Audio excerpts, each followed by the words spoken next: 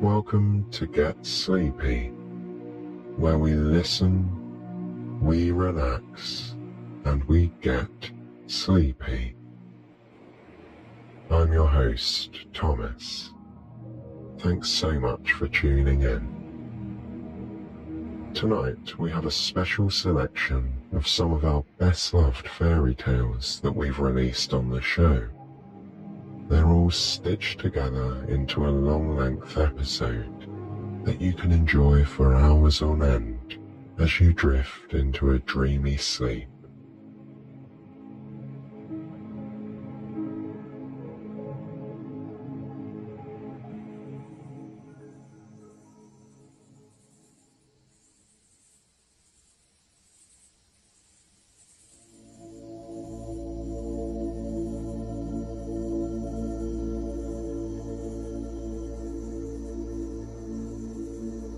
Once there lived an astronomer who was mesmerized by the night sky.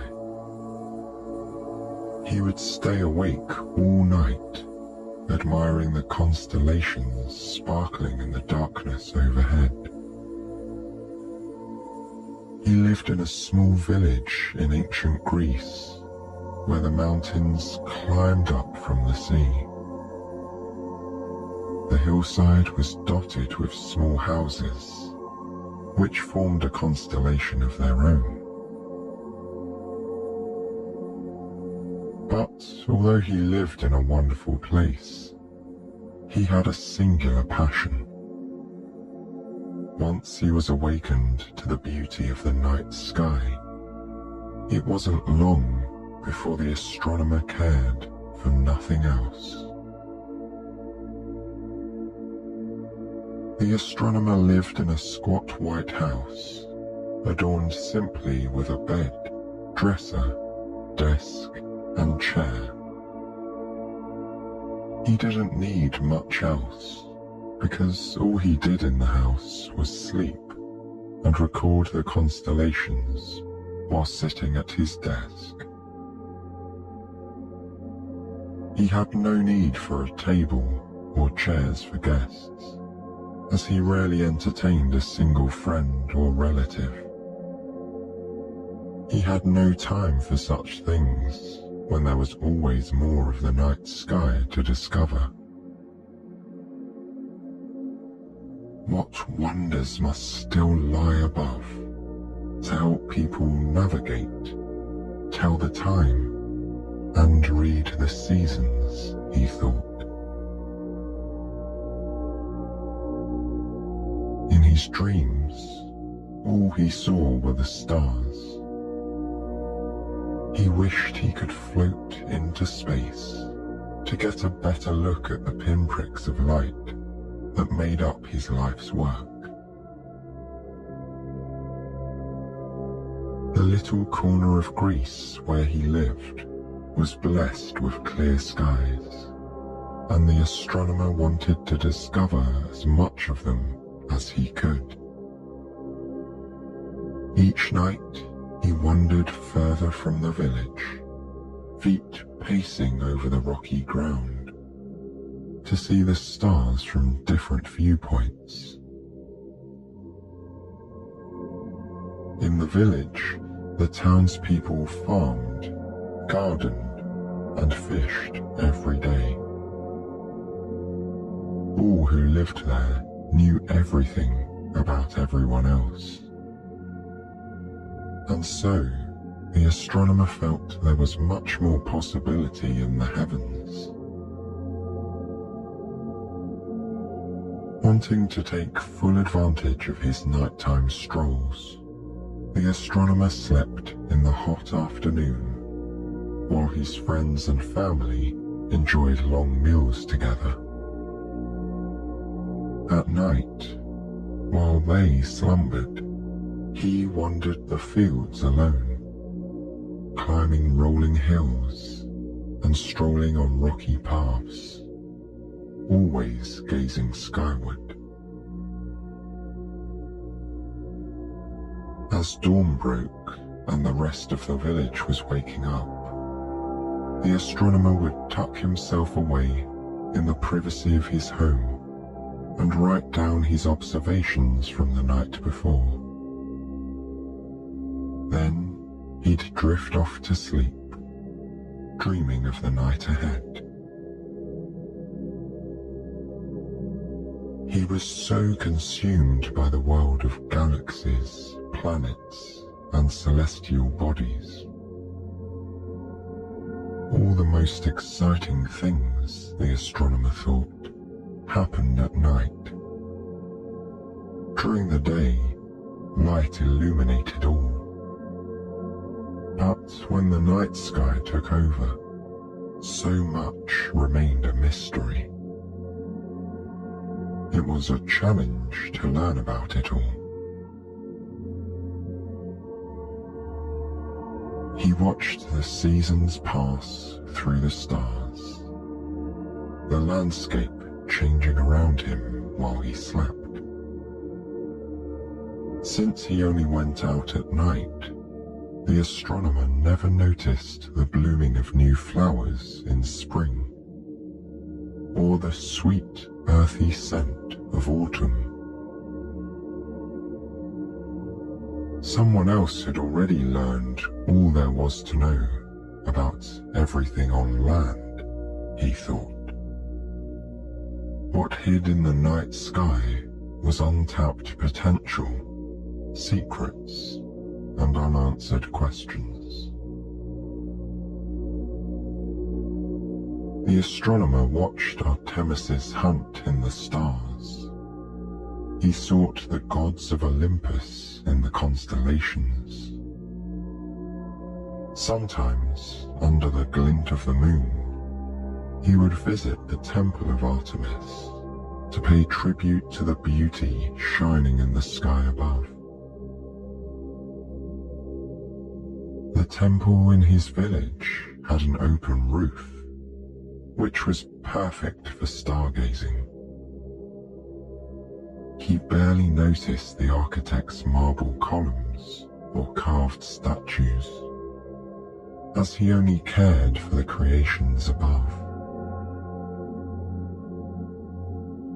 One night, the astronomer was out for his walk, gazing up at the stars, as he always did. He was admiring the way the Big and Little Dipper fit perfectly together. Not looking where he was going, he tripped over a log and found himself tangled in his robes on the ground. His neighbor happened to hear the commotion and came out to see what had happened. The astronomer chuckled at his clumsiness and gathered himself together. As the neighbor helped him to his feet, he said, "My friend, why do you spend so much time looking at the stars when you fail to see what is right in front of you?" The astronomer laughed. He thought of the beauty in the stars and the night sky, the joy of gazing at worlds so far away from his own. But perhaps his neighbor was right. Maybe he spent too much time looking up at the sky, and not enough time enjoying what was given to him on Earth. The astronomer returned home, and for the first time since he was a child, fell asleep at night. He awoke in the morning to the town coming alive. The sounds of laughter and quiet chatter rolled in the warm breeze outside. At first, the astronomer felt gloomy. What had he missed in the heavens last night? But then, as he dressed and went outside, his smile slowly grew. The same neighbour who had helped him the night before invited him over for breakfast. There was delicious, soft, crusty bread, crisp on the outside and doughy on the inside, along with hard cheeses and a warm mug of strong coffee. How long had it been since the astronomer had eaten freshly baked bread, or enjoyed a mug of coffee shared with a friend? As they sat and sipped their coffee around the outdoor table, the astronomer told the neighbour's wife what had happened the night before. When they were finished, the couple decided to accompany him on a walk around the village. They were determined to help him experience everything they loved about their hometown. They set off together to walk down the lane. "Doesn't the soft earth feel wonderful beneath your feet?" they asked him. "Can you smell the fresh bread and coffee all the other villagers are enjoying this morning?" The astronomer's senses were delighted by the aroma of breakfast, and he noticed how the earth was slightly soft, but still firm beneath his feet, cushioning each step he took. In all the hours he had spent wandering, he'd never realized how wonderful it could be. If he had paid so much attention to the ground the night before, perhaps he never would have tripped. They walked past a woman selling fruit from a little stand. "I haven't seen you in a while," the fruit seller called to the astronomer, waving him over. "Let's share some fresh juice together." She squeezed oranges into a cup. They let off the delicate and enticing floral scent of orange blossoms. When he took his first sip, the cool, sweet taste of the juice filled his mouth. Yes, the stars at night are beautiful, but you can't drink the stars, he mused to himself. In that moment, the astronomer thought the glittering constellations only looked half as sweet as this earthly delight.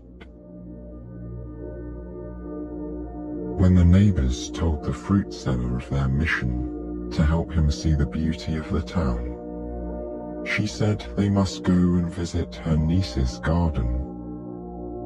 For if you were enjoying the wonders on earth, that was the best place in town to do so.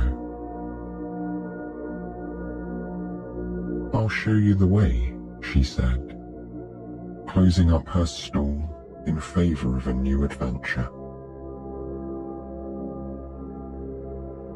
As they walked down the lane, more and more of their neighbours came out to join them. They weren't used to seeing the astronomer out and about during the day, so they each had a spot they wanted to show him. The astronomer couldn't remember the last time he'd been around so many people. He had opted for the quiet of night rather than the noises of daytime. But now that he was truly listening, he could hear the music in his friends' voices. When the group arrived at the niece's garden, she welcomed them with open arms. "What an honor to have the great astronomer in my garden for the very first time," she said with a smile. Together, He and the townspeople admired the flowers. A niece pointed to a bunch of red blooms growing around a wooden archway. These are special wildflowers, created by Aphrodite, she told him. The astronomer stood under the arch, admiring the red and green, mixing with the brown wood overhead. The flowers smelt piney and a little sweet. He enjoyed them immensely. Next, they looked at a patch of beautiful purple irises. When the astronomer peered at them closely, he could see the white circles surrounding the yellow center that gave the flower its distinctive name. They gazed at orange lilies and white orchids, immersing themselves in the fresh and fragrant air of the garden. When it was time to leave, the niece decided to join the rest of her neighbors on their walk around the village. Watching the astronomer experiencing these pleasures for the first time was reminding everyone just how wonderful life on Earth could be. The astronomer strolled in the middle of the group as they left the center of the village and continued down the road to the Temple of Apollo. The pillars of the temple glittered in the sunlight. The astronomer noticed the change underfoot as he stepped from the dirt path to the temple's marble floor. The heat of the day was growing, and he appreciated the cool ground beneath him and the roof above. It was quite different from the Temple of Artemis, he thought. He took a moment to stand still. His feet pressed into the marble, and a gentle breeze wound its way through the pillars, keeping him cool in the shade of the temple. The other townspeople around him explored the building, admiring the statues and carvings on the walls. He enjoyed the feeling of staying still while the world moved around him. Perhaps he need not always be in motion, he thought. Sometimes it was best to take a break from work and study and just enjoy existing in the moment.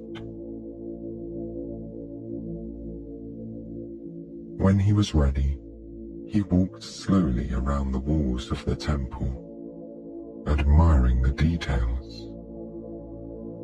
The great artists and architects had embedded them into this special place, which was used for community gatherings and for paying homage to the gods.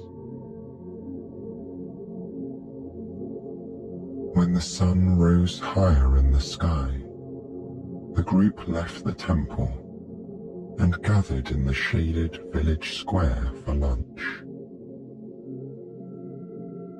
They each shared what they had: soft cheeses, leftover bread from the morning, roasted barley, and juicy olives. The astronomer relished each burst of flavor in his mouth. Before, he had hurried through meals, stealing bites in between long periods of stargazing. Now, he appreciated taking the time to savor these delicious foods. How have I never taken the time to really experience this before? He wondered. He ate slowly, enjoying the sweet and salty tastes intermingled on his tongue, and noticing how the crunchy barley and soft cheese complemented each other perfectly. When they'd finished the main course, the fruit seller fetched a basket of her produce for dessert. The villagers drizzled the different fruits with honey, making them even sweeter and more decadent. The astronomer took a bite of each, delighting in the rich flavors. After the meal, the people lazily walked back to their homes for a nap. They waved goodbye to each other and promised to visit again soon. Sleep during the day was one thing the astronomer was used to. But when he got home and lay down on his bed, he couldn't fall asleep. Instead, he paid attention to the soft sound of his breath, moving in and out of his body. He listened to the gentle twittering of birds outside, accompanied by the soft buzzing of bees. Through the open window, he smelled the flowers in the garden. A light gust of wind brought in all the delightful aromas of herbs, spices, and greenery. He lay there, resting his body, and using his senses to immerse himself in the world around him. As the sun drifted lower in the sky, the astronomer heard a knock at the door. His neighbors had come to fetch him. There was one more thing they wanted to show him this evening. Together, they walked the winding path up the mountain next to the village. The path was narrower here, and the parade of townsfolk carried blankets and baskets on their heads. The evening breeze rustled the shrubs around them, and birds followed along above, wondering where the procession of villagers was going. The astronomer watched the clicking heels of the woman in front of him, and heard the footsteps of the man behind. His senses felt alive and heightened in a way he had never experienced before, even at night. When they reached a plateau, they spread out the blankets and unpacked the food. Looking around, he realized everyone had brought all of the finest things in their pantries. The farmer took out fresh vegetables and meats. The fisherman unpacked salted herring and calamari. Boiled eggs were sliced and passed around, and everyone shared wine from an ornate glass jug. The people talked and laughed, but the astronomer sat in silence, taking everything in. He listened to the stories of his new friends' lives that he had so often ignored before. He saw the way the trees swayed in the wind, casting shadows on the rocks dotting the mountainside.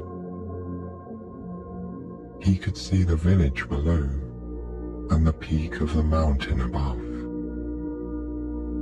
and he enjoyed the aromas of all the different foods the people had lovingly prepared.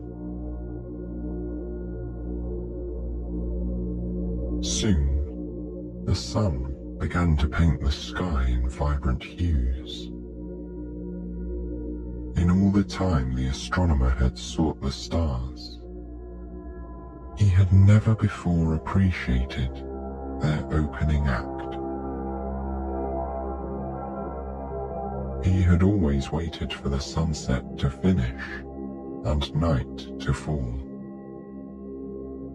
But now that he had slowed down, he could admire each shade of yellow, pink, red, and purple as the sun lowered itself sleepily behind the mountain's peak.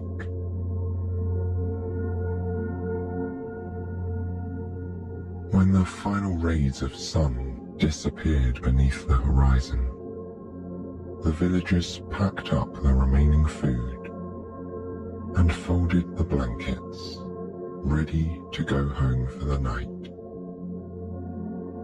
But the astronomer stopped them. "Now I have something to show you," he said. His friends unfurled their blankets and lay down on the soft earth, watching the sky grow dark overhead. Glittering white and yellow stars began to poke through the darkness, delighting the villagers watching from below.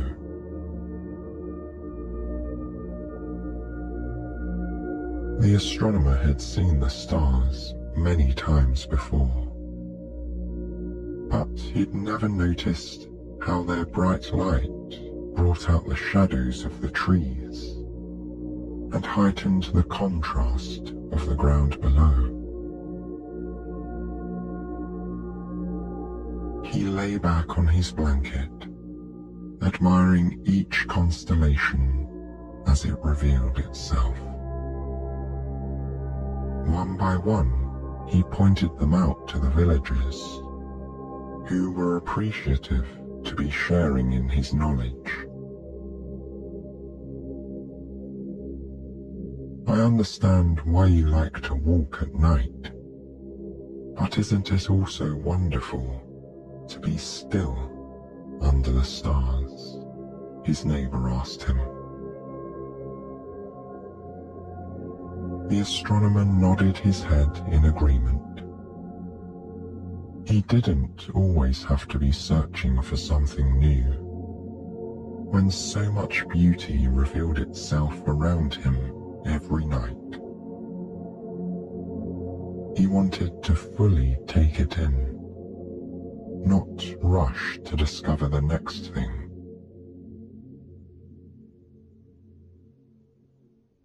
As they lay there, stargazing, the villagers felt their eyelids growing heavy. They began to yawn, and they knew it was time to pack up their things and go home to bed. In a slow and careful line, they tiptoed down the mountain. The astronomer felt the path beneath his feet, noticing each pebble or twig he passed over. The stars illuminated the way home, and as they walked, the villagers whispered of all they'd seen in the sky above.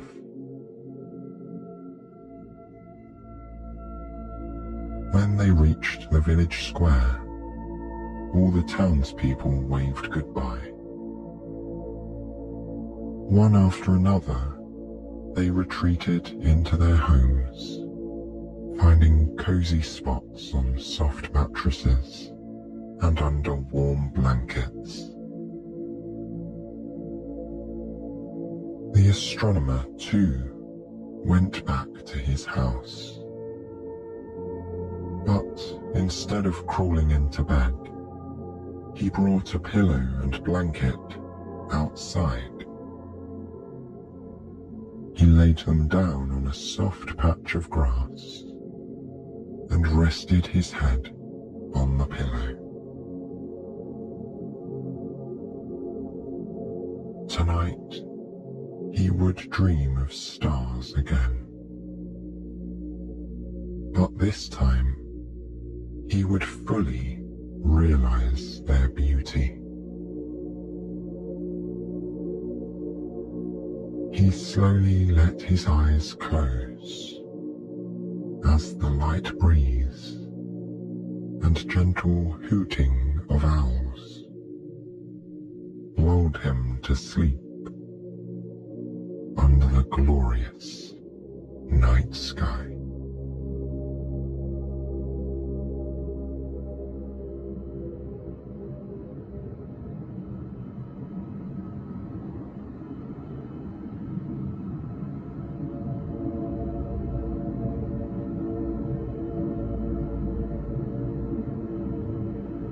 As a travel writer, Ben was used to moving around. He'd been all over the world. But this summer, he was going to a place that he'd wanted to visit for a long time, and he couldn't wait to get there. Ben specialized in writing about beaches, as these were his favorite spots. On this trip, he would be flying to Spain, one of the countries with the best beaches in the world. After doing a lot of research, Ben had decided to visit Mallorca, the largest of Spain's Balearic Islands, which are located in the Mediterranean. Here, he would stay in Porto Cristo, a small fishing village on the eastern coast. Ben was a great swimmer, and he enjoyed diving as well. Porto Cristo seemed to have some nice diving areas, which was what attracted him in the first place. When Ben finally boarded the plane, he could barely contain his excitement. As the airplane reached its cruising altitude, he opened the window shade and watched the clouds. The plane was flying smoothly, and the clouds looked like white, fluffy cotton. Moving through the clouds reminded Ben of how he felt when he was floating in the water. He felt the same kind of lightness, like he didn't weigh a thing. For a while, he watched the changing shapes of the clouds and imagined that he was a small, light bird crossing the sky. He felt a sense of freedom, imagining that he could go anywhere in the world just by flapping his wings. As he imagined this, Ben felt his body becoming even lighter. When he pictured the bird's wings moving effortlessly, his own arms and legs felt particularly light and relaxed. Relaxation finally took over his whole body. and when his eyelids fell under the spell, he calmly drifted into sleep. Some hours later, Ben was woken up by a voice coming through the airplane's speakers. They were about to land. Ben fastened his seatbelt and rubbed his eyes. Through the window, he saw pieces of land that seemed to float atop the blue sea. As the plane approached the ground, the islands became clearer. Ben could see flashes of green, brown, and ivory as the trees, plants, and rock formations grew in size and detail. He was already imagining all the things that he would do once he landed. His mind and heart were filled with excitement. A little while later, Ben got on the bus to Porto Cristo, and after a relaxing 2-hour journey, he arrived in his hotel room. Ben was pleased to see that the room was clean and neat. The colors were a combination of white, light browns, and light blues. The bed had just been made. Ben lay down and took a deep breath. The air smelled nice and fresh, and the pillows and sheets were very comfortable. The room was not that big, but it was extremely cozy. It felt like his own personal nest. He closed his eyes and breathed slowly and deeply as he began to unwind. As he was relaxing on the bed, he felt a breeze on his feet. It was coming from a sliding door. Ben got up and stepped outside.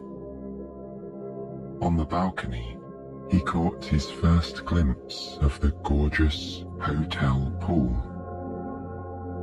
It was huge. Breathing in, he noticed that the air was salty and tasted like the ocean. As he took in the beach scent and the view of the pool, he wanted to be at the seaside right away. He got ready and left the hotel. Once Ben was outside, the salt in the air was more evident. The breeze carried the essence of the ocean throughout the town.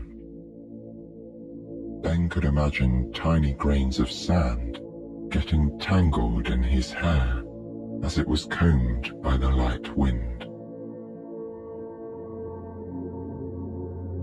It was about 4 in the afternoon, and the sun was just right.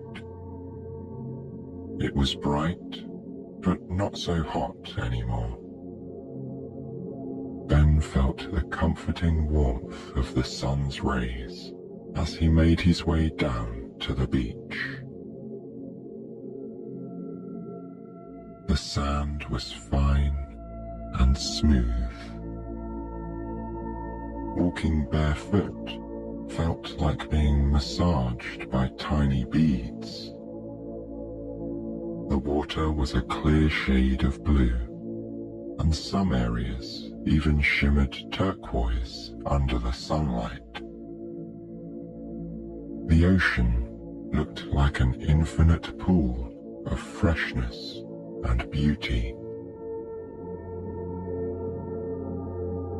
Admiring the view in front of him, Ben felt deeply relaxed. As he let the water wash over his feet, he could feel a wave of calm rising through his body. The moment felt so peaceful, he wanted to stay there forever.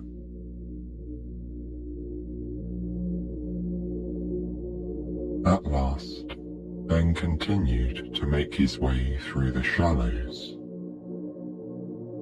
He walked slowly as the small waves lapped over his feet. Then, all of a sudden, Ben felt a slight tremor in the ground beneath him.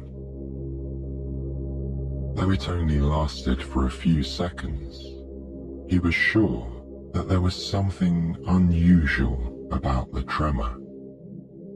Maybe even something magical. Though perhaps it was just his imagination. But then he saw something peculiar out of the corner of his eye.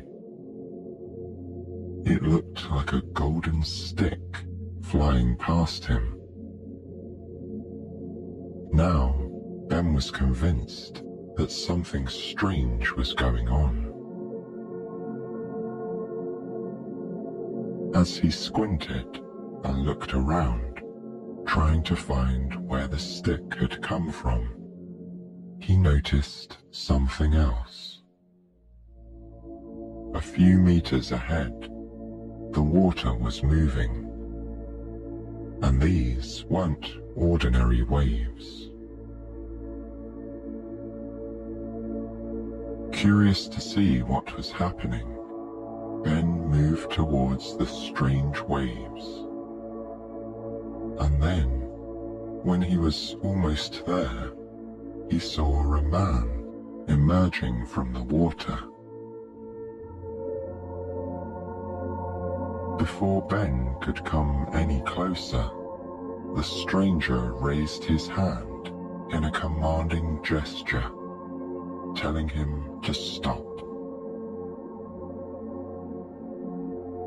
The man had a peculiar look. He was middle-aged, muscular, and taller than average. And he had a long, tangled beard. A moment later, the man went underwater. Ben could see the surface churning vigorously. He wanted to get a closer look and see what was going on. But remembering the man's gesture, he continued to keep his distance. After a few seconds, the water began to settle. When it was completely still, the man emerged again and signaled to Ben to come closer.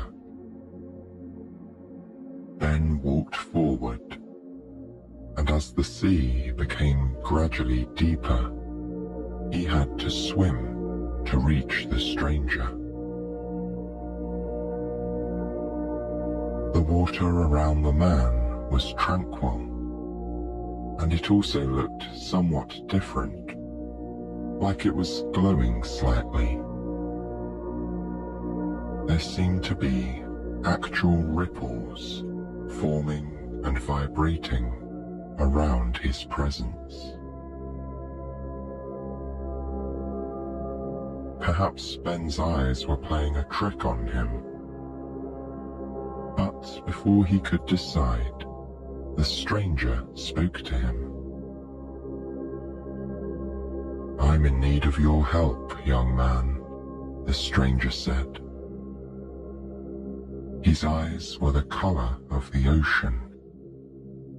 They seemed calm, like the surrounding waters, but his expression looked troubled. "A very important possession of mine has gone missing," the man continued, "and I need you to help me find it. It is my golden trident, my most powerful protection against sea monsters." At first, Ben thought that this was a joke. But then he remembered the golden stick that he had seen flying past him. He asked the stranger why he owned a trident.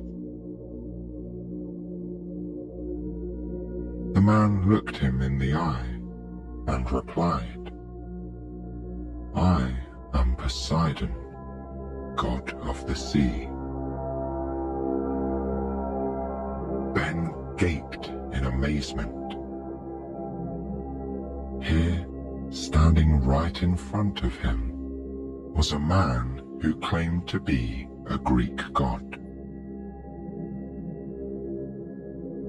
Poseidon explained that as the god of the sea, he had command over water. Every sea creature obeyed him. To prove this, he raised his right arm. As he did this, a column of water emerged from the ocean. Then Poseidon moved his arm in a circular motion. The column followed his movements, and the water formed a ring. When he stopped moving his arm, a perfect hoop of water was floating above the sea. Ben gasped. But that wasn't all. Poseidon then made a peculiar sound. A couple of seconds later, Ben spotted a fin emerging from the water a few meters out. It was a dolphin. The dolphin swam fast, and when it was next to Poseidon, it leaped into the air and through the water hoop. It then remained by Poseidon's side, as though greeting an old friend. As Poseidon stroked the dolphin's head, he explained what it meant to be the god of the sea. One of his duties was to protect people from sea monsters. He had just finished dealing with a group of them. Unfortunately, during this encounter, the trident had flown out of his grasp. Poseidon couldn't leave this spot because he had to keep an eye out for more. Besides, there were also other important tasks that he needed to take care of in the water. His work as god of the sea kept him busy. This was why he needed Ben's help to find his trident. For a moment, Ben was speechless. The man really was Poseidon, the ancient god of myth and legend. He remembered what he'd seen earlier, a golden stick flying in the air. When he mentioned this, Poseidon nodded. Whenever the trident wasn't in his hands, it turned into a golden staff that almost looked like a regular stick. The god seemed thoughtful as he looked at Ben. Then he asked, "What is your name, young man?" Ben replied that his name was Benjamin, or Ben to his friends. Poseidon smiled and said, "Ben, I can offer you something in return for your help. It will be of great value for your work and travels. There is a magical parchment that contains a map of this whole planet and its waters. You just need to tap on the specific water that you want to visit, and it will take you there in an instant." Poseidon put his hand in the sea and pulled out the magical map. He told Ben to place the tip of his right index finger wherever he wanted to go. Ben had been to Hawaii several times, so he thought it would be an easy place to confirm the parchment's powers. He carefully tapped his finger on the shores of Honolulu. In an instant, Ben felt his body being smoothly transported to the turquoise waters he knew so well. He had been there so many times that the landscape was unmistakable. Golden sand, palm trees, the rise and fall of lush hills in the distance.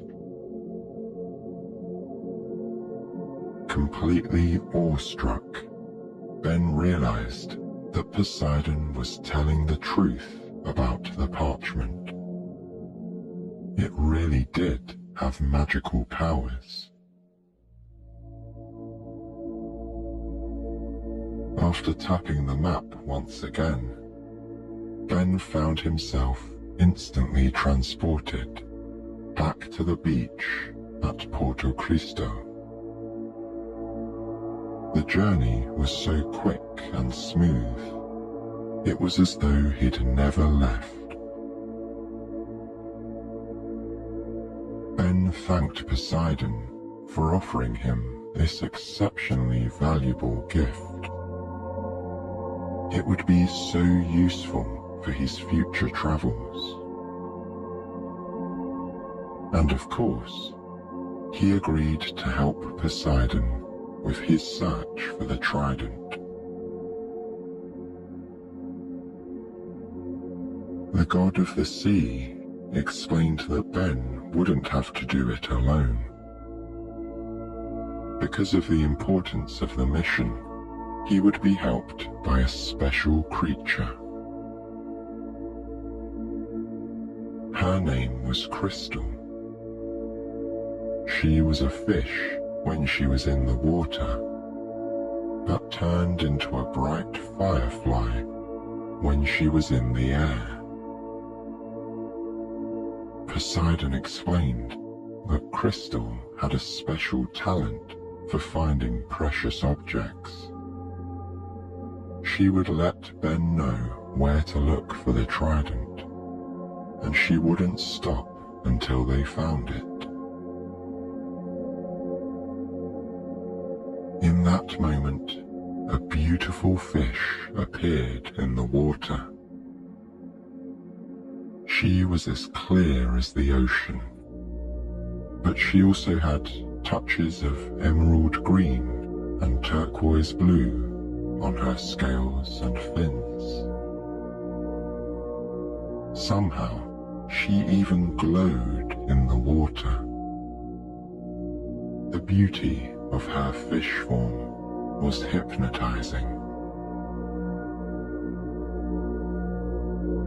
As Crystal rose to the surface and came out of the water, she swiftly transformed into a mesmerizing firefly.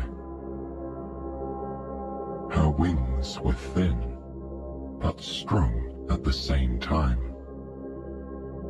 She could fly high and fast.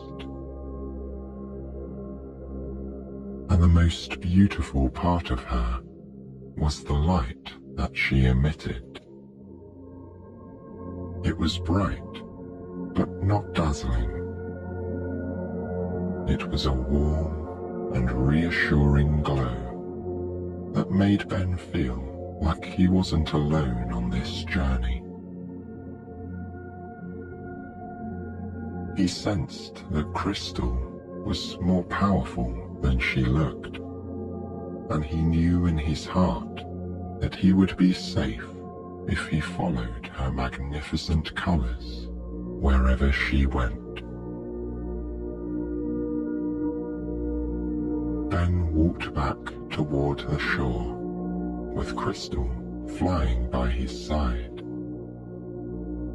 When they got to the beach, Crystal flew quickly to the far end and hovered in mid-air. This was where they had to start looking for the trident.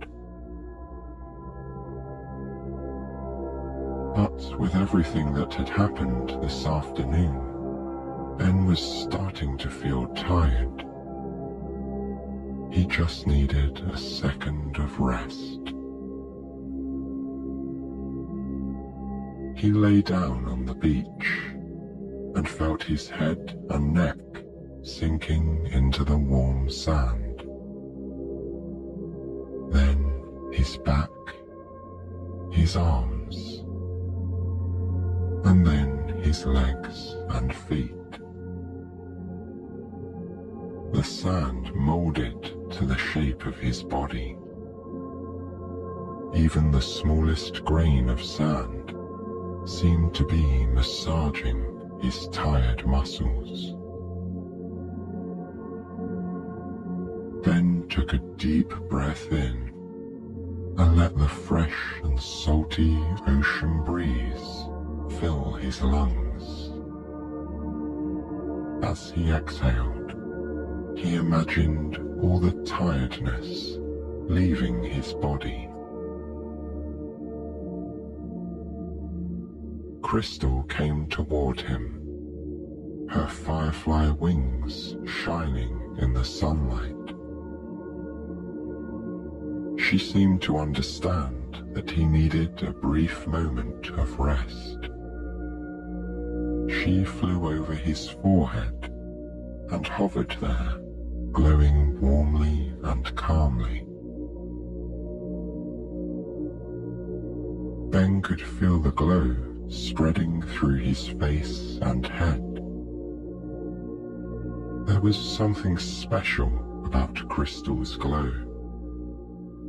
It made him feel like every thought was leaving his mind, as it filled with pure relaxation.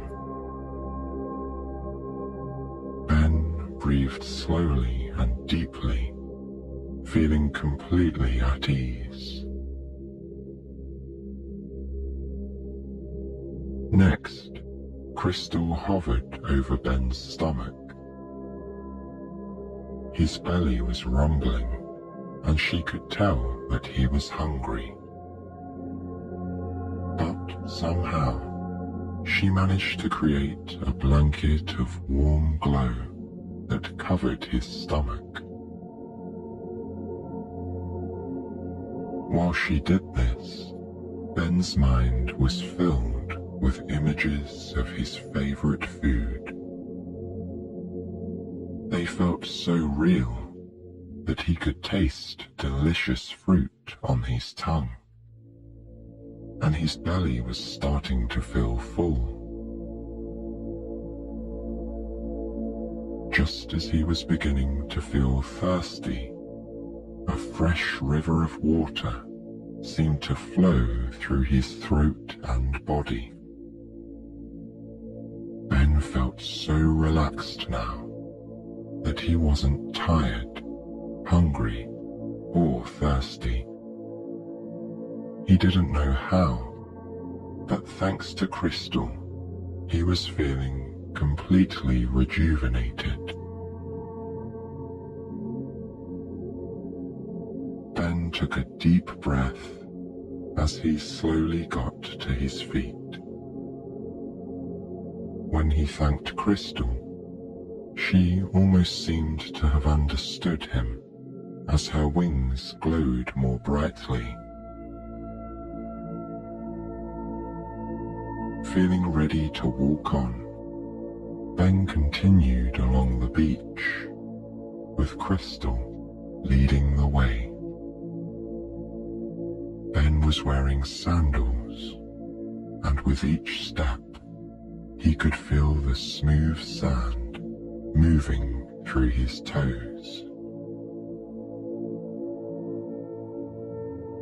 After walking a little further along the shore, Ben followed Crystal into a dense area of trees and other plants.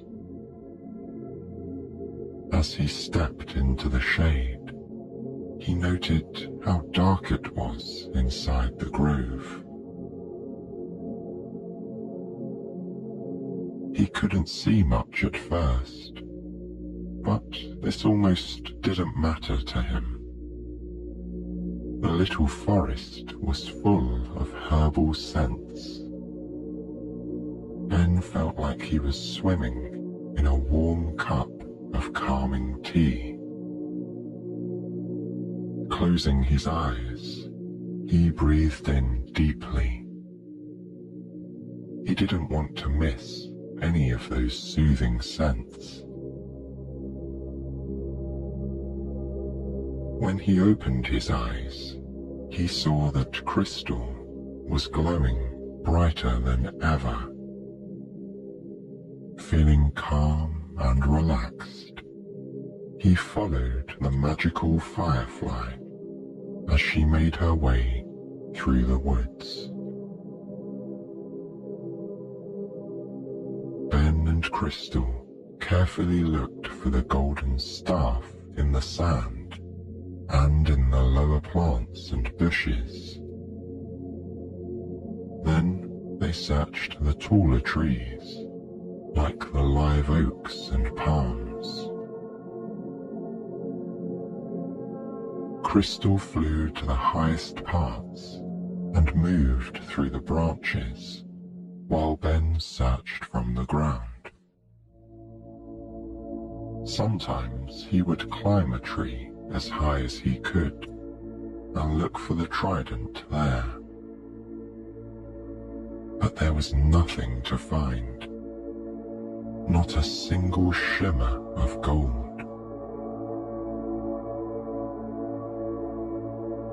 As they left the wooded area, Ben glanced at his watch and saw that it was already around 2 in the morning.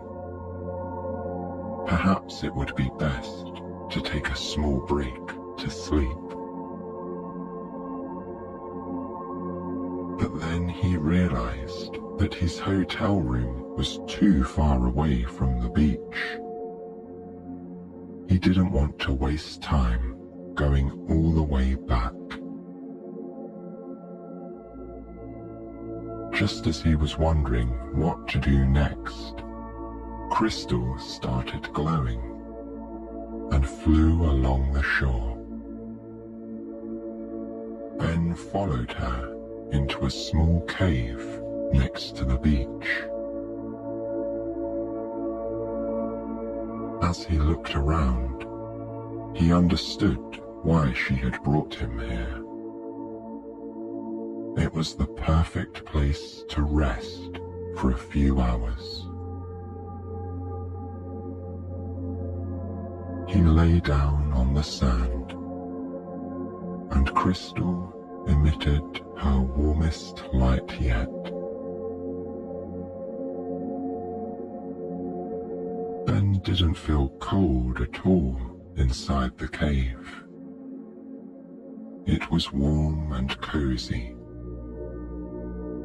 The sand was as comfortable as a bed, and he could feel Crystal's glow blanketing him, just like the soft sheets in his hotel room. After a good night's rest, Ben would be ready to continue his search for the trident. But right now, he was so tired that he could think of nothing but sleep. He closed his eyes and took a deep breath in. His breathing gradually settled into a natural rhythm, just like the waves of the ocean. And soon, Ben was fast asleep.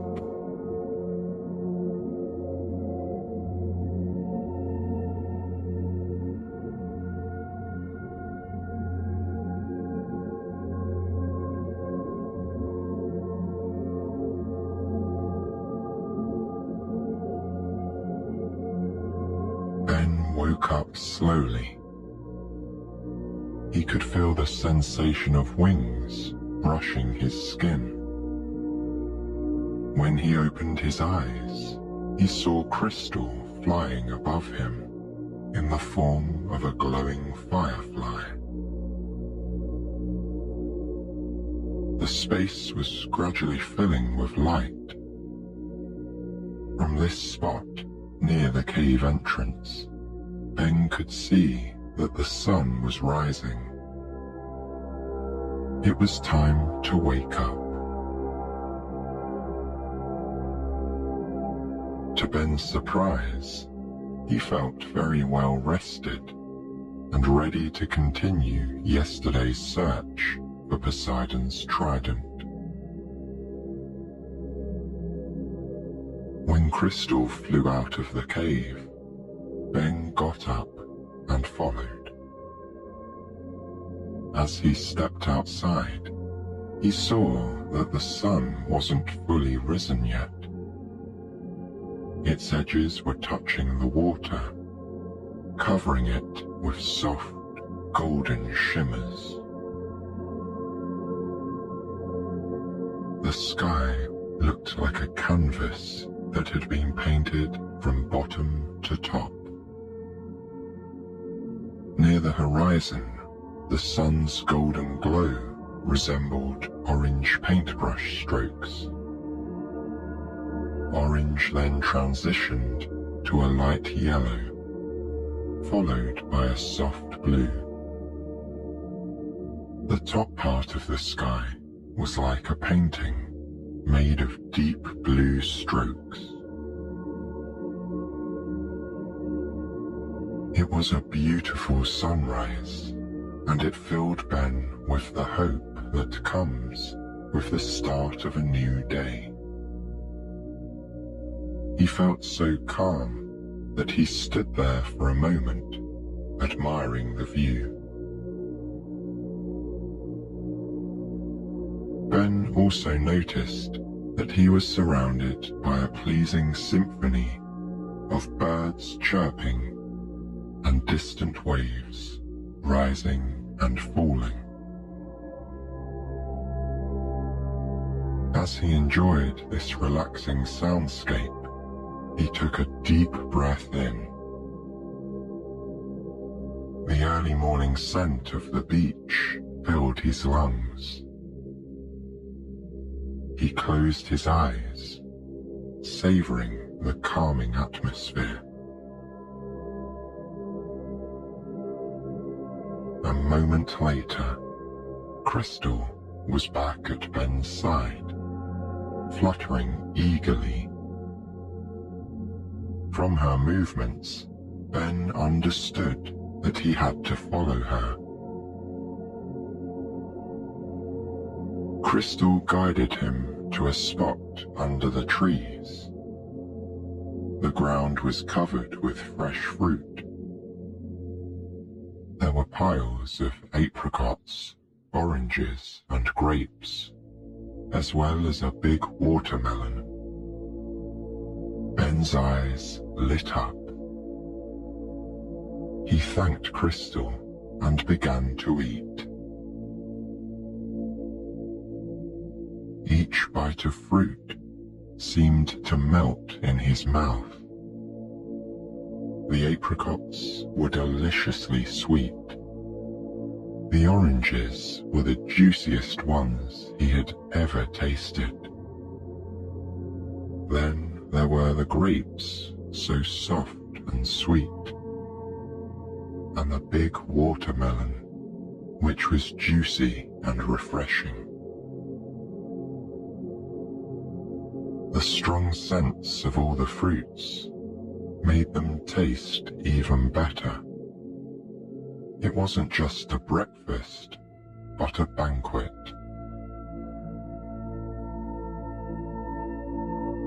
When he had finished, Crystal started flying toward the sea. At first, Ben was puzzled. He didn't understand what she wanted. Then Crystal went into the water and transformed into her other form, a gorgeous fish. Ben walked towards the shallows and kept following Crystal. The little fish had started glowing, with wavy rays emanating from her body. Once he was deep enough, Ben put his face underwater, hoping that he would be able to understand Crystal a little better like this. What he saw below the surface was amazing. Crystal's colors were even more vibrant underwater. She was captivating. Ben gazed at the shades of sparkling blue and green in astonishment. But then he saw something even more magnificent. The rays of light that were coming from her body were also glowing, and they pointed in different directions. At last, Ben understood. Crystal wanted them to explore those different areas of the ocean, but for that, he would need diving gear. Fortunately, he remembered that he'd seen a diving school not so far from the shore. Without delay, Ben rented all the equipment that he needed. And in no time, he was back at the ocean, where Crystal was floating near the surface. They were ready to begin their search for the trident.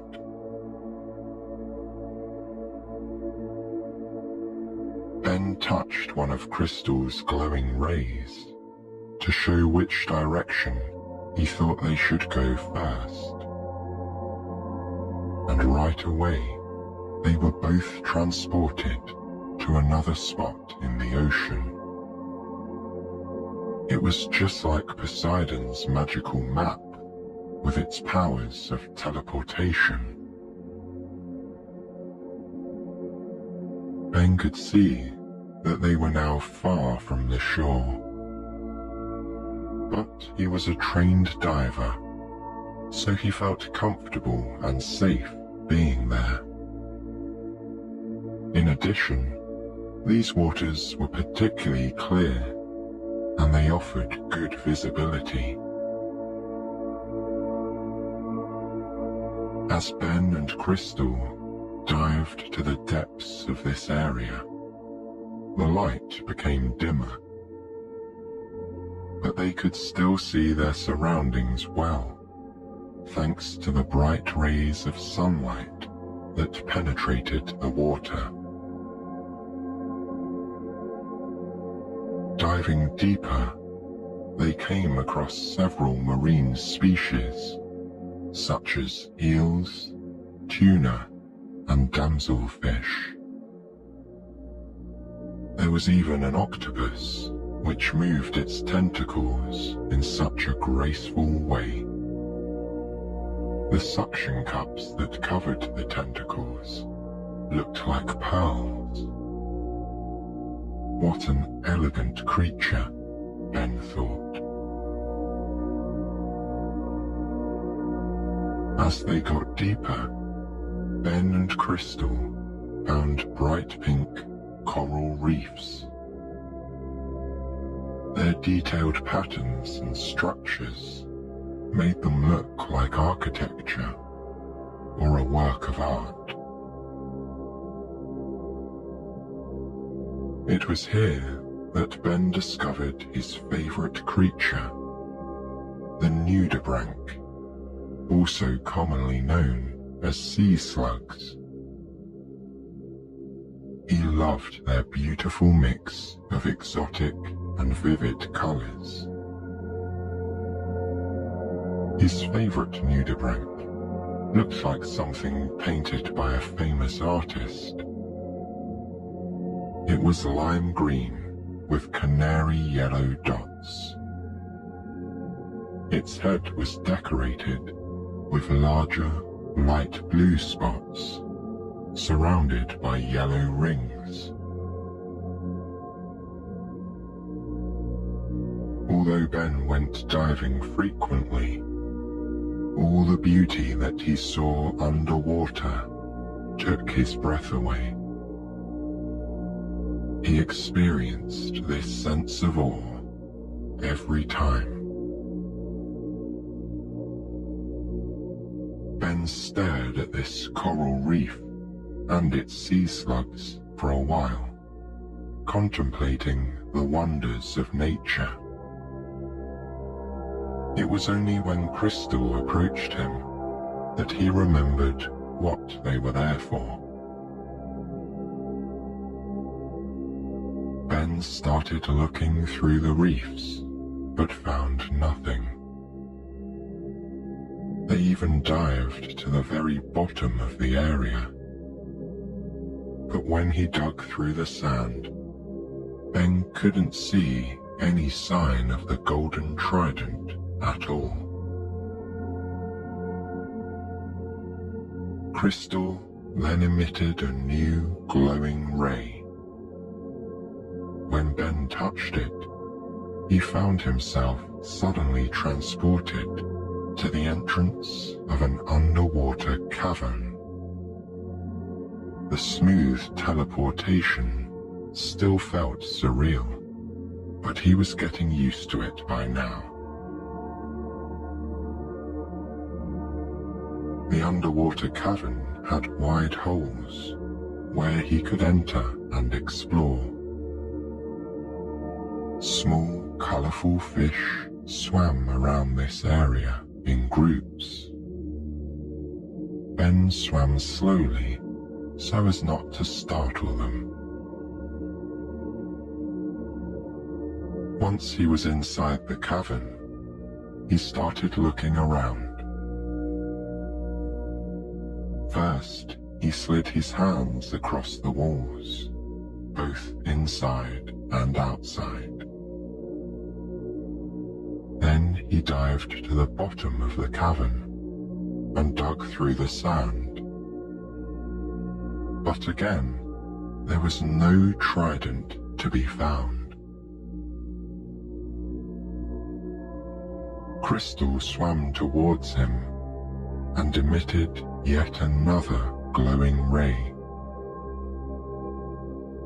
After touching it, Ben was surprised to find himself sitting on the beach. Crystal had turned back into a firefly, but instead of guiding Ben to the next spot, She just hovered beside him, fluttering in mid-air. Perhaps she was thinking about where to search next. In the meantime, Ben took off the diving gear. Just as he had finished, Crystal started fluttering in front of him, glowing intermittently like a flashing light. This had to mean something, since Crystal had never glowed like that before. Maybe she knew where the trident was. A moment later, Crystal started flying along the beach, her wings still flashing. Ben got up and followed her. As they headed into the town, Ben wondered where Crystal was taking him. When she finally stopped, hovering in the air, Ben looked around in confusion. Behind him, he could see a parking lot and signs indicating taxis and bus stops. There was also a large building with a ticket stand, as well as souvenirs and food. It looked like a tourist attraction. Then Ben noticed a sign pointing to a set of mysterious caves. Apparently, Crystal wanted him to enter these caves. Ben followed the sign, which indicated that the entrance to the cave was a few steps ahead. Still accompanied by Crystal, he walked down a stone staircase until he came to a short, narrow tunnel.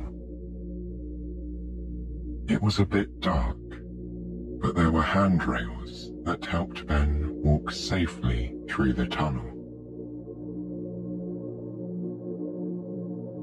At the end, he encountered a black metal gate. He tried to open it, but it was locked. This didn't seem to be a problem for Crystal, though. She simply emitted a glowing ray of light that traveled to the gate. As soon as the glow touched the door, it swung open, and they went through carefully. Once they were on the other side, Ben stopped abruptly, and his eyes widened. This had to be the most beautiful place he had ever seen. They were inside a long cave. Its interior was full of hanging stalactites and stalagmites that emerged from the ground. Ben knew that these formations were deposits of different minerals, and that they often looked similar to icicles. But he had never seen them in person. The whole ceiling was covered with ancient stalactites of different widths and lengths. Here, it felt as if time had stood still. There was also a large body of water in the cave. The water was so clear that Ben could see right to the bottom, and the surface reflected the hanging stalactites on the ceiling. The atmosphere was enhanced by the cave's interior lighting, which had been thoughtfully placed to highlight the natural beauty of the space. The combination of the rock formations, the water, and the lighting made this place look like a dream. It was mesmerizing. Ben stood there, speechless, as he gazed at his surroundings. The atmosphere inside the cave was cool and damp compared to the summer temperature outside. But to Ben, it felt wonderfully refreshing. Silence reigned inside the cave, apart from the sound of dripping water. Ben immersed himself in the cave's atmosphere with all of his senses. He felt so comfortable and calm as he savored the tranquility of this dreamy place. Closing his eyes, he took a deep breath, determined to remember every single detail of this wonderful yet mysterious cavern. Just then, he felt Crystal's wings fluttering by his ear. This brought him back to the reality of why he was standing there. Crystal's glow was still shining intermittently. Her movements suggested that she wanted Ben to start exploring the cave. He walked slowly and ran his hands around the walls. The light brown stone was textured and grooved, and a bit damp. He observed the ceiling carefully, trying to detect any golden shimmers. He kept walking and looking around, but he couldn't find anything. When they were deeper inside the cave, Ben noticed that Crystal's intermittent glowing had become quicker. There were shorter pauses between each glow. It seemed to be acting like a radar, detecting the trident's location. This gave Ben an idea. As he moved around, he could observe how Crystal's glow pattern responded. He saw that it became slower in some spots, while it pulsated more quickly in other areas. When Ben got closer to the water, the light flashed even more quickly. This suggested that the trident could very likely be in the water. Ben carefully stepped into the pool. It was clear and shallow. Crystal turned into her fish form and swam next to him. Moving forward through the water, Ben looked for any signs of the golden trident. Crystal's rays were still glowing quickly. As the water got deeper, the cave became a bit wider. It wasn't just a pool, but a magnificent subterranean lake. looked around in amazement. He could never have imagined that the cave would hide such a treasure. Thankfully, the waters were still as clear as before. Beside him, Crystal was glowing, her rays pulsating even faster. Ben was sure that the trident had to be somewhere in this lake. Diving down a few meters, he found that the bottom was mostly covered in marine plants. This made it hard to spot anything that might have sunk to the lake's depths. Some of the plants were short, making it easier to look through them, but the majority were long and leafy.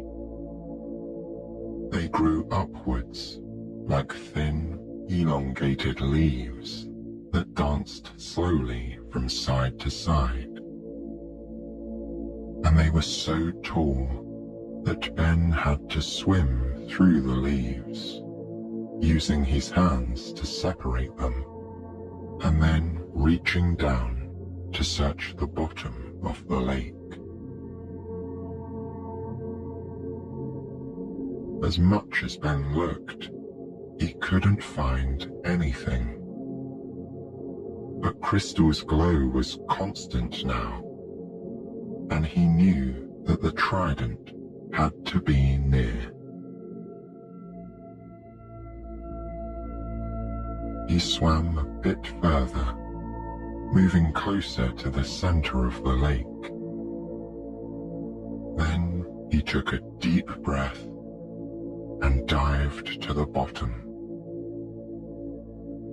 Here, he saw a bunch of leaves that were tangled around something. He got closer, and as the leaves moved gently with the water's flow, he saw a golden shimmer. Right away, he started untangling the leaves with his fingers. Little by little, a staff made of gold revealed itself.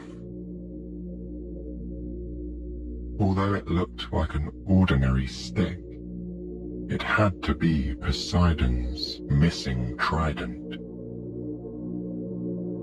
Ben grabbed it and swam back to the surface. Crystal's glow was constant now. She examined the trident for a moment, swimming around it in circles. Then she stopped and generated 3 glowing rays that went upwards. They resembled the 3 prongs of a trident. After this, Crystal's glow faded. This could only mean one thing. The staff was indeed Poseidon's golden trident. Ben felt so happy and relieved. Crystal emitted a final glowing ray that pointed in the direction of the sea. When Ben touched it, they were both instantly transported to the spot in the ocean where they had first met. Standing tall in the middle of the waves was Poseidon. He was just as Ben remembered him, an impressive, muscular figure with a long, tangled beard. this time, Poseidon was smiling. Ben stepped toward him and placed the golden staff in Poseidon's outstretched hands.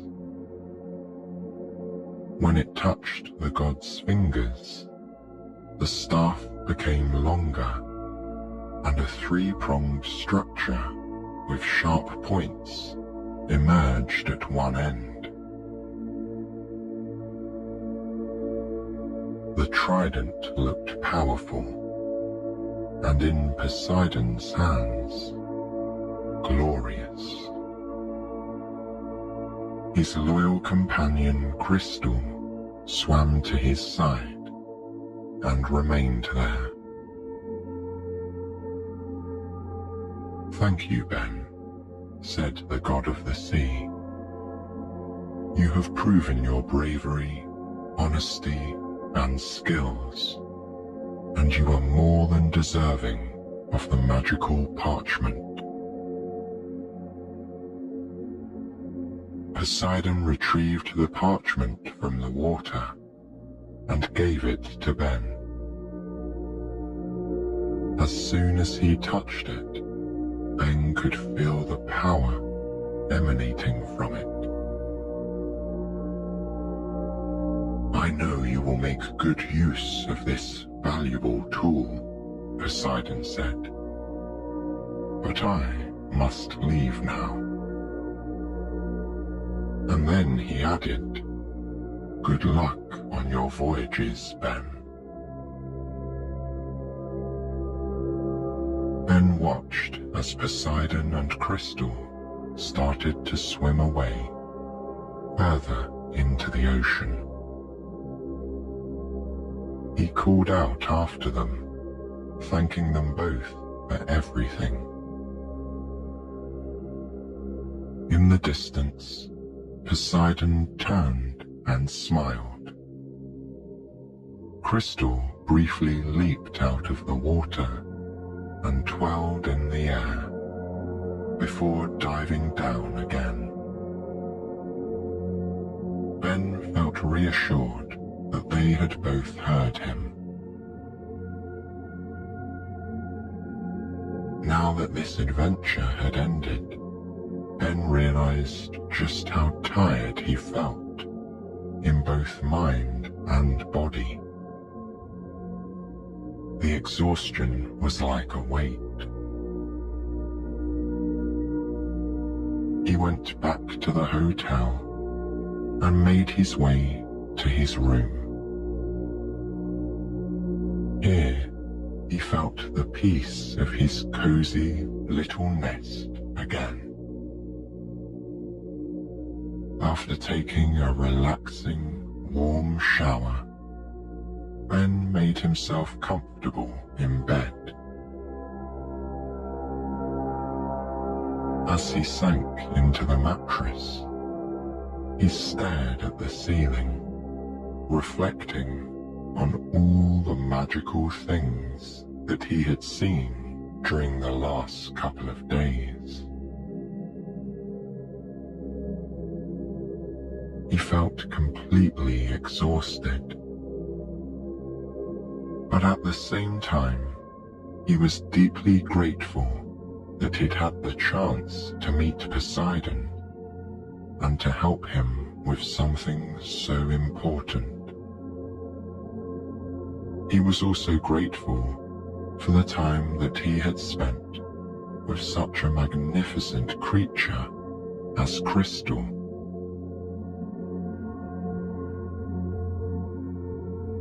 Ben felt truly fulfilled.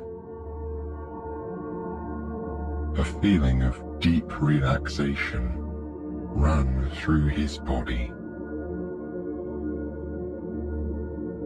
As he thought of the magical parchment, Ben imagined all the adventures that he would be able to experience with its help. Traveling from one ocean to another.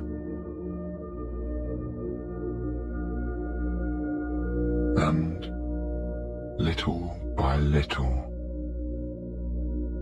then peacefully drifted off to sleep.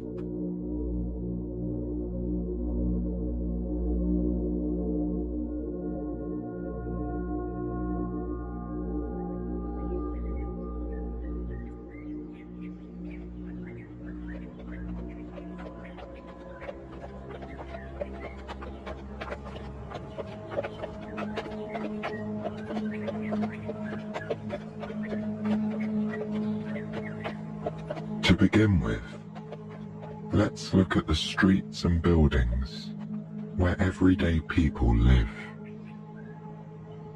Lots of houses are joined together in long rows, with little yards and gardens behind them.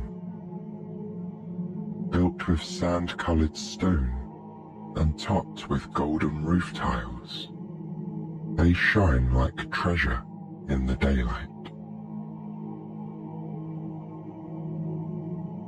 It's a beautiful day, and at the time we see it, in late afternoon, the sun glows warm and bright in a clear blue sky. The light shines on the people below, who wander about the stone paths and cobbled roads.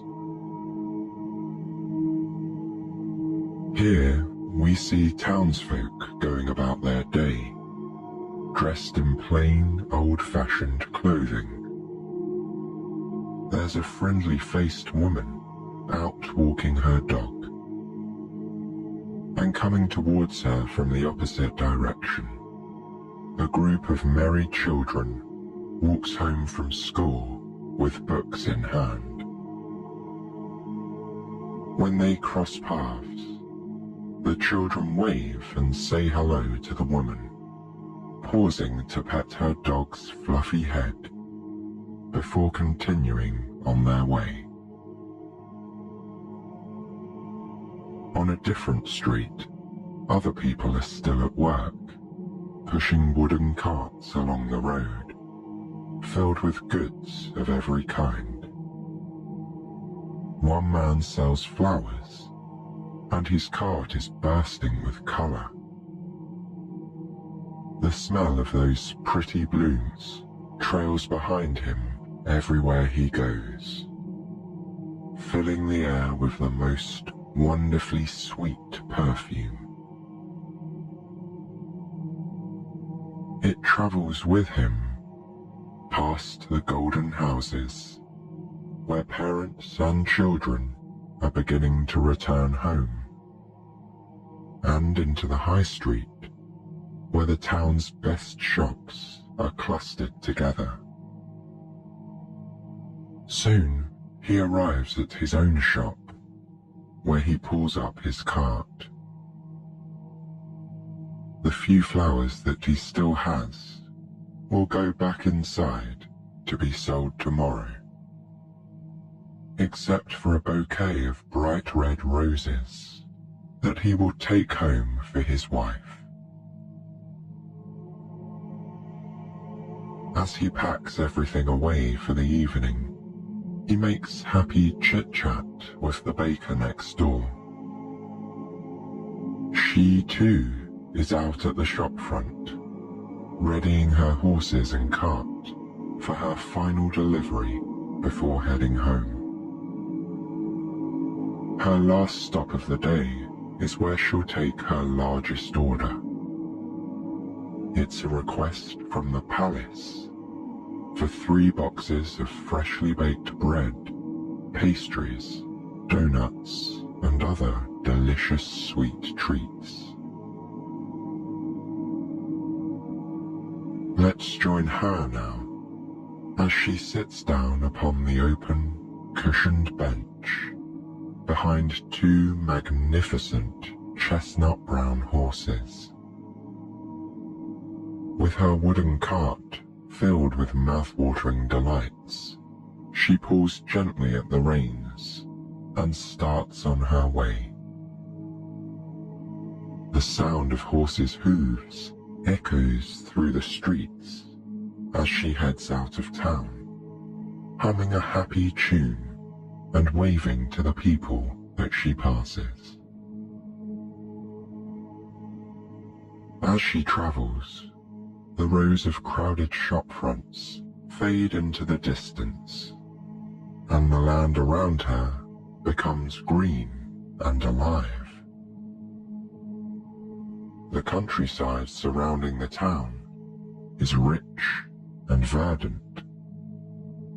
Aside from the occasional farmhouse or shepherd herding their flock of sheep, there are very few people here.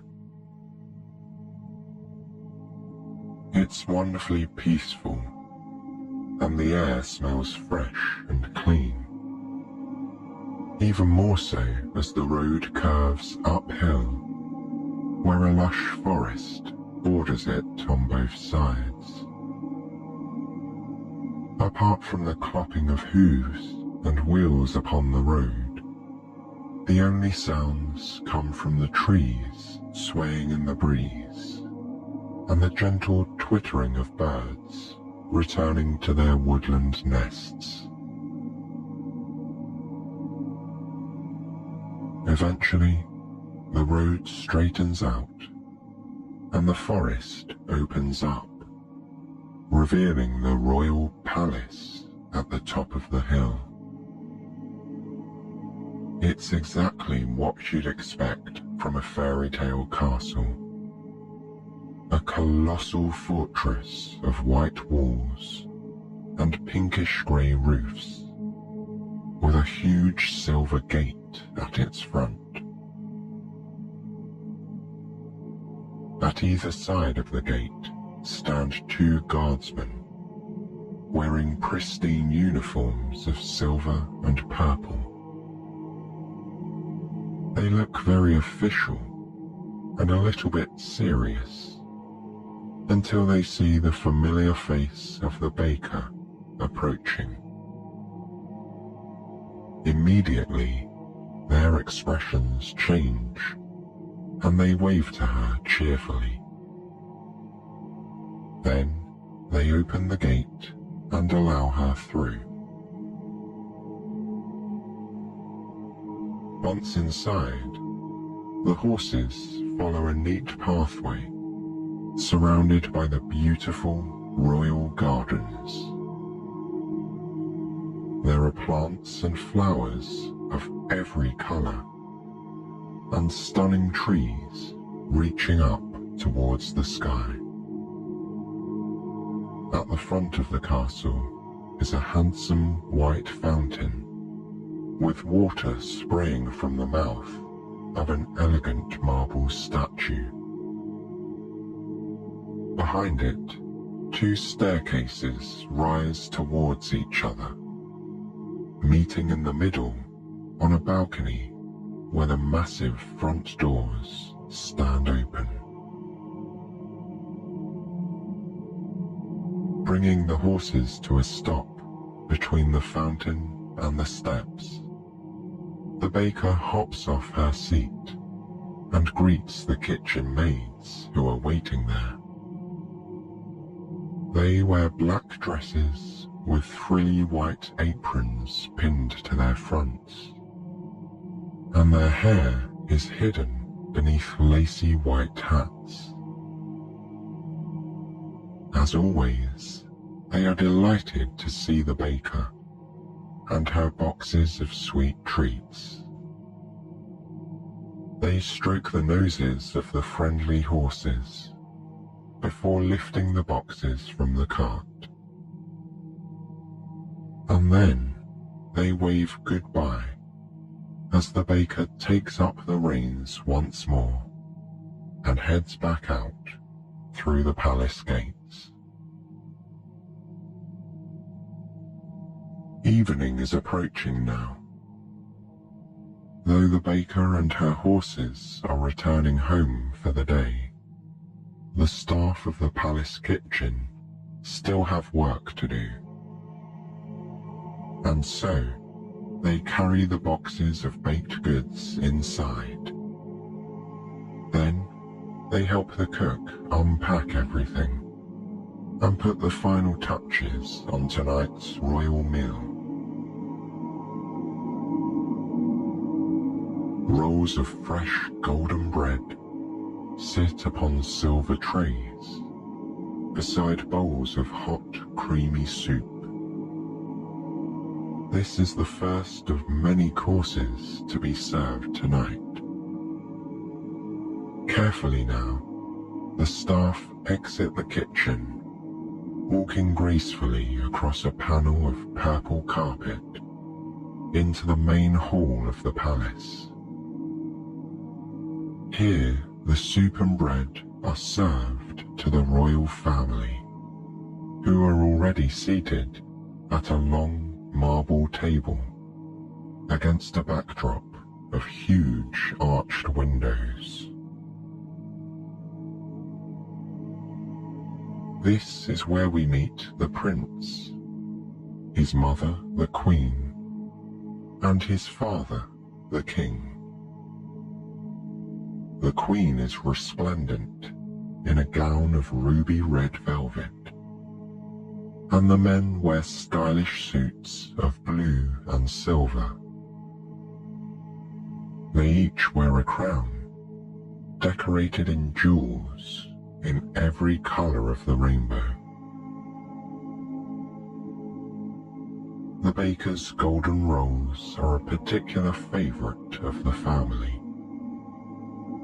In fact, though it's not really proper table etiquette, all three of them like to dip the buttered, crispy bread into their soup. In between mouthfuls, they make pleasant conversation, discussing the events of the day and any pressing matters of the kingdom. Naturally, it isn't long before the topic of marriage comes up. The king and queen ask their son if he's found a suitable bride yet. And, just like always, he tells them that no, he hasn't. The prince has searched far and wide, traveling all across the land to find a worthy princess. But so far, he hasn't succeeded. He's met lots of very nice ladies, to be sure, but none that felt like the right princess for him. Seeing his unhappiness, his mother tells him not to worry. The right person will come along, probably when he least expects it. A moment after the queen has spoken, the sound of thunder rumbles outside the castle. Through the massive windows behind the table, the family can see a darkened sky filled with deep silver clouds. The hallways are lit with a sudden flash of white lightning, illuminating the beauty of the grand hall. This is swiftly followed by the sound of heavy rain pouring down over the thick palace walls and upon the ground. It's a welcome sight for the royal family, who are particularly fond of a good storm. And so, there is little conversation as the next few courses are eaten. In the glow of soft golden candlelight, the family savors one delicious bite after another, all the while enjoying the sounds of the wild and chaotic weather. Not far from the table, a huge fire roars to life in the large stone hearth, which is both tall and wide. Golden flames fill the large hall with warmth and light, and the sound of logs crackling amplifies the contrast between the cold, wet outdoors and the blissfully comfortable indoors. By the time dessert arrives, a treacle sponge pudding soaked in hot yellow custard, their spirits are high. By now, the storm is dying down. The thunder and lightning have stopped, and the rain has faded to a gentle pitter-patter. It taps at the palace walls and rooftops, trickling down the hall's great windows in an assortment of shapes and patterns. The king, having finished his pudding, stands beside the window, looking through the rivulets of water. As he does most nights, he is admiring his vast, beautiful city down below. Only tonight, the king's quiet thoughts are interrupted by the approach of a guardsman. He hears damp footsteps move across the thin carpet panel, and then the marble floor tiles in his direction. The guardsman explains that a princess has arrived at the palace gates, seeking shelter from the storm. The king beckons him to invite her inside. When she comes in, he offers her his own seat nearest the fireplace, and asks that food be brought to her at once. The woman that enters the hall is drenched from head to toe. Her hair is a mess of wet tangles, and raindrops drip from her nose to her cloak. To the royal family, she looks very little like a princess, though all are impressed by her manners, as she thanks them repeatedly for their kindness and generosity. They watch her with curious eyes as she dips bread rolls into her soup, just as they did earlier. She only pauses to comment on how tasty the rolls are, and to gush about how beautiful the storm was, though it's clear she would rather have seen it from inside the palace. And then, as she sits drying by the fireplace, she seems to become more lovely and princess-like with each passing minute. The prince is charmed. After all, few of the princesses he's met across the land have seemed as kind and genuine as this one. And none, he thinks, would be so adventurous as to go out walking such a distance in the rain. There's something about this woman that seems different and special. His mother, however, isn't so sure.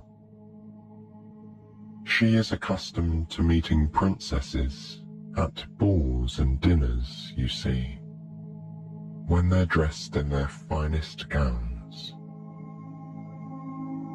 Usually, they have tiaras on their heads, and a gaggle of royal relatives by their sides. But this girl arrived alone, with no tiara or crown on her wet, messy hair, and dripping water all over the palace floors and carpets. Certainly, she has the manners and graciousness of a princess, and her son seems to have taken an instant liking to the young woman. But for all they know, this stranger might be an imposter, an actress simply pretending to be royal. In order to test whether the princess is really who she claims to be, the Queen concocts a plan. Before bedtime, when everyone else is sipping hot cocoa with marshmallows around the fireplace, she sets her plan into motion. Following her instructions, the maids collect mattresses and duvets from 19 of the other guest rooms and bring them to the one where the young woman will be staying. The Queen meets them there, in the very grand room, holding in her hand a single green pea. Watch now as she places the pea in the middle of the mattress, and then steps back as the 19 other mattresses are placed on top, followed by 20 duvets and several fluffy pillows. What a sight this is!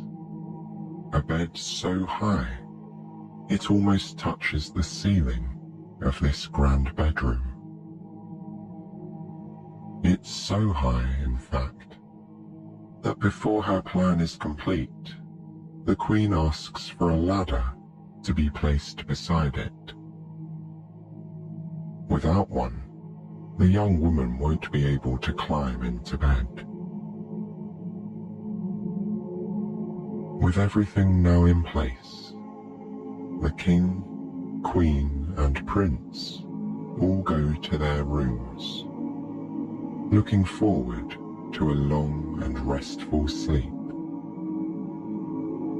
Their visitor is escorted to the beautiful guest room, where her mouth drops open at the sight of the incredible bed.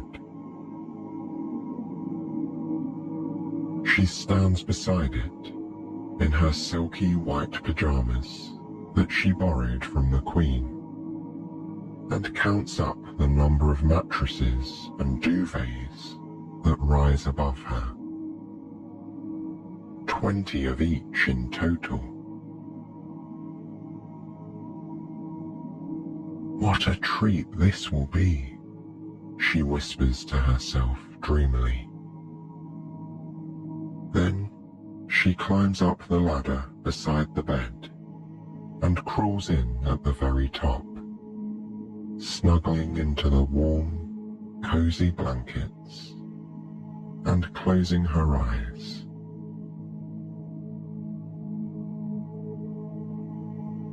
The next morning, the princess awakens after a night that was anything but restful.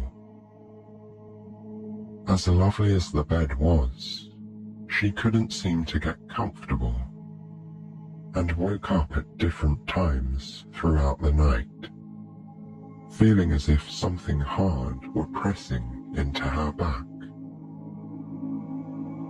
It was not a good night's sleep. However, she's not the kind of woman to dwell on complaints or grumbles, so she climbs down the ladder, ready to greet a new day with a smile on her face. This is made much easier by a lovely warm bubble bath in a tub the size of a small swimming pool.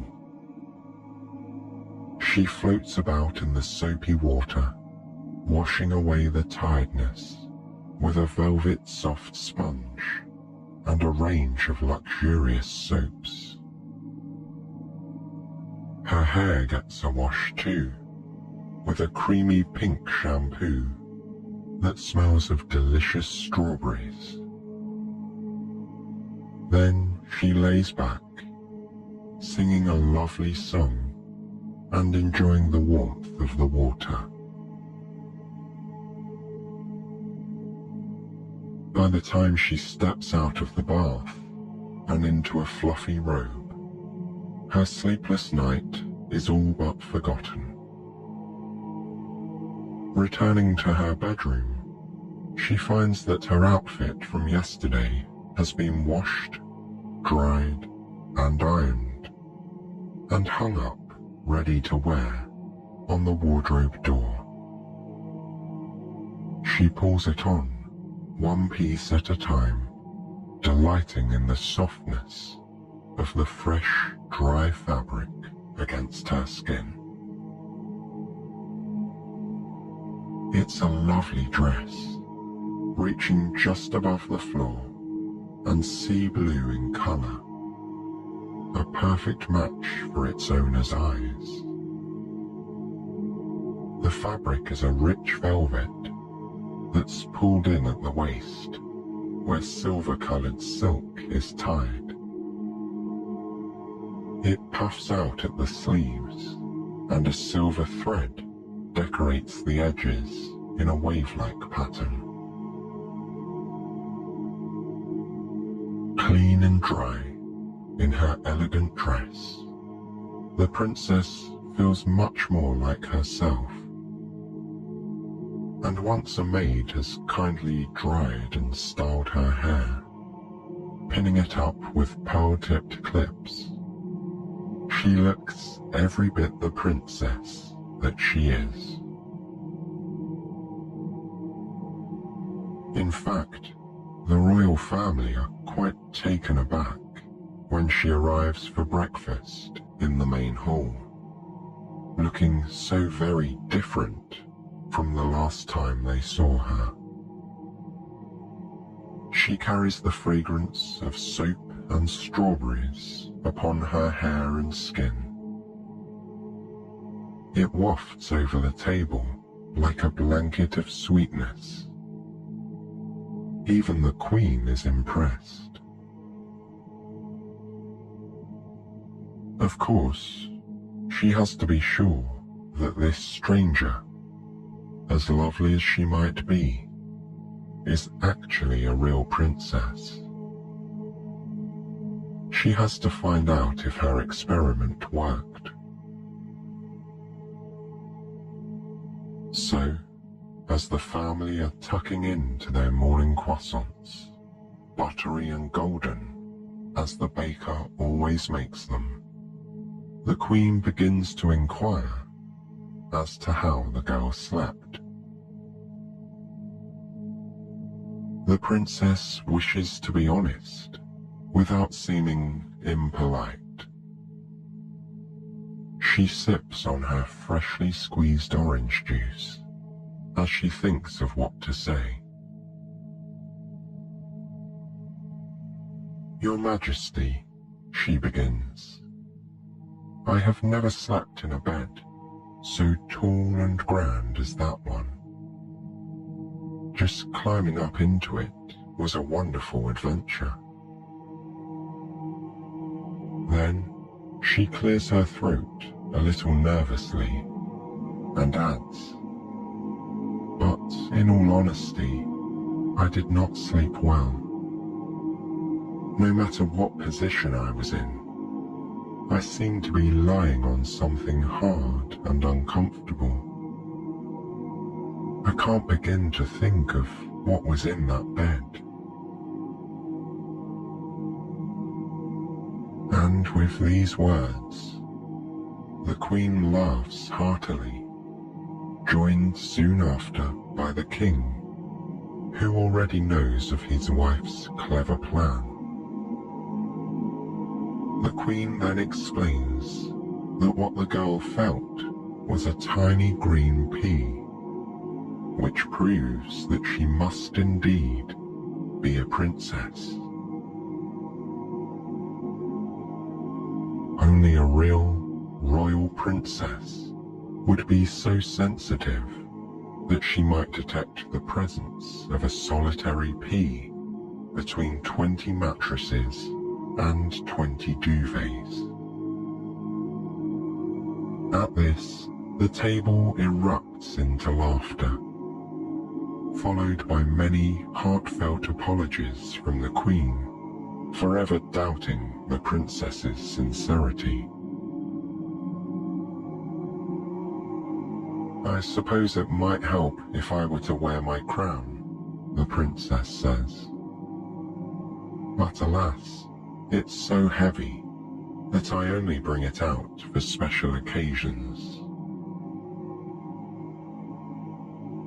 Around her at the breakfast table, the king, queen, and prince each wear crowns on their heads. And it's true, they're as heavy as they are beautiful. "You're so right, my dear," says the king. "It really is a heavy thing. I don't know why we wear ours so often. Just habit, I suppose." And with that, the king lifts his hands to his head and takes off his golden, jewel-encrusted crown. He sets it down on the table, grinning from ear to ear, delighted to be free of the extra weight.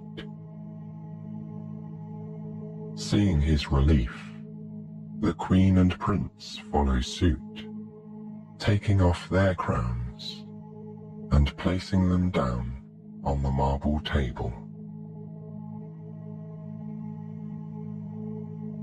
This is the first of many breakfasts that the merry foursome will share together.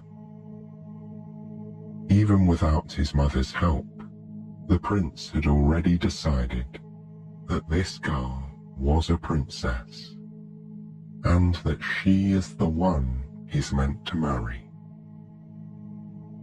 He knew it last night, with her hair dripping wet, as she dipped bread rolls into her soup, and as her eyes lit up as she talked about the storm. Just as his mother had suggested, the right girl had turned up when he least expected it.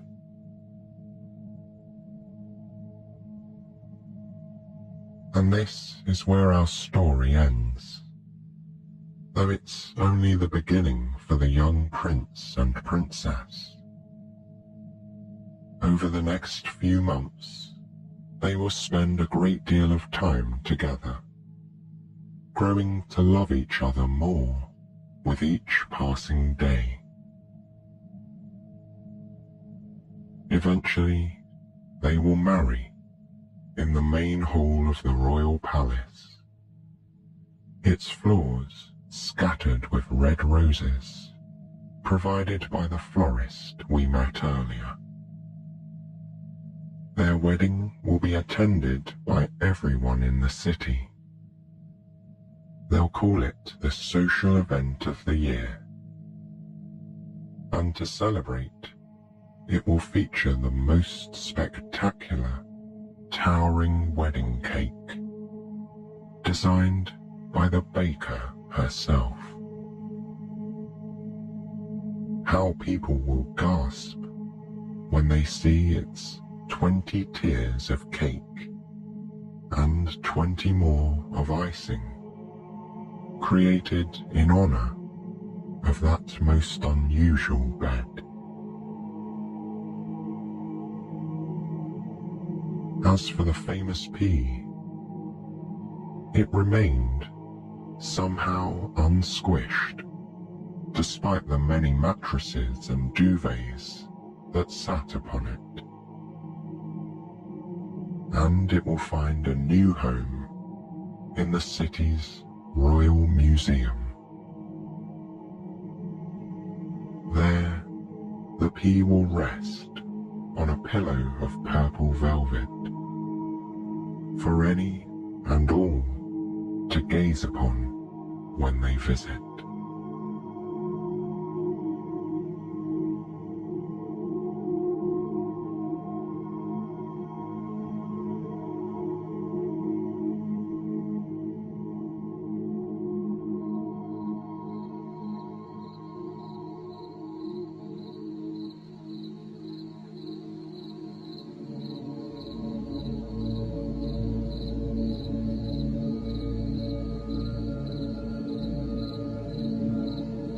Long ago, in a faraway city, lived a boy named Idris. He spent most of the day at school, and the rest of his time was divided between his friends and family. After school, he would roam the streets of the city with his friends. He'd explore the alleys and markets and play ball games in the dusty square. And then, when the sun went down, he would head back home to the large mud brick house where he lived with his extended family. On the top floor was the bedroom Idris shared with his two older brothers. Downstairs were his parents' bedrooms and the rooms belonging to his aunt and grandparents. The ground floor was the largest and the area where the family spent most of their time. This was the location of the store and the workshop. For generations, Idris's family had made and sold the most exquisite carpets in the city. People would come from across the land to commission a decorative carpet or to choose from those on display. They came in all sizes, colors, and designs. There were small prayer mats in green and gold. Displayed on the walls of the shop were scarlet rugs with gorgeous swirling patterns made from metallic thread. And at the back, rolled up tightly, were the heavy, expensive carpets that were too big to put on display. When unrolled, they showed dazzling floral designs and patterns within patterns. When Idris returned home, he liked to walk through the shop, greeting his aunt who worked at the counter. Then, after passing through this treasure trove of carpets, he would go through the beaded curtain doorway at the back of the room. He liked the cool, ticklish sensation of the beads on his skin and the musical sound that the curtain made as he passed through. The room at the back was the workshop. This was where his parents and elder brothers were hard at work right now, sitting at the looms. They were so focused on their work, it was as if they were under a spell. Idris sometimes felt reluctant to interrupt their trance.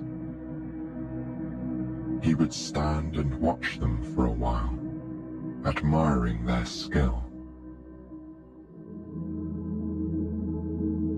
At the moment, the family were working on two large carpets that had been specially commissioned by a wealthy man from a neighboring city.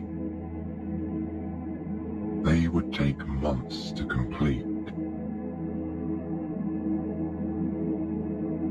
Idris's parents worked at one loom, while his brothers sat at another. Both looms were vertical, and the 4 family members sat cross-legged on floor cushions, weaving by hand. As their fingers moved swiftly between the long strands of wool, it looked as though they were playing a stringed instrument. Their movements were so graceful, and Idris found himself mesmerized.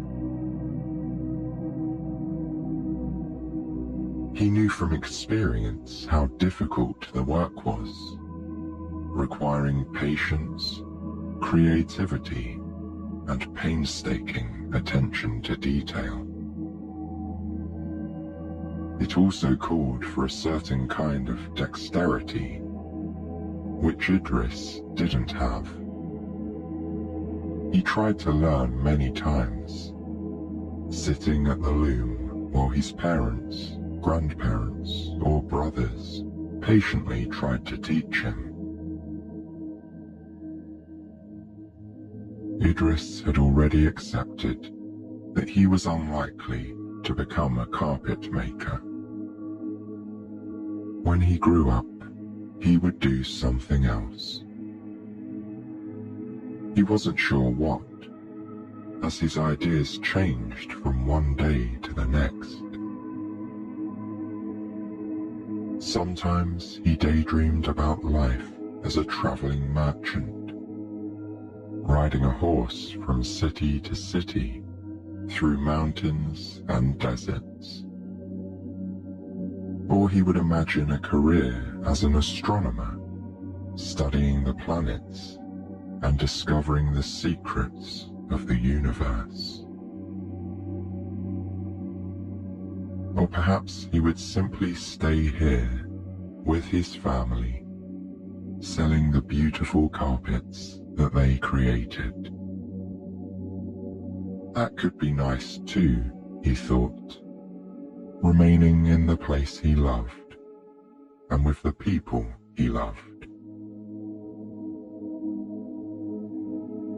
But the future still seemed far away. He had plenty of time to work out what he wanted to do when he grew up. In the meantime, he was happy to watch his family at work and to drift from room to room as he waited for dinner. Tonight, his grandmother was preparing his favorite rice dish with spices and vegetables. While his parents and brothers put the finishing touches to the day's work, Idris passed through the rattling bead curtain once again. He always enjoyed wandering up and down the densely packed aisles of the carpet shop, gazing at the products that were ready for sale. There were so many of them, and they were all so beautiful. He ran his finger over the soft wool, tracing the maze-like patterns from the edge to the center. It felt soothing, following the curving line all the way to the middle. When Idris touched the carpets, he sometimes thought that the varying colors and patterns felt different to each other. Of course, they were almost all the same material. The yarn was made from sheep's wool and dyed with natural colorings, like roots and berries. But when he brushed his finger over a rug, he felt different sensations depending on the part he touched. As his finger moved from crimson to indigo, or petal to vine, something changed. he felt a pleasant shiver running through him, like a cool breeze on a warm night. There was something magical about these carpets. His eye was always drawn to one carpet in particular. Hanging on the back wall was a large rectangular rug. The plush background was a deep burgundy red, but the carpet seemed to feature all the colors of the rainbow: emerald green, saffron yellow, and so many others. Certain details shimmered in silver, gold, and pearlescent white. It looked as though a single moonbeam had woven its way through the carpet, making the patterns shine. The carpet's central design depicted the Tree of Life, a beautiful golden tree with countless shining branches, dripping with fruit.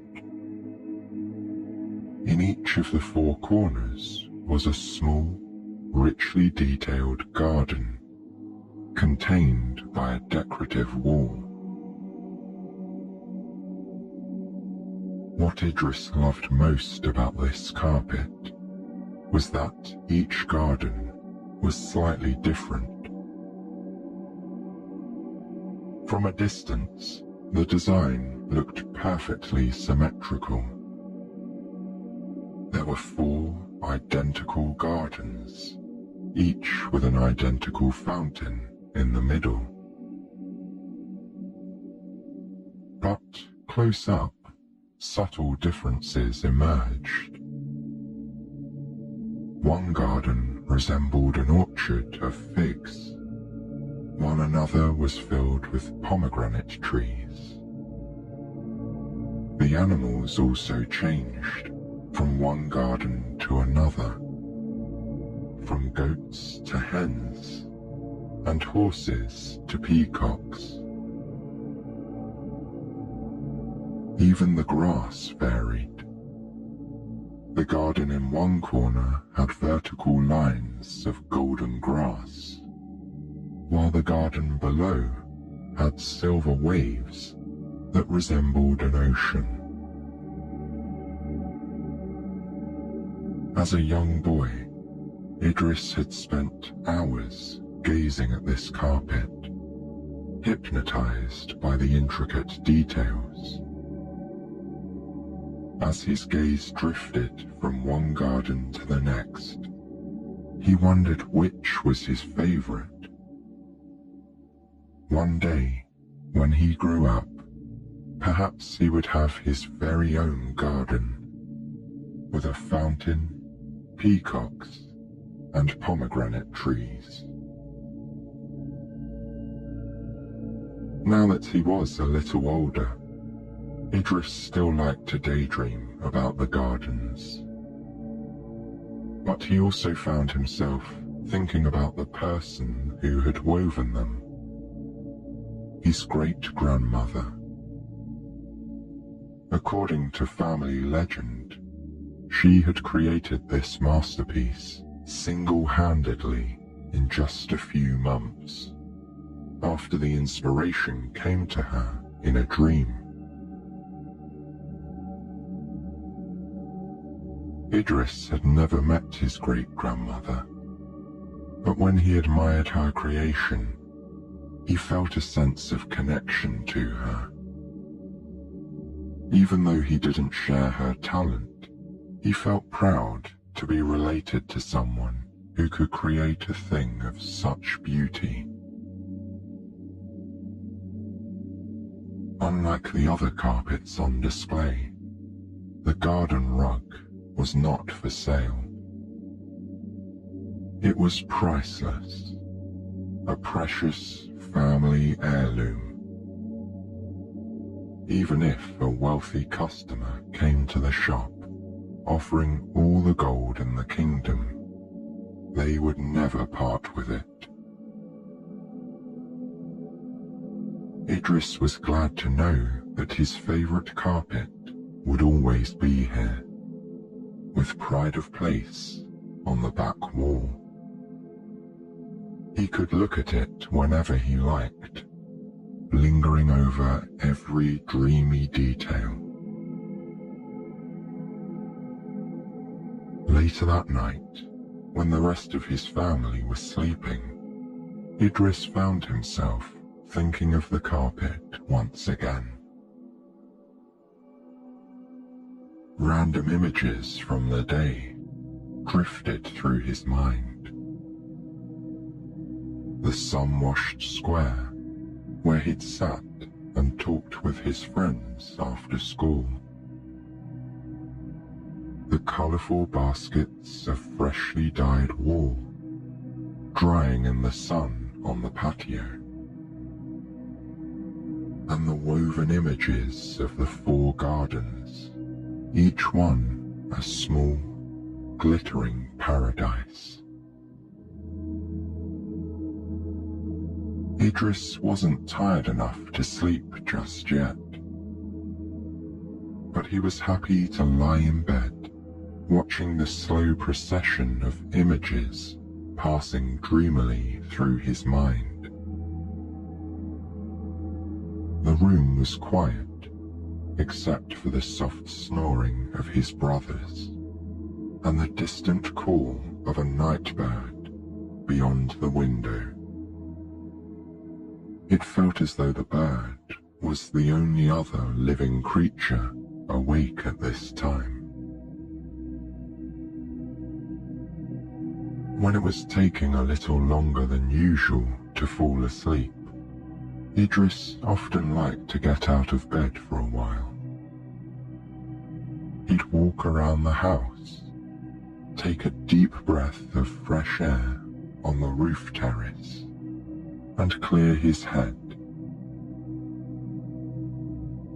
It was a kind of break which left him feeling refreshed, yet somehow sleepier than before. When he went back to bed, he usually fell asleep as soon as his head touched the pillow. So, after lying awake for a while, Idris decided to get out of bed. He lit a candle, put on a pair of light slippers, and quietly crossed the room, taking care not to wake his brothers. Then he slowly walked downstairs until he was standing in the darkened shop. In the midnight hush, the shop felt like a shrine. It was completely silent, and the only light came from Idris's flickering candle and the glow of the moon through a single window. The silver moonbeams seemed to land lightly on the stacked carpets. Noticing the way the light fell, Idris smiled. Perhaps the moon shared his instinct to be gentle and move softly. In a moment, he would go outside. It was warm tonight, and he wanted to stand on the terrace and savour the cool breeze before going back to bed. But first, he would allow himself one last look at the garden carpet displayed on the wall. He loved the idea of having it entirely to himself. There was no one sitting behind the counter, and there were no chattering customers to distract him. It was just him, alone, transfixed by the splendor of the woven tree and gardens. Time seemed to stand still. Everything looked different in the candlelight, with shifting, blurring colors and optical illusions. At one point, the carpet itself seemed to move in the breeze. A gentle wave spread through the fabric, causing the patterned leaves to ripple like water. Idris blinked and looked around in confusion. The air was still, and the window was closed. Besides, it seemed unlikely that a gentle night breeze could move a heavy carpet like this one. He must have been sleepier than he'd realized to imagine such a thing. Time to go to bed, he told himself.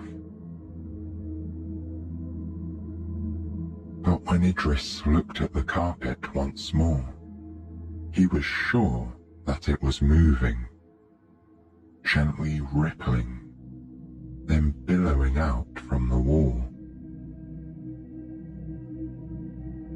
He stepped back and watched in amazement as the carpet moved smoothly and silently away from the wall.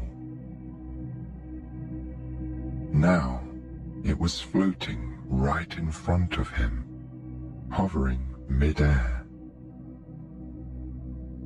Idris blinked and rubbed his eyes.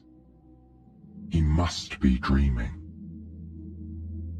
But there it was, right in front of him. He reached out to touch the soft, familiar fibers of the carpet and realized it was really happening. The carpet was floating, flying. Now it was moving towards the stairs.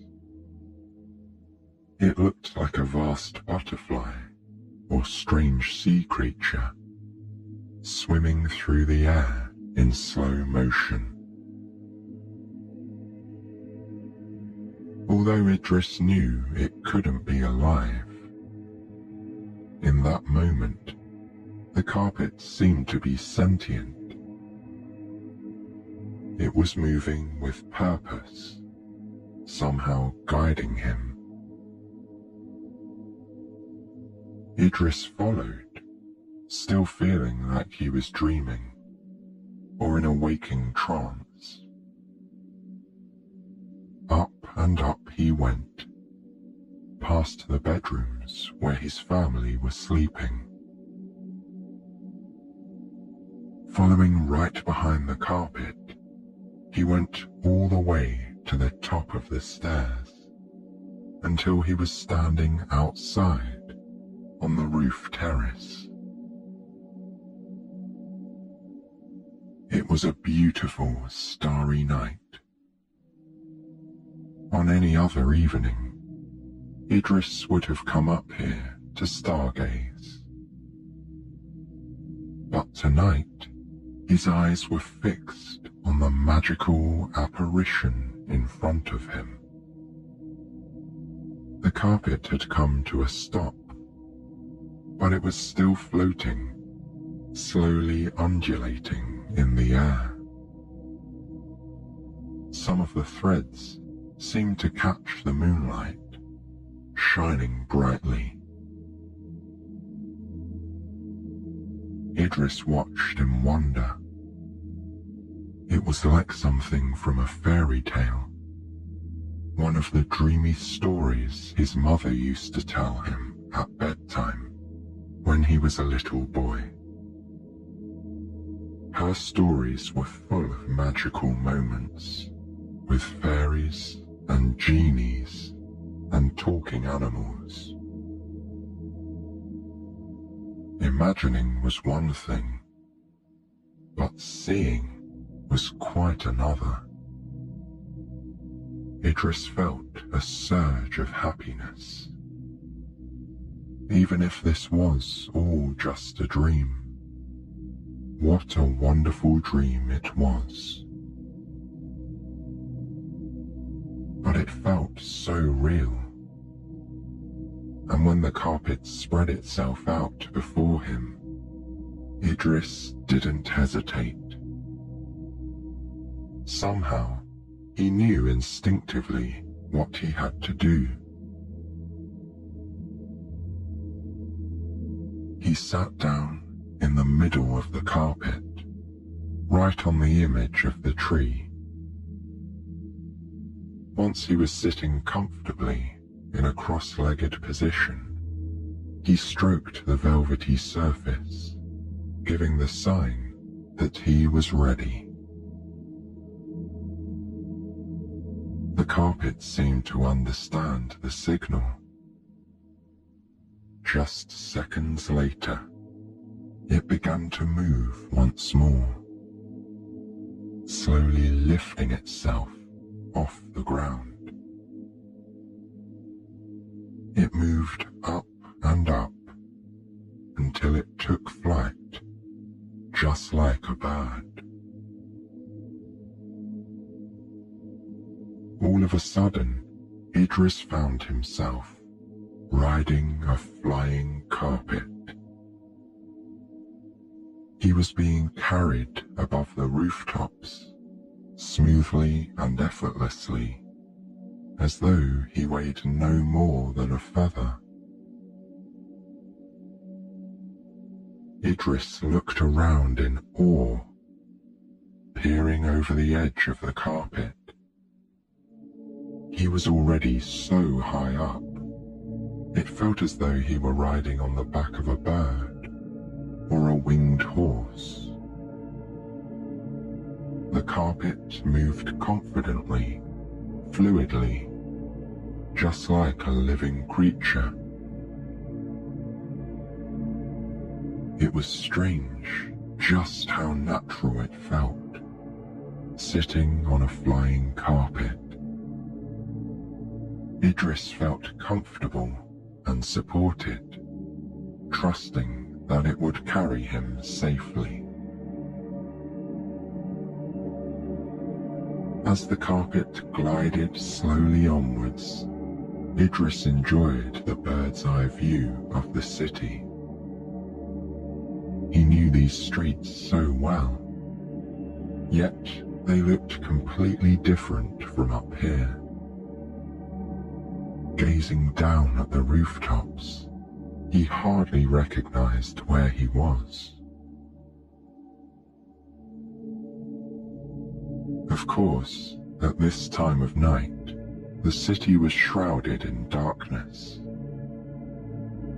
Nearly everyone was sleeping. The only light came from flaming lanterns in the street and the occasional candle burning in a window. The moonlight didn't illuminate the details, but it cast everything in a soft silver glow. The shining rooftops seemed to have been polished, burnished like a precious metal. Idris imagined that a magical nighttime transformation was taking place. After midnight, the moon carried out a mysterious ritual, shining on each house in turn. Meanwhile, the residents slept peacefully, unaware of the magic above their heads. Idris smiled. He felt lucky to be the only one awake to witness this special moment. But as the carpet drifted east towards the river, he realized that he was not alone after all. There was at least one other person in the city who was still awake at this hour, enjoying the tranquility of the night. Near the river was the grand university building with its tall brick tower, and at the top of the tower was a man looking through a telescope. Idris knew that there were astronomers in the city, but he'd never seen one at work before. As he flew towards the tower, Idris peered curiously over the edge of the carpet. To his surprise, he saw that the astronomer was a young man. For some reason, Idris had expected to see someone who looked like a wizard. But this astronomer was just an ordinary man. He might have been one of Idris's brothers or cousins. The astronomer was so focused on his stargazing that for a moment Idris thought he would fly past unnoticed. But just then, the astronomer stepped back from the telescope and looked up, right at Idris and the flying carpet. Idris and the astronomer were now separated by just a few meters of air. They stared at each other in silence, in mutual wonder. And then, not sure what else to do, Idris waved shyly. After a moment's hesitation, the awestruck astronomer waved back. Just like Idris, he was probably wondering if he was dreaming. And if not, it was time to pack away his telescope and go to bed. The carpet flew on, drifting parallel to the river. Now that he was feeling more at ease, Idris decided to lie down. The soft wool of the carpet felt as comfortable as his bed. Lying on his back, Idris was in the perfect position for stargazing. He didn't have a telescope like the astronomer, but he could still appreciate the beauty of the stars. They were so far away, and yet their light had travelled all the way here, shining in the sky over his city and over his house. From here, he could see nothing but stars. It was as if he was being carried up into the sky, lifted by the night breeze like a floating leaf. The wind felt so soft on his skin, blowing lightly through his clothes. After the heat and humidity of the day, it felt wonderfully refreshing, like a cool bath or a dip in the river. Idris could smell the river too, its strong scent carried by the same breeze that was carrying him. Breathing in deeply, he recognized other aromas. the distinctive smell of the dusty earth and the fragrant trees in the gardens below. Idris was now feeling so deeply relaxed, lulled by the gentle motion of the carpet. He could have almost fallen asleep right there. He imagined himself drifting off as the carpet followed the winding river, on and on, until he reached the distant sea. But the carpet seemed to sense that Idris was ready to go to bed.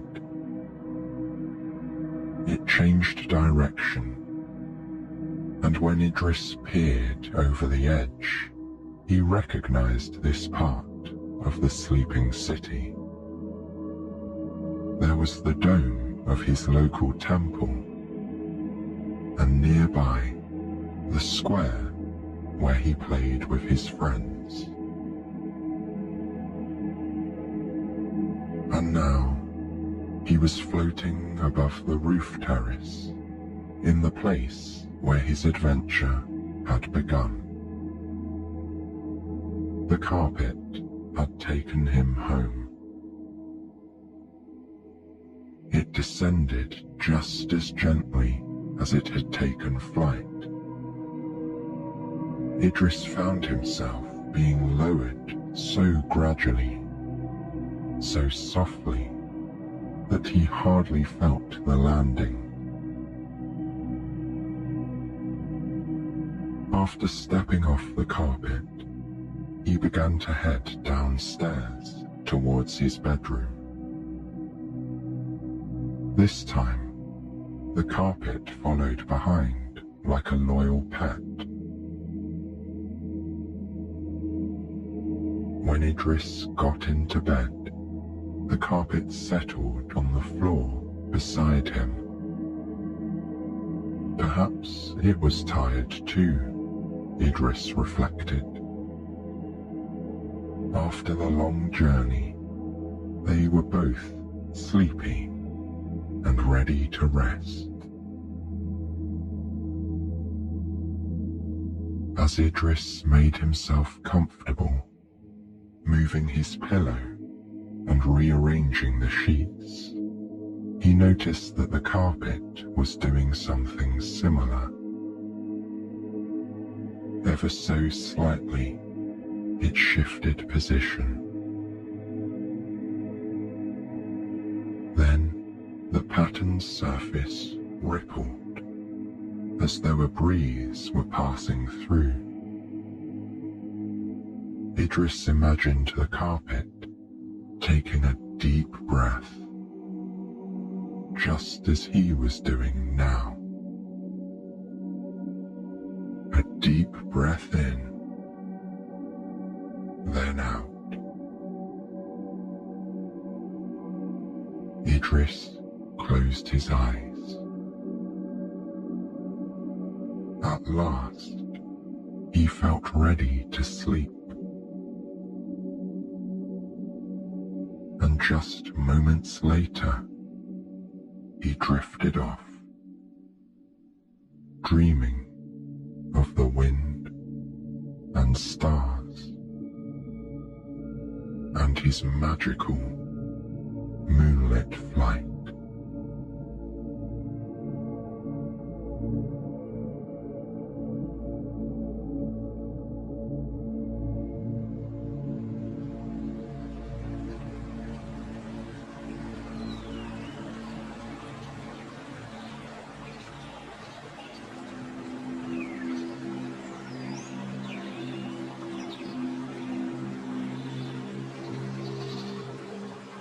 Thoth, the Egyptian god of the moon and magic, likes to write at night.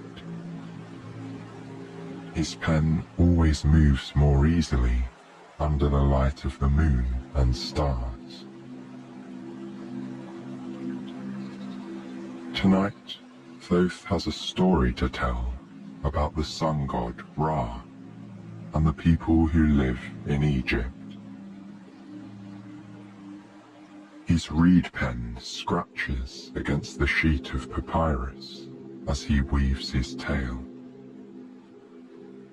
Soon the sun will rise, and Ra will spring forth from the land of the gods, leaving Thoth to travel to the underworld, where neither sun nor moon can be seen. Thoth sits in his temple in Memphis, the capital of ancient Egypt. Large, smooth bricks make up Thoth's mortal home, and colourful artwork adorns the walls. The moonlight glints on the tips of the pyramids outside his window. The magnificent structures tower above the sleeping city. With a human body at the head of an ibis, Thoth's long, narrow beak almost touches the parchment where his pen is moving. He is painting the letters of the ancient Egyptian alphabet. The familiar smell of the Nile River wafts into his chamber, sweetening the air. The water, so essential to life in this ancient place, flows through the city. A gentle breeze rustles the palm trees, and the stars glitter in the sky, looking down upon the great sphinxes. Soon Ra will wake and eat the moon and the stars, rising with the great sun. At night, he will travel back to the underworld, keeping the forces of chaos at bay. But things were not always this way. Back in the beginning, there was only Ra, the sun, and none the water. Ra enjoyed watching the water glittering under the sun's rays. He noticed how the glow changed at different times of the day, so he kept the name Ra for the midday sun, and called himself Khepri at dawn and Atum at dusk, when the sun turned multicolored. But Ra got lonely with no other deities to talk to. So he brought forth the wind, rattling through the palm trees and brushing their flat leaves. Then he brought the rain, relieving the dry desert air with wonderful drops of water. From his tongue came Thoth, god of the moon, stars, magic, writing, and the calendar. With the earth and the rain and the wind, it was only a matter of time until other life forms began to grow. Beautiful plants and flowers blossomed from the earth. Insects and animals flocked to the land of Egypt. Great philosophers, artists, storytellers, and architects made this place their home. Ra was no longer lonely. He walked among the people, plants, and animals, his falcon head hovering above the mortals who revered and respected him. For Ra helped the crops grow and gave the artists and scribes light to make great works. Ra ruled above the earth, while his brother and fellow god, Osiris, ruled everything below. The underworld, where gods and heroes lived, was a place of beauty and chaos.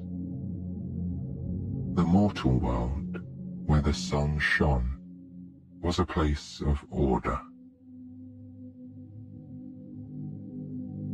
Many years passed this way. Ra appointed a pharaoh to uphold law and order for the Egyptians, and Osiris kept to his realm below in the underworld. But eventually, Osiris grew restless and wanted to visit the world of mortals. As the days went by, the chaos of the underworld slowly began to seep into the earth above. Because of this, the men and women of Egypt no longer respected Ra or visited his temple. But Ra was not deterred. He knew there was a way to restore order to the world. Ra called Thoth to him and said, "You have always assisted me in maintaining order. You have created the calendar and managed the seasons. Now I have a new job for you. You must keep watch on Earth in the night." Ra explained that he would visit the underworld at night, making sure Osiris stayed there. But in the day, Ra has work to do on Earth. Every morning at dawn, he begins his daily journey, moving through the sky. His pink, rosy fingers reach up from the east, bringing the light of day. In his great mouth, he swallows the moon. And with his rays, the cities of Egypt come to life. Merchants hawk their wares in markets. Women haggle for milk, eggs, and cotton cloth. Magicians perform feats of wonder in front of captivated audiences, and artists paint pictures onto stones. In the fields, farmers sow their crops: wheat, barley, flax, and vines. And in the towns, children visit tutors who teach them to read and write. As midday approaches, Ra sits high in the sky.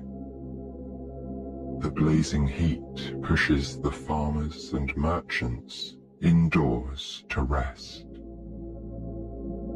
Fresh fruit grown in the fertile ground near the Nile helps keep the people cool and refreshed. Even Ra snacks on succulent figs and sweet grapes as he enjoys the glow of the afternoon sunlight. Meanwhile, under the sun's heat, pharaohs wander through grand palaces, ordering the construction of temples, pyramids, and tombs. The architects of ancient Egypt are skilled craftsmen, utilizing a large workforce and expensive resources to build outstanding cities. And the Egyptians are also one of the earliest civilizations to adopt a writing system. During the long, hot afternoons, Scribes chisel hieroglyphs into stone tablets and brush soft letters onto papyrus scrolls. Hieroglyphs are words in picture form, beautiful phonetic shapes. They're carved into tablets and painted on walls. Difficult to create, hieroglyphic writing is reserved for priests and politicians. Rather than reading from right to left or left to right, hieroglyphs are always read in the direction that the figure is facing. The figure is often a bird, so this is a fact that Thoth, with his bird's head, particularly enjoys. As the scribes work on their hieroglyphs, the sun god Ra continues his journey across the sky, moving west of the Nile River. Longboats sail in and out of the northern Mediterranean shore of the country, bringing and sending goods to and from the rest of the Near East. Beyond the Nile, Ra looks down at the sand dunes below, where golden dust rides on gusts of wind. Shu, the god of air and wind, smiles at Ra, and specks of sand glint in the breeze. Ra, traveling west, starts to sink lower in the sky.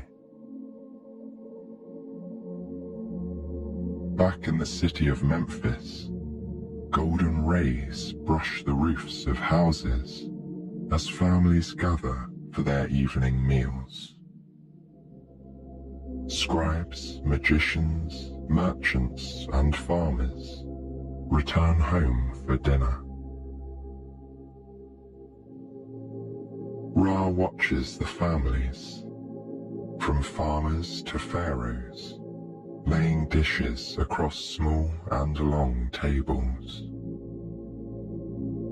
There are green vegetables cooked with garlic, spiced lentils, eggs and bread.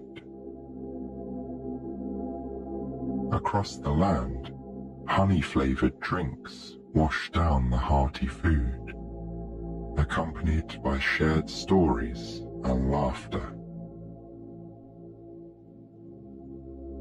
Ra starts to turn the sky pink, purple, and red. It's almost time for him to descend to the underworld.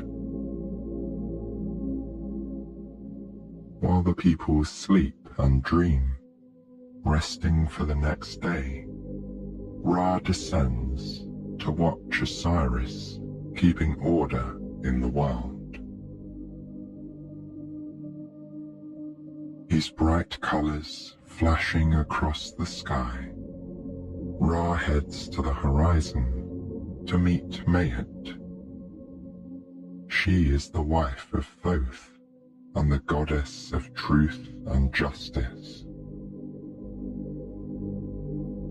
Together with her husband, Mayat regulates the stars and the seasons. She uses truth and justice to keep the cosmic balance in order. During the day, Mayat guards Ra's boat, which waits on the border of the realm of mortals.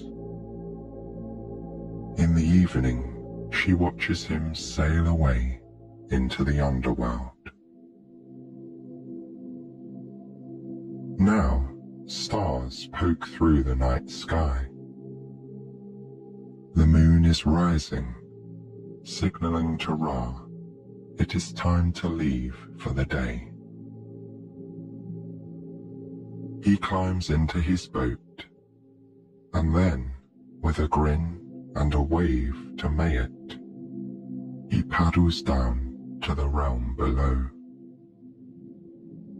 For the rest of the evening, he'll row his boat through the river of the underworld.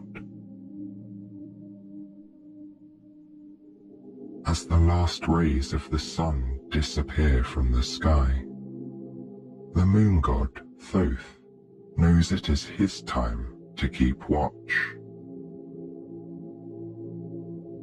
During the night, he scribbles with his pen, tracking the hours, days, months, and seasons.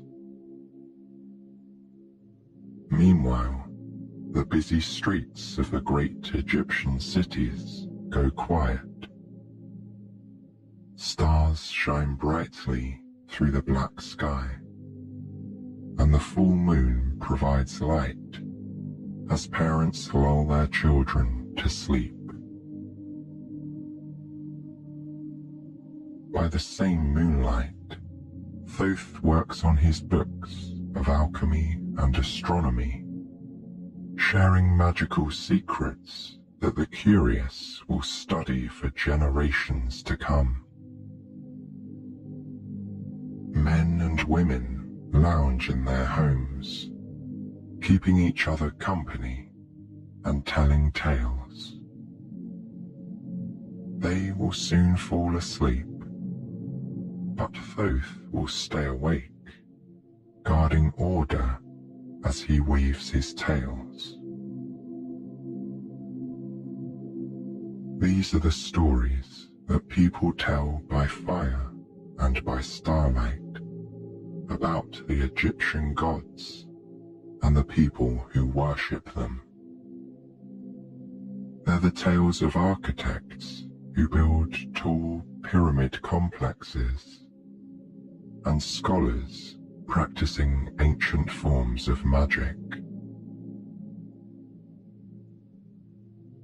Some, like the Greeks, believe Thoth is the author of the Emerald Tablets. This is an ancient text which has been cited as the foundation of alchemy, the art of transforming substances and creating magical elixirs. Many alchemists and magicians believe that the Emerald Tablets contain the key to making the Philosopher's Stone, which grants eternal life. As Thoth works on his alchemy and watches over the sleeping world, Ra continues his journey below. His steady boat rocks back and forth as he rides slowly through the river of the underworld, just as if he were floating down the Nile. As he travels, he salutes the Egyptian heroes and pharaohs of times past. Many gods call this place home. Osiris reigns here, but the underworld is also home to Anubis, the god of mummification, and Hathor, the goddess of love and fertility. They all dwell in the wide fields and wonderful caverns of the world below, where turquoise trees line the way. Thoth and Mayat call this place home as well, and only dwell above when the moon and the stars shine bright. Up above, the people fall deeper into slumber. They sleep peacefully, knowing that Ra is keeping order below, and Thoth and Mayat are standing guard above. Thoth knows that when the sun starts to rise, he'll trade places with Ra. When Ra bursts from the underworld, bringing the sun, Thoth will return below. They repeat this cycle every 24 hours. But for now, Thoth enjoys the peaceful night. He looks out across the great city of Memphis, the ancient capital of Egypt. While the power of the ancient Egyptians will rise and fall several times throughout their long history, the wonders built here will captivate the world for millennia to come. Thoth smiles as his pen scratches the parchment. He loves this quiet time of night when the balance between order and chaos creates a calming equilibrium. But he knows he's not the only one awake. There are others who enjoy the night just as he does. For in Memphis, night is the domain of magic. While their families sleep, astronomers sneak out of bed. Wrapped in warm shawls, they study the sky. The astronomers see patterns where others see only random dots in the darkness. They name the constellations after their favorite gods and stories. One, the geese of Ra, is an ancient star pattern unknown to modern astronomers. But tonight, two famous constellations fill the night sky. They will one day be known as the Plough and Orion's Belt. The astronomers play an important role for the people of the Nile. Over generations, the astronomers have learned to let the stars tell them when the river will flood, allowing for farmers to plan their agricultural year. The reading of the stars helps the Egyptians plan for annual festivals, and some believe to predict the future. But watching the rising of the sun and moon and studying the positions of the stars also has a more practical function. It allows people to divide time into days, months, and years.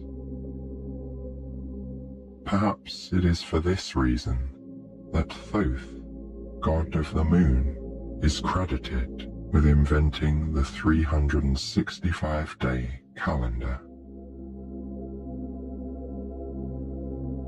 Astronomers use an instrument called a merkat to study the night sky. The instrument helps them count the hours of the night through the stars. The merkat measures the decan, a group of 36 stars, which form a kind of clock. The Book of Nut, an ancient Egyptian astronomical text, explains how these stars can be used to count the days, months, and hours. As the hours quietly pass on, the astronomers must put away their tools and crawl into bed, for soon Ra will bring the dawn. Thoth knowing it is nearly time to go, finishes his writing for the evening and leaves his temple. As he walks along the Nile, he imagines Ra floating below in the river, in the world of the gods. Soon, Thoth will trade places with him. In the underworld, he'll wander through caverns and see lakes of fire and turquoise trees. But Thoth enjoys his nights in the mortal world too, with wide open spaces glittering under the magnificent moon. He marvels at the city the people have built. Large, smooth bricks rise into pyramids, details of past pharaohs chiseled intricately into stone. The Nile bubbles and chatters as it passes over rocks, mud, and earth. Gentle noises soothe the sleeping people as the night birds hoot gently overhead. Thoth's beak glistens in the starlight as he walks, marveling at the magnificent place he gets to call home. There are so many treasures, large tombs, pyramids, and sphinxes, as well as mummies and magic. Then there's the Egyptian language, art, and mythology. The civilization of ancient Egypt will one day fall, but the culture will live on for millennia. Finally, the last decan of the night ends, bringing with it the rays of dawn.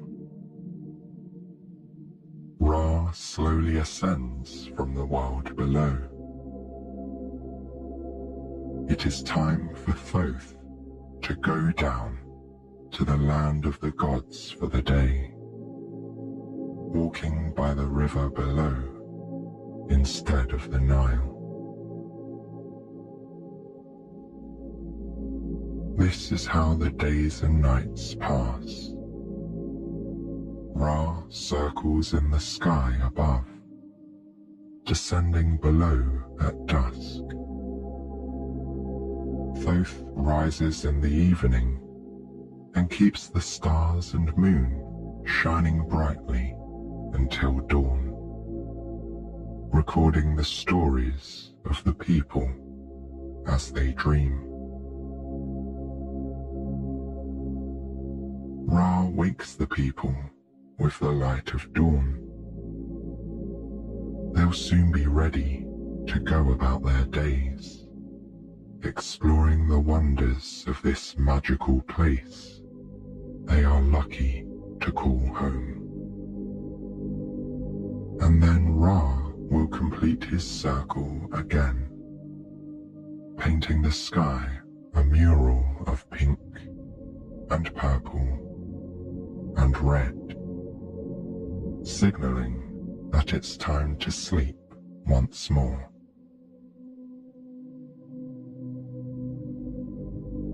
As we end our tale, allow the stories of Thoth and Ra, the wind, the river, the stars and the moon, to fill your mind.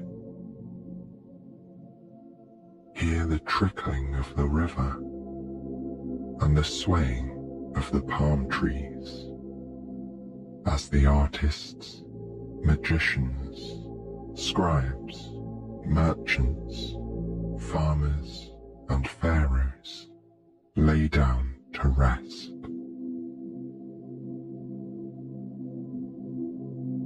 I'll leave you here to dream with them.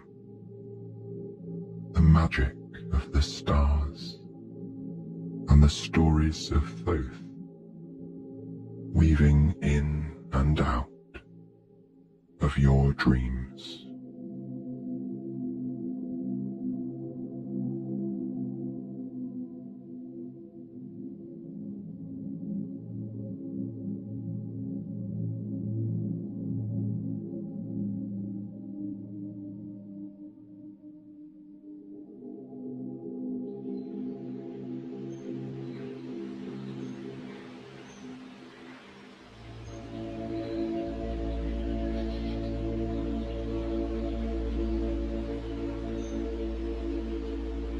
You are standing on the brow of a hill. You can sense the wide expanse of land and sky all around you. There's a cool but welcoming breeze on your skin, and you can hear the gentle sound of lilting birdsong. As far as the eye can see are hills and plains, brownish green and thick with wilderness. The landscape is dotted with small forests and fields. They stand out like little swatches of emerald and olive green on a huge patchwork quilt. Here and there, at the tops of other hills, there are grey, smooth rocks that protrude out of the ground like teeth. These are called tors, and they are magical places. For generations, these marks on the landscape have inspired stories and fairy tales. Perhaps some of them, or all of them, are true, you think. It's easy to believe, standing here in this ancient and mysterious place. You take a moment to breathe in this wild landscape. As you do so, you notice its soothing quality. A vast sense of peace and groundedness is carried on the soft wind, and it greets your body like an old friend. The grass underfoot is short and curiously springy. In front of you lies a tor. It is made up of large, rounded rocks.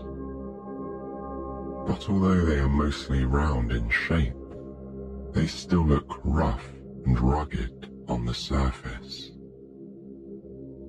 They are piled up on top of each other, held together by nature and creeping moss. The tor rises above you invitingly and majestically. You gently pad towards it and extend your hand. Your palm brushes the granite of the rock, and you sense the lingering warmth of today's sun baked into it. You take a moment to feel the solid, dependable quality of this ancient material and allow your body to absorb it. What feels like a whisper on the wind prompts you to turn your head to the left. To this side of you, the tor gives way, like dominoes that have fallen into a lush green hillock. The land is level and rich with long grasses, coiled ferns, and clumps of reedy growth. Rising out of this green land is a cluster of bushes. Not much taller than your shoulder, they carry green spiked leaves and are crowned with small, bright yellow flowers that look similar to sweet peas or orchids. This is gorse, and it grows abundantly on the moor. You notice that there are two mossy boulders hidden in the gorse. The ground is clear around them, and there is a perfect gap between them. It's as if a portal lies there that is warmly inviting you to go through it. You make your way to the gorse, noticing the curious scent of coconut that the flowers emit. You approach the boulders in quiet reverence. This place seems to reassure you that what it has to show you is peaceful and wondrous. You know instinctively that this is the start of your journey, and that Dartmoor will hold you gently in its embrace. Lightly, evenly, you move towards the space between the boulders. You feel a deep sense of peace sweep over you, and feel your body tug you into a more relaxed state. You notice a gentle shimmering in the air. Could this really be a portal, you wonder? As you enter the shimmering air, it's as if you are passing through a cool sheet of relaxation. You close your eyes as you move your face through it. When you open them again, you realize that you have been lovingly transported to an ancient, beautiful woodland. For a moment, you pause to take in the mystical sight around you. Hundreds of curiously stunted oak trees, adorned in silvery lichen and frilly, deep green moss, surround you. The air is peaceful and heavy with a sense of history and wisdom. This is Wistman's Wood, and it is the last remains of the old forest that once covered much of Dartmoor thousands of years ago. You notice the twisted and contoured trunks of the trees that formed in much cooler climates, and you take another moment to savor this amazing piece of living history and allow yourself to connect deeply with the earth. You quietly move through this astounding forest, seeing more and more of the lichen that hang from the branches of each tree, like old beards on wise men. As you make your way through it, you notice how any tension in your body is being gently absorbed by your surroundings. You take an even breath in, filling your lungs with the magical air all around. It seems to flow through your body, healing and nourishing you. It encourages any remaining tension to flow out of you and dissolve into this place, which happily takes it, converting it into new growth.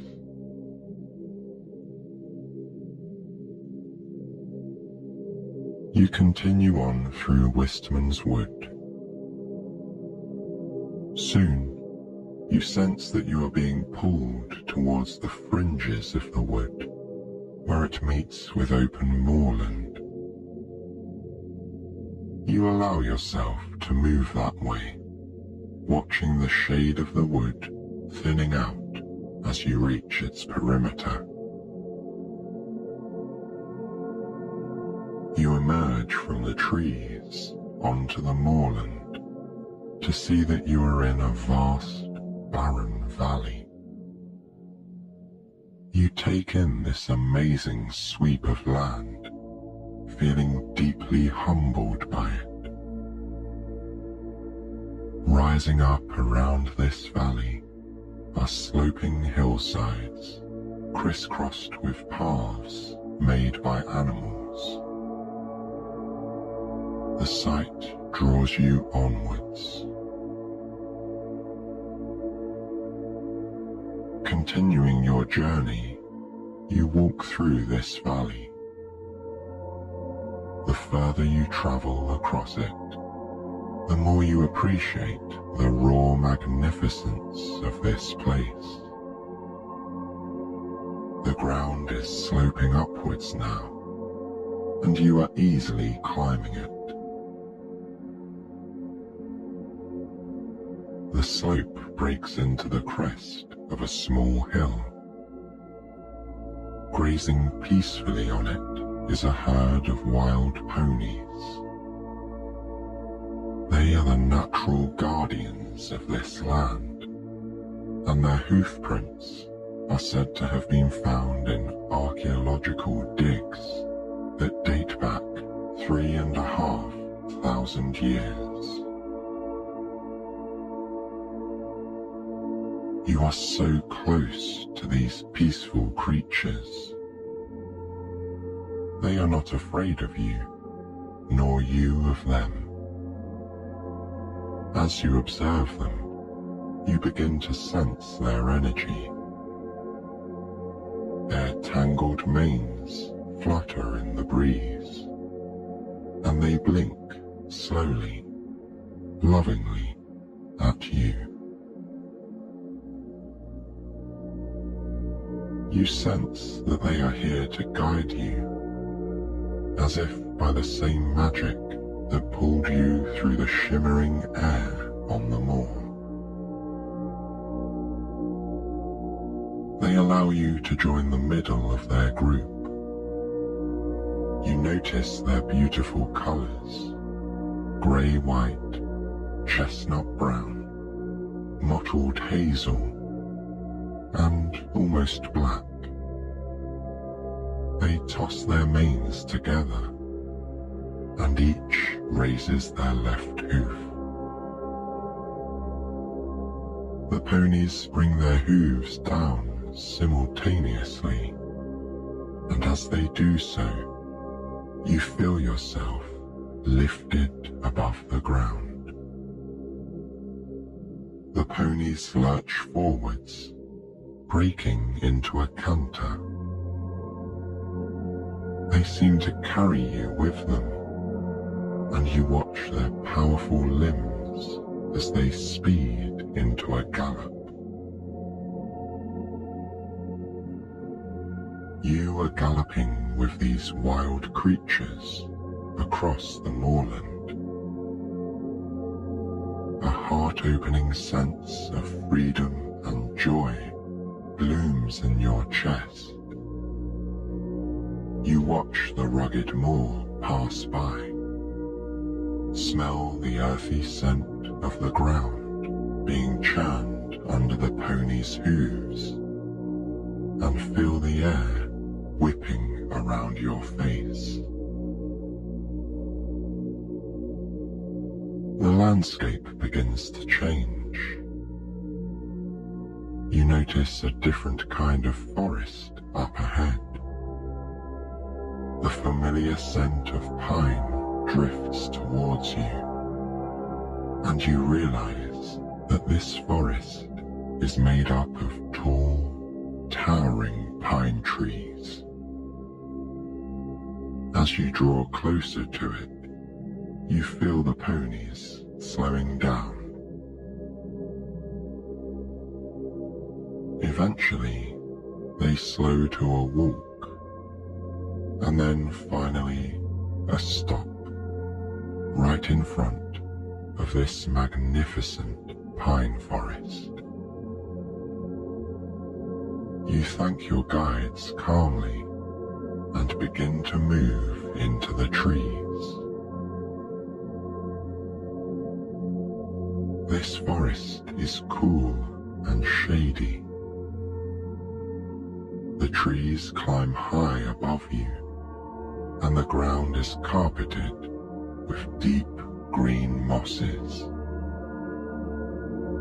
You notice the shafts of gentle sunlight that filter through the branches.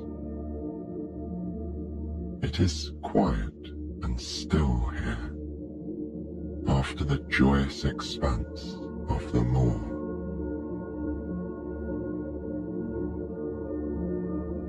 As you wander through these unfamiliar trees, you begin to sense the traces of other people. Perhaps settlers that lived here many years ago would have used this wood for their homes or fires. You can almost smell wood smoke in the breeze. It's as if the distant sound of children running through these trees now reverberates through the years. You can imagine them laughing and playing, then perhaps older children gathering them together to return home for dinner. Or perhaps you can imagine people walking here together, savoring the peace and stillness of the forest, stealing special moments with each other on summer evenings when the light is warm and the breeze mellow. As you pass through these slumbering memories held in this great forest, you become aware of how grateful you feel to be here. Then, the sound of a gently babbling stream reaches your ears. You realize that it must be nearby, so you use your senses to wander towards it. The trees start to thin. You can see more and more open spaces, and the sound of the stream is becoming clearer and crisper. You emerge from the forest onto grassy land, and there, a few meters in front of you, is the stream. Shallow but perfectly clear, it cascades and bubbles.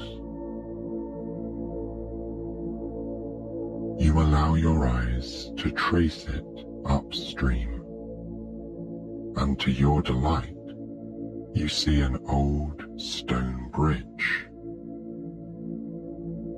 It is short and squat, but perfectly joins this bank of the stream to the other.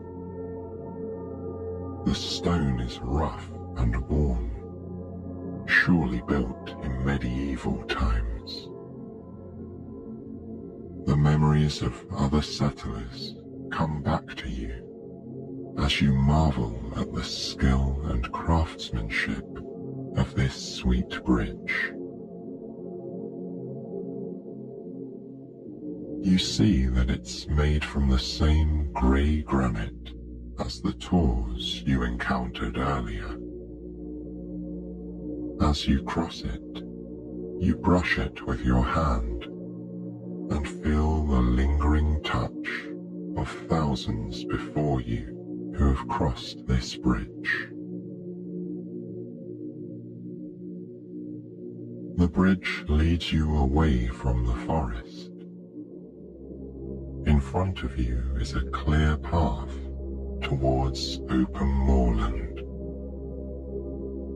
The small stones beneath you crunch with your movement. Here you feel just as peaceful and at ease as ever. You sense that you are nearing something magnificent, but you allow your pace to be easy and steady. There is no need to rush in this timeless place. The path curves around and passes through an old stone wall. Here, the rocks have been piled expertly, needing no cement or binding to keep them together. Yellow rings of lichen grow on them, marking their age and the weather they have endured. You pass through the gap that the path makes in this wall, and into what would have been a large pasture. You continue through this pasture as it spreads into wide, wild space. Here, you notice small objects on the ground, like tiny tors in the distance. As you come closer, you realize that these are flat, hefty chunks of rock that have been arranged in a circle. They stand no higher than your waist, but they feel as important as the trees and tors you have journeyed with on the moor. You feel a powerful sense of reverence as you understand that this is a stone circle placed here thousands of years ago by prehistoric people. Every stone rises out of the ground purposefully and evenly. Each one has been carefully selected and positioned for a reason that you can only guess. As you reach its perimeter, you slow to a stop. You take in this strange and beautiful sight. Your body naturally takes a deep, slow breath. You feel your lungs expand and then soften as the air flows back out. For some time, you relish the profound comfort that it brings. You're enjoying this special moment, standing on the edge of the stone circle, when you notice a dip in the center of it, like a little trench or burrow. You move instinctively towards it, passing through the stone circle. Then you realize something wonderful.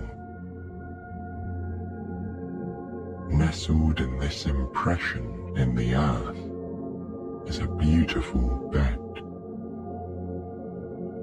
It is held on smooth oak branches and luscious moss surrounds it. The mattress is made from soft, natural material and clothed in green cotton sheets. The pillows are plump and the covers are fluffy and inviting. You become aware that your body is heavy, tired, and ready to sleep.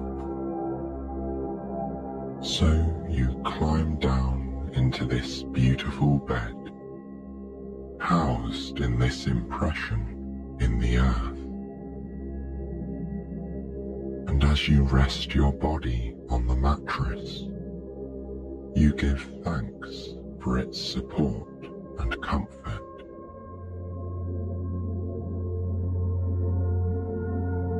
You pull the covers and sheets over you, finding them warm and supple. You feel incredibly safe in this special place. The stones of the circle are protecting you and guarding you. The light of the day begins to fade, and as your head sinks into the pillow, you feel your body preparing for sleep. The wonderful memories of Dartmoor hold you as your breathing deepens and slows. You are filled with a sense of gratitude and wonder for this amazing land. Quietly, you allow your mind to be still and your thoughts to be at peace.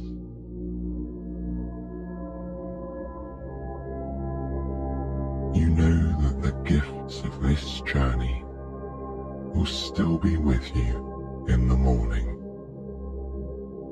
So you smile as you drift off into a blissful and restorative sleep.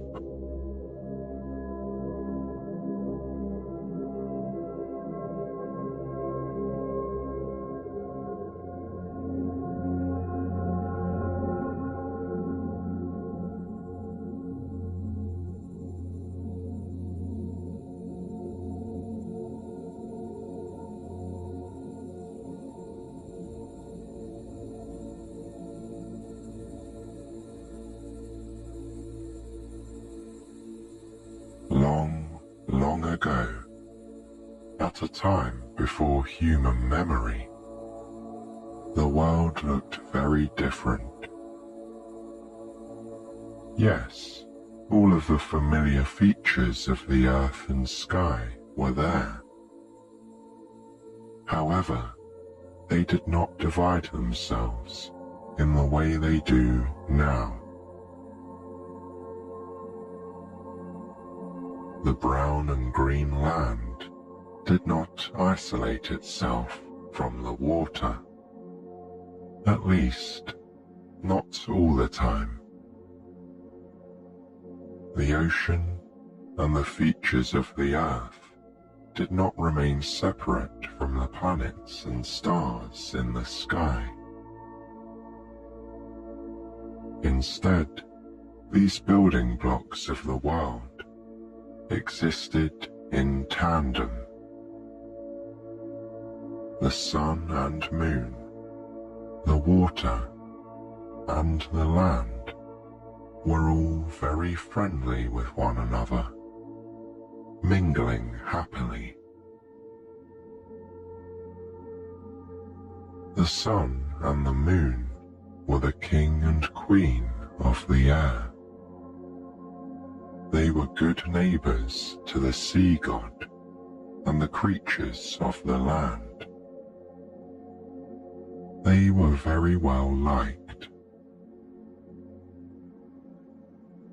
The Sun King was, after all, a very handsome and generous fellow. He naturally impressed everyone, no matter where he went. His golden rays and warm, radiant gifts were welcomed by all. It seemed that prosperity sprang up wherever he visited, and his neighbors were glad to receive him. Even better, his ethereal and beautiful wife, the moon, travelled in his wake. When he had taken his brightness away in the evening, she lit the dark night with her gentle glow. Her cool and steadfast illumination kept all the creatures of the earth from being afraid. The sun and the moon paid frequent visits to the god of the sea. Although the sea god's many subjects were happily accustomed to the chill and the moody depths of the ocean, they welcomed the Sun King's brilliant sunbeams at times. For what use was the colourful beauty of the undersea world without a little bit of light to show it off? When the Sun King or the Moon Queen lit the waters, the dolphins and other fish would leap gladly into the air. Then they would plunge ecstatically back into their watery home. These moments in the sun brought them joy. The sun and moon were very social, and they often paid visits. However, after countless years of being guests of the sea god, they began to wonder why he did not come to see them. The sun and the moon began to ask each other what the reason for that could be. The Sun King suggested, perhaps, the sea god feared that their home would be too warm for him. In response, the Moon Queen wondered if it was too bright. After considering various possibilities, they agreed that the sea god might just be very polite, and that he was waiting to be invited. After all, they had never thought such a formality would be necessary, and they had not suggested a visit. Determined to remedy the situation, they prepared to pay the ocean waters a visit. The sun put on his shining gold travelling coat, which sparkled brilliantly. It created a halo of light around him. The moon put on her most beautiful gown. It was a gauzy alabaster white robe that seemed illuminated from within. whenever she moved, tiny stars twinkled from the folds of her skirt. Attired in their best, the royal couple ventured forth to the water's edge. Once there, they called out to the little creatures who played in the surf, asking them to summon the sea god. Feeling very important, the tiny crabs, the shining fishes, and the wispy jellyfish floated downward into the heart of the ocean, happy to tell their ruler that his friends were near. While the sun and moon waited, they enjoyed watching the colourful underwater creatures who surfaced to bask in their brilliant aura. Their presence set the water dancing with light, as if diamonds floated on the waves. Soon, the approach of the sea god was heralded by a swelling of the waters. The waves broke majestically and foamed on the beach. The sea god always brought energy with him wherever he went. He arose from the water and called out a jovial welcome to his friends.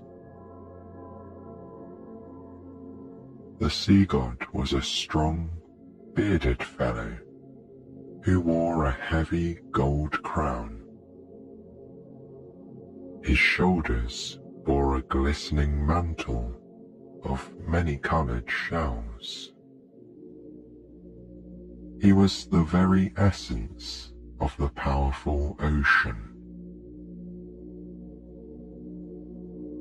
Together, the sea god, the sun king, and the moon queen passed a happy afternoon on the beach. They spoke of their latest news, or the events in their respective kingdoms, and of the creatures in the sky and in the waters. When it was nearly time to go, the Sun King got to the point of his visit. He asked the sea god why he had never come to visit them, and what might induce him to do so. The sun admitted that he was wondering if he and the Moon Queen had unwittingly slighted the sea god in some way, for he had never come knocking at their door. He said they would dearly love to return the sea god's hospitality of many years. At this, the great bearded god smiled kindly and chuckled with good nature. Placing his hand on the Sun King's shining golden arm, he said he would very much enjoy a visit, but that he had sought only to be polite. He explained that wherever he travelled, the water and its creatures had to come with him, and while he did not mind taking them along, he feared that the home of the Sun King and the Moon Queen would be overwhelmed by their numbers. In short, he could only visit if they had a very, very large palace in which to hold the ocean. At this, the Moon Queen clapped her hands together with delight. She assured the sea god that they would expand to fit him. She said that it would be their pleasure to build the grandest, most spacious palace the world had ever known. With many large rooms, surely it would hold all of his dear little creatures and his friends and family. The Sun King nodded in agreement. They would make it so. The King and Queen bid their friend a warm farewell, saying they would send an invitation when their house was ready. With a parting wave, the sea god sank back into the glittering waters of his domain. He looked forward to paying them a visit when the preparations were complete. On their journey home, the luminescent couple discussed their plans. They would build a palace worthy of many guests. It would have soaring ceilings, graceful arches, and large ballrooms. There would be countless bedrooms with enormous windows. Large terraces would make room for the water. It was a glorious vision.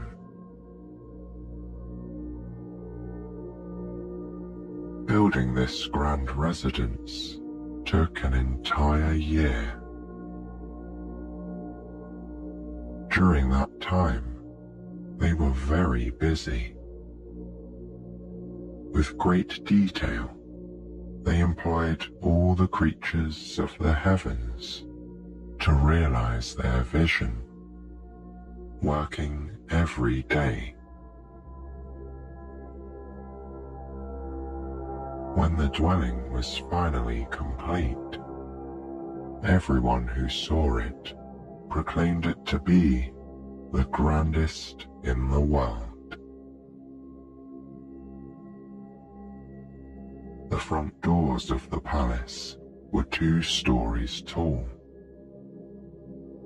The ceilings of the reception rooms, the hallways, and the ballroom almost seemed to disappear into the sky. The Moon Queen had decreed that murals should be painted on them, mimicking the clouds in the heavens. Fresh breezes floated through the hallways, entering through elegant open windows. Rich chandeliers graced each room, twinkling as if they were made of stars. The King and Queen felt confident they had built a home that was fit to receive their ocean-dwelling friend and all his people. When they were ready, the royal couple summoned an eagle and asked him if he would deliver an invitation to the god of the sea. The noble bird gladly agreed. They wrote their missive on a scroll and tied it with a glittering gold ribbon. Then the eagle took the pretty thing in his talons and disappeared into the sky. Flapping his powerful wings, he rose over the trees like a kite. The bird travelled quickly. When he reached the water, he cried out to the ocean dwellers below. A dolphin popped its nose out of the water, nodding joyfully. The giant eagle soared gracefully downward and deposited the scroll in its open jaw. The dolphin then leapt smoothly back into the waters, and the bird soared upwards and disappeared again, returning to the skies over the land. Meanwhile, the sun god received his elegant invitation with delight. He dispatched a massive school of shining fish to spread the word. The sea would be travelling to the palace of the sun and the moon, he told his subjects. All were invited. Wriggling with anticipation, the countless tiny fishes dispersed in little schools. They spread the news quickly and efficiently to all the diverse creatures of the sea. The mighty ruler of the waters attired himself in his most dazzling robe and polished his trident to a high shine. When he was ready, he led the way towards the new palace of the Sun King and the Moon Queen, following instructions they had shared in the scroll. First, he made his way over the sugary, white and yellow sands of the beach. Then he ventured through the shady glens of the ancient forests. In doing so, he took the waters with him. He caused them to swell up and over the powdery sands, flowing over land that had scarcely seen the tide before. Then he channeled the rushing sea through the wide paths of the forest. As he did, he floated on his back, marveling at the swaying trees that danced above his head, playing tricks with the light. He was fascinated by this journey, because he had never travelled this far onto the land before. When the trees parted, he continued across the grassy plains. The salt water rushed onward, emerging and spreading out over the lush green grasses and waving wildflowers of the plains. Here he recognized the wide skies that hung over the ocean. He felt some relief to be back under a familiar canopy of blue. Lastly, As he floated to the end of the grassy meadows, he got his first glimpses of the hills. They pushed up from the earth, rugged in some places and gently rolling in others. Then, finally, as promised, he saw their house perched in the foothills. The palace was both vast and majestic. Its towers stretched toward the sky, with myriad windows in each level. Its balconies spread generously outwards. They were welcoming and spacious. He could see that the sun and moon had made every effort to create space for him and for all of his ocean-dwelling creatures. And they had certainly come with him. As the water rushed inland, so too did the fishes, the squid, and the little animals in their shells. The sea-living mammals were there as well. Dolphins and whales followed in his wake.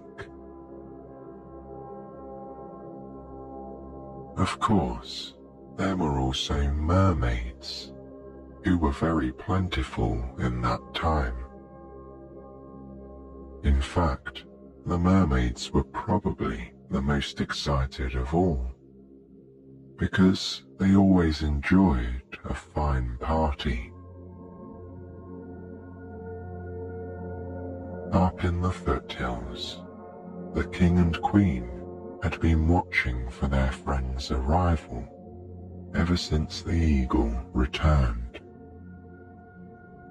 Standing on the enormous terrace of the house, they patiently watched in the direction of the coastal waters, happily anticipating this visit.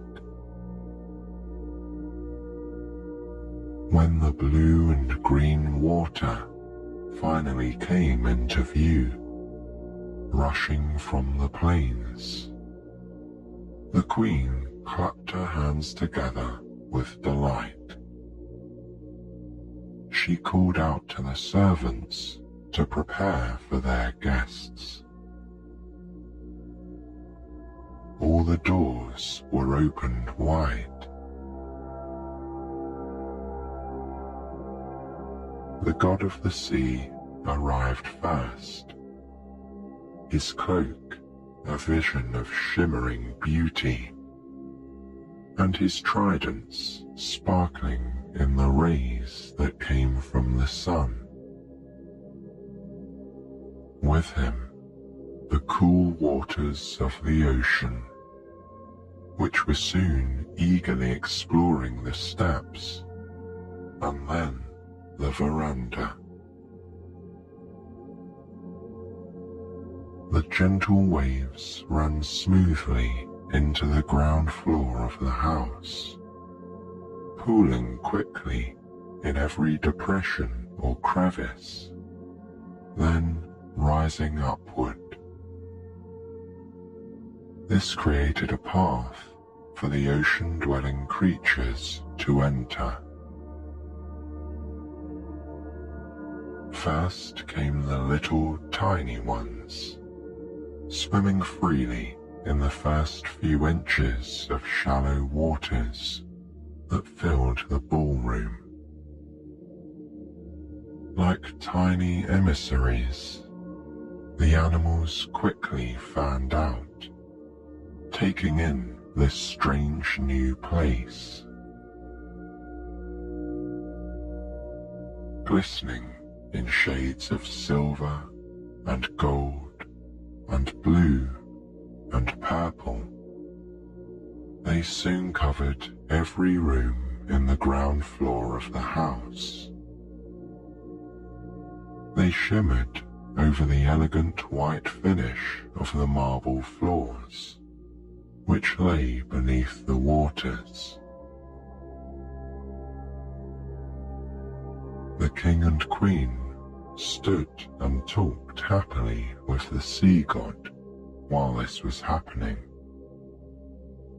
They had expected some flooding and were not bothered by it. The waters did continue rising, however. As the depth increased, larger creatures were able to enter. A massive squid squeezed itself comically through the door, floating awkwardly inside. Crabs and lobsters crawled over the windowsills, flopping into the interior of the palace. Naturally, some seaweed flowed in along with everything else. The plants did not like to be left out of the fun. Before long, the queen found that her elegant gown was floating around her like an island of gauze. Being extremely well-mannered, she acted like nothing was amiss. However, it concerned her a little bit that the water was already more than waist-high. The sea god couldn't help noting her discomfort. He asked if he should stop his people from coming in. But the queen dismissed this notion. She told him all his creatures were welcome, and that the house was quite sure to be big enough in the end. Taking her at her word, he continued to allow the water to flow inside. Now that it was shoulder deep on the king and queen, the array of swimming guests became truly impressive. The dolphins splashed playfully into the ballroom and engaged in a boisterous dance. The sharks slid gracefully through the flooded windows, circling the room like crafty wallflowers. Most beautiful, however, were the mermaids. With their multi-hued scales glittering in the sun, they swam gracefully onto the terrace. Like dancers, they dipped and splashed, some perching on the railing, and others floating and sunning themselves. Looking around, the Sun King found himself wondering how any additional sea creatures could possibly exist. It seemed they were all here in his house. The water continued to rise though. Soon, the god of the sea asked if they should perhaps move to the second floor of the house. Or, he added, should he stop his people from coming now? Ever gracious, the king and queen again assured him that there was no need to limit the guests. They did, however, agree that it would be easier to continue socializing from an upper floor. Alas, this solution was short-lived. The royal couple soon found themselves waist-deep in water on the second floor as well. While they continued to insist that their house had room for everyone, they found it necessary to rise upward again, this time to the uppermost floor of the house. At this point, the god of the sea politely excused himself. He had noticed a commotion coming from the ballroom, and he suspected that there was a squabble happening between the jellyfish and the sea urchins, both of which tended to be rather impatient and territorial. Excusing himself, he dove down through the waters to the submerged ground floor and disappeared.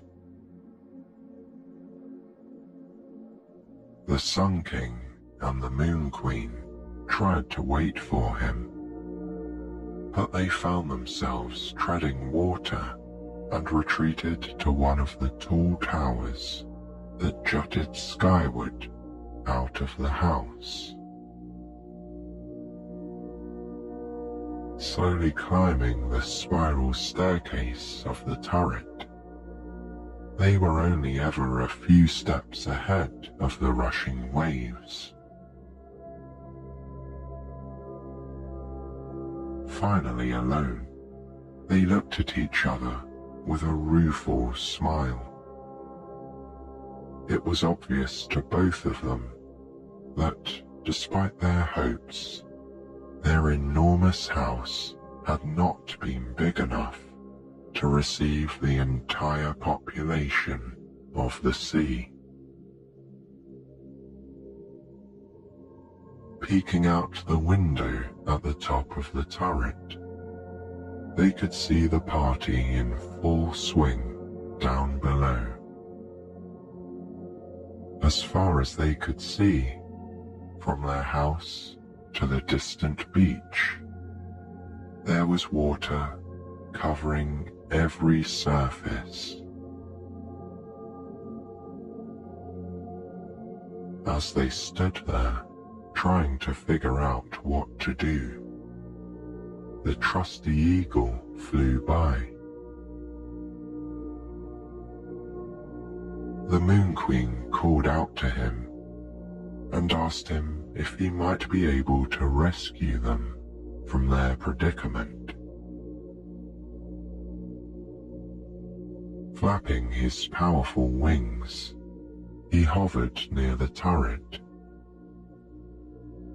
The sun and moon gratefully squeezed through the window and climbed onto his back. Then, pushing off with a mighty surge, the eagle rose into the sky. He flew higher than the tops of the mountains and up through the clouds. As they climbed in altitude, the Sun King and the Moon Queen glanced below them at their palace, which was now just another part of the ocean. Then they both laughed and shook their heads. Looking at each other with a shrug, they sprang from the eagle's back and waved goodbye to him floating up into the sky. As much as they had enjoyed meeting the creatures of the sea, they were so relieved to once again be where it was quiet and dry. All around them, the stars glittered peacefully with excitement at their arrival. So it was that they decided to stay. After that time, the sun and moon still generously shared their light day and night with the land and the sea. But they chose to do it from a safe distance.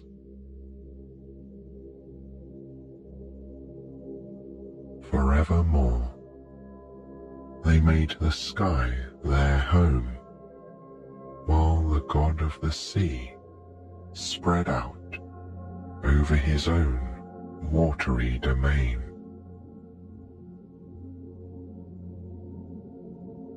And that is how the world has happily remained to this day.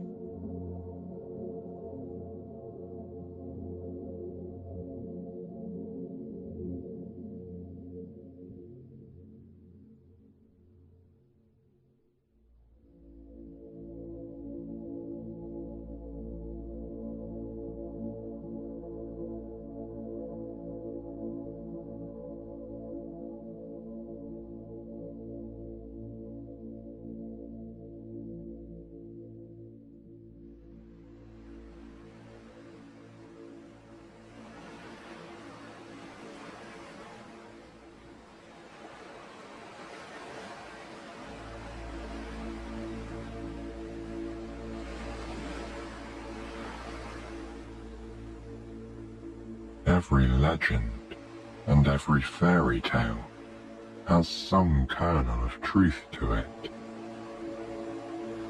The legend of Marla is no exception. Her story is a tale of finding one's place in the world. On the island that is now named after her, visitors flock to the shore to seek out the famed mystical watchtower, where the legend is rumored to have begun. The tower is very old, and it is covered all over with drawings and etchings of tails, fins, flukes, and mermaids.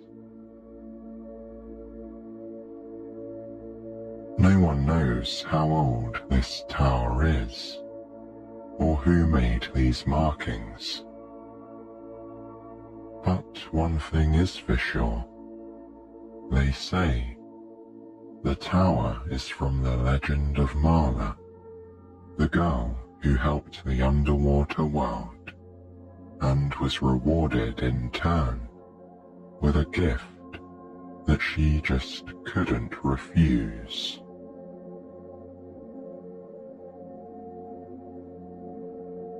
Marla was a young girl when she first felt the call of the ocean. She couldn't explain it. It was like some invisible force, some tether physically pulled her towards the water's edge, where she'd stand, mesmerized. More than any other feeling in the world, that tug was consistent. She simply believed it to be her wonder and joy at the majestic blue expanse of the ocean. and her inexplicable love for swimming and exploring.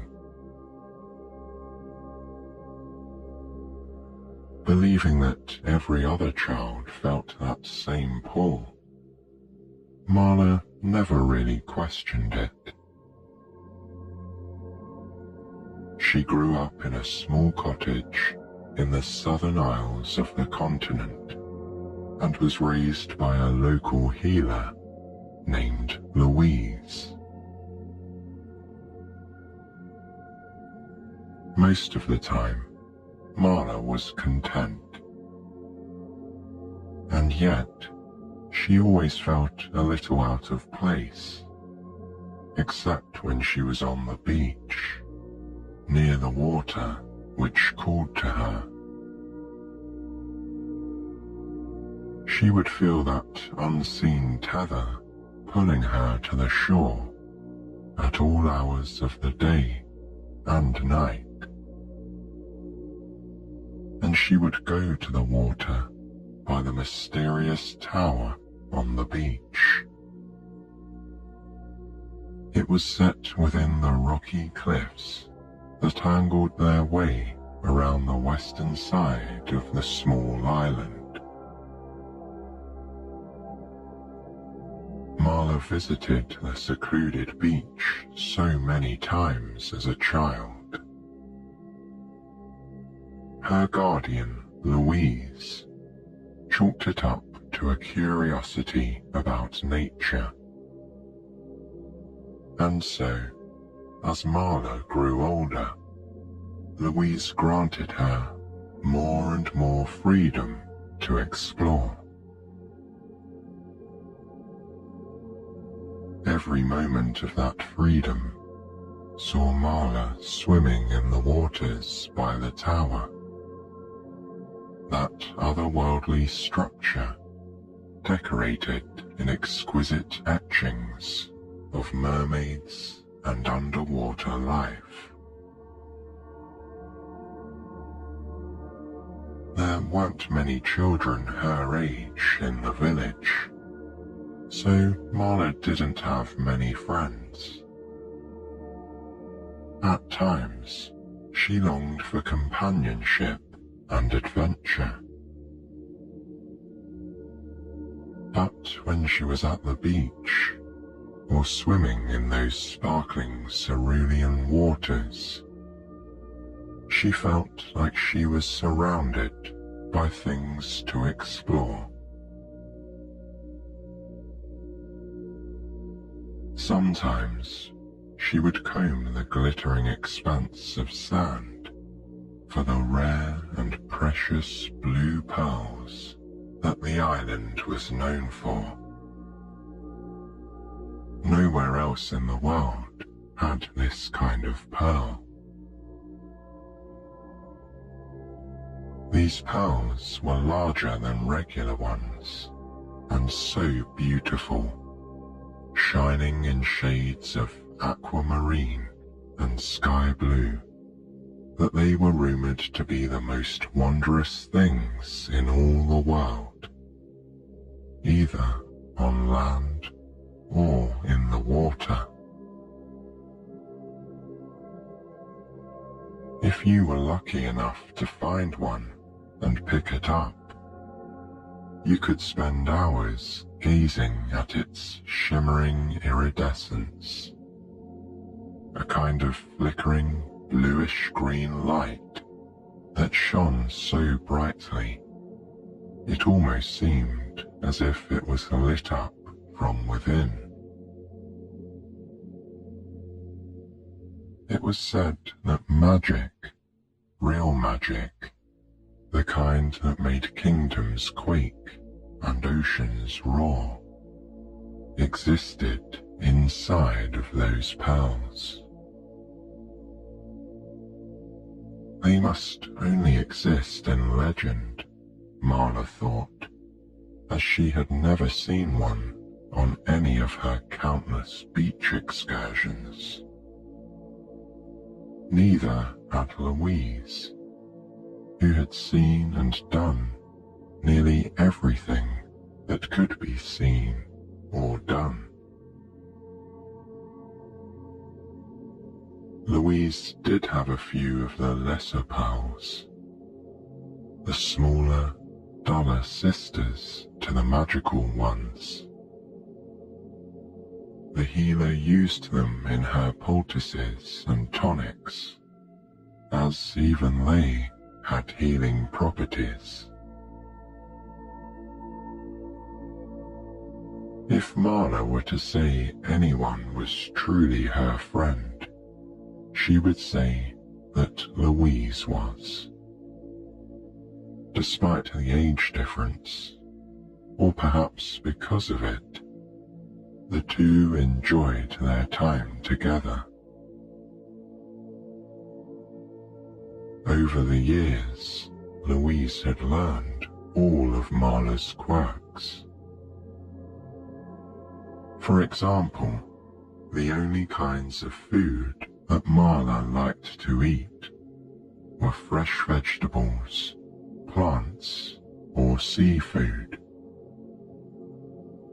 Louise always joked that Marla was more suited to living underwater than anywhere else. Night after night, Louise sat by her bedside, regaling her with amazing stories. It was Louise who told her of the mermaids of old, which were Marla's favourite tales of all. Perhaps it was those stories that instilled in Marla a belief in the creatures of the deep blue sea, the ones that were also etched on the ancient stone tower that she loved to explore. The ocean was vast, almost endless. Who knew what truly existed beneath the waves? It would be no surprise that these mermaids Louise spoke of loved, cared, wished, and dreamed, just as the humans on land did. When she wasn't at the beach swimming or playing at the tower, Marla was at the healer's shop, helping Louise with the preparation of potions or tonics. She would often stay long into the evening to listen to every story the older woman shared with her. Mermaids weren't the only fantastical creatures Louise spoke of. There were also stories of fairies on land who communed with nature. Every plant, bird, and insect spoke to the fairies, keeping them apprised of all the happenings. The fairies even knew about Marla, Louise said with a wink, for they knew about everything and everyone. Those stories brought such wonder to Marla. Oh, how she yearned to see the fairies and mermaids for herself, to witness those stories come to life. She would often stay up long after dark, dreaming of such things, of becoming so attuned to nature that she could communicate with all of it. There was no doubt in her mind that these magical creatures existed and could do these amazing things that Louise spoke of. Everything just made more sense if they were real, Marla thought. To Marla, the healer's stories were more than just tall tales. When she heard them, they tugged at her, just like when she felt that pull to the ocean. It was as though they were imbued with a magic of their own. She never dismissed those feelings. She was sure that there was something magical pulling that tether.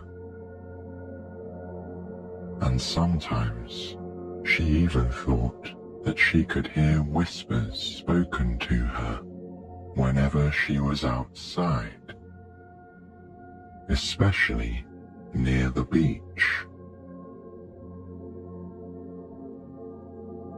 Marla knew deep down that one day her dreams would come true, that she would see those creatures of lore for herself. Her unwavering hope and belief kept her anchored in those dreams.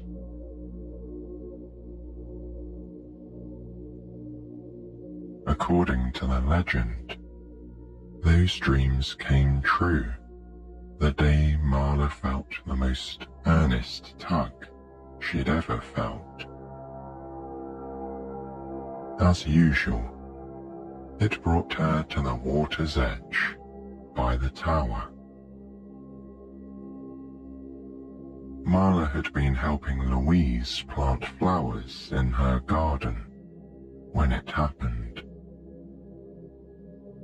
She put everything down and left, making her excuses to Louise, who smiled yet said nothing as the girl rushed across town towards the water.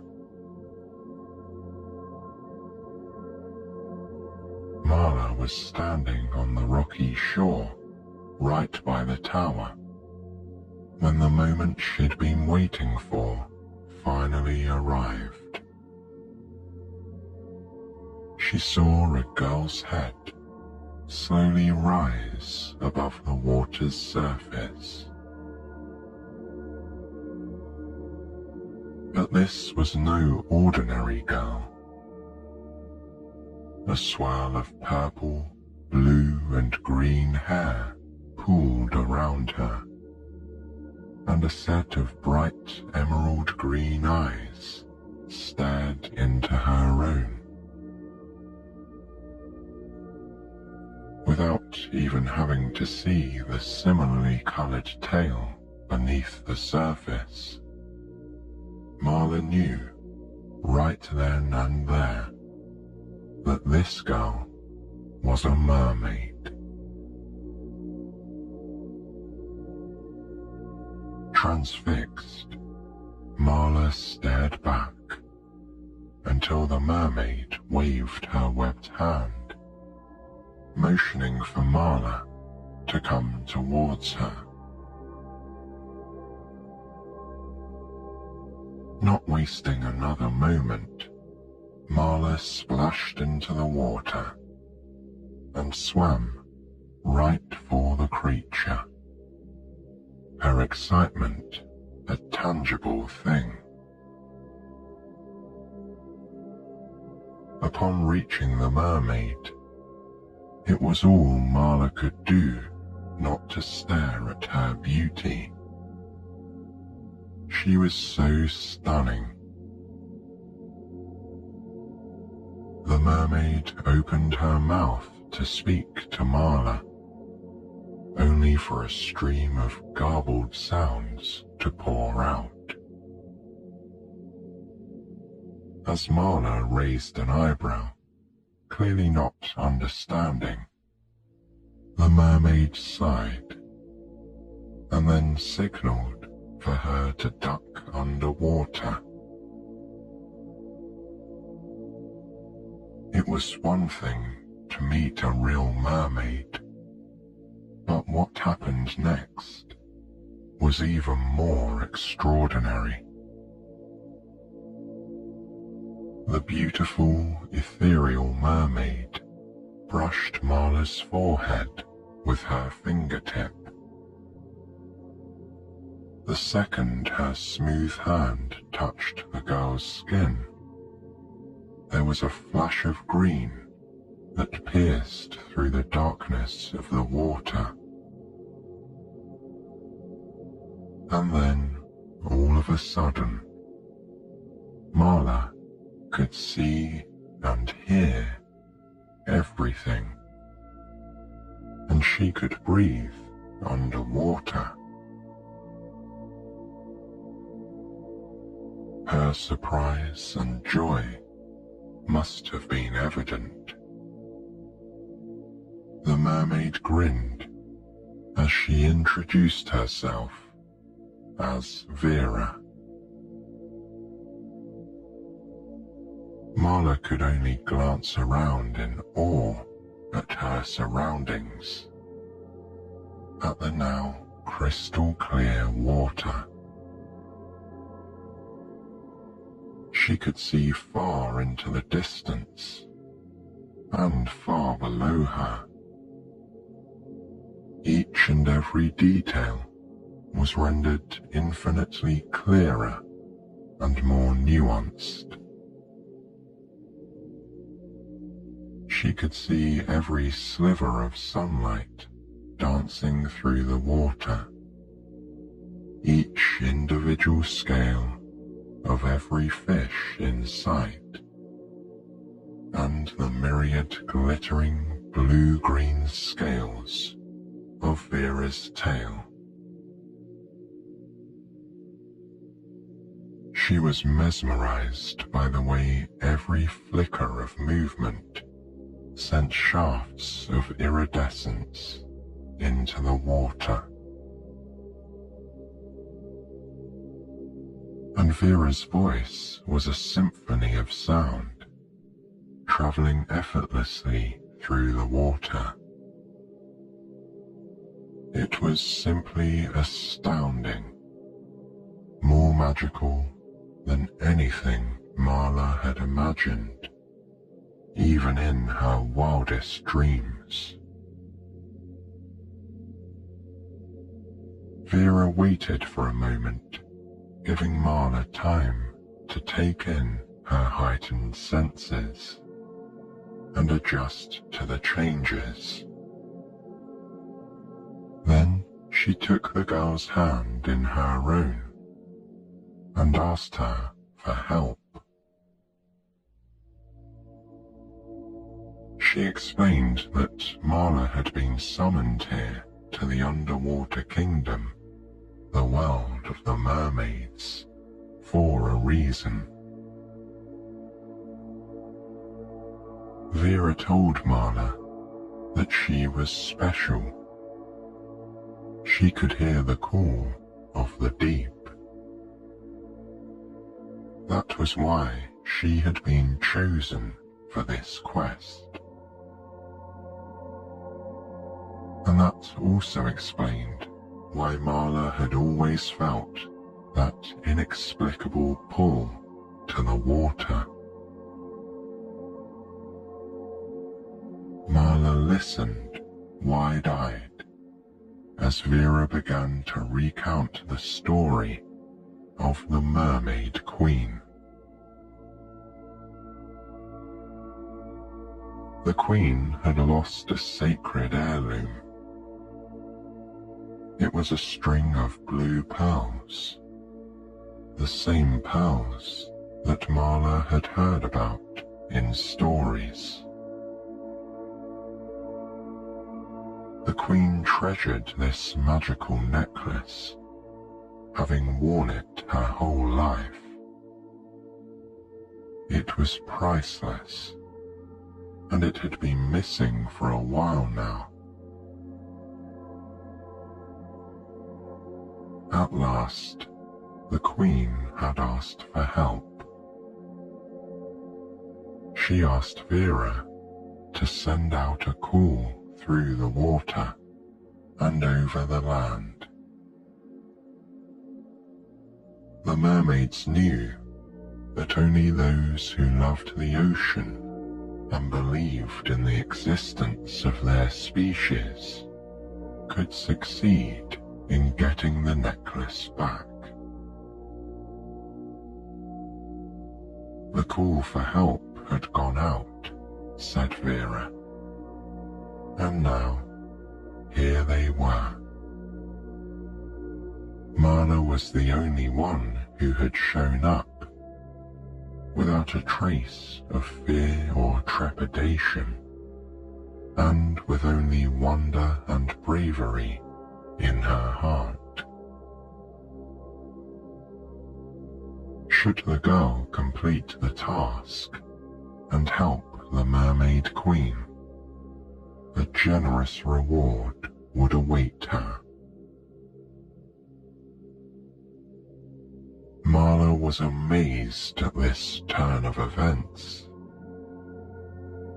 It was a quest, a real-life quest.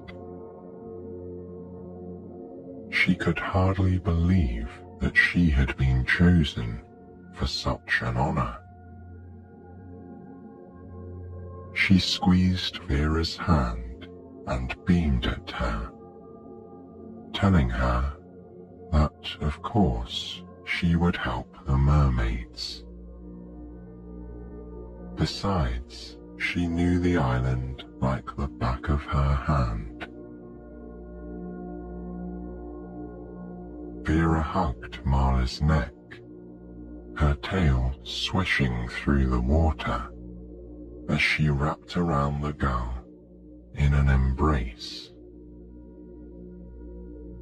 Then she pulled back and opened her hand to reveal the most beautiful thing Marla had ever seen, a real blue pearl. It was smaller than what she'd imagined after hearing all the stories. Vera told her that the blue pearl possessed enough inherent magic to aid Marla in her task. Handing the pearl to Marla, Vera explained that it would help lead her to the necklace. Like calls to like, she said, as is the way of all things. Marla clung to the pearl and nodded, telling the mermaid that she would do her best. After retrieving the pearl, said Vera, Marla should go to the tower on the shore. By the base of the tower was a small niche in which a bell hung. It had always been ignored, viewed as part of the tower's enigma, but Marla learned that it was there for a reason. The mermaids would hear the bell, and Vera would know to come for her. The two embraced again, and Vera once more extended out her palm to rest on Marla's forehead, removing her magic so that Marla could return to the land and begin her quest. As Marla felt the magic leave, and her body and senses returned to normal, she swam to the shore. When she reached it, she waded through the surf, all the while gazing intently at the blue pearl in her hand. was faintly pulsing with power. Marla plopped down on the sand so she could dry off a bit before beginning her search for the blue pearl necklace. The whole experience felt surreal, yet it also felt so right, as if she had been made for this very thing in this moment of time.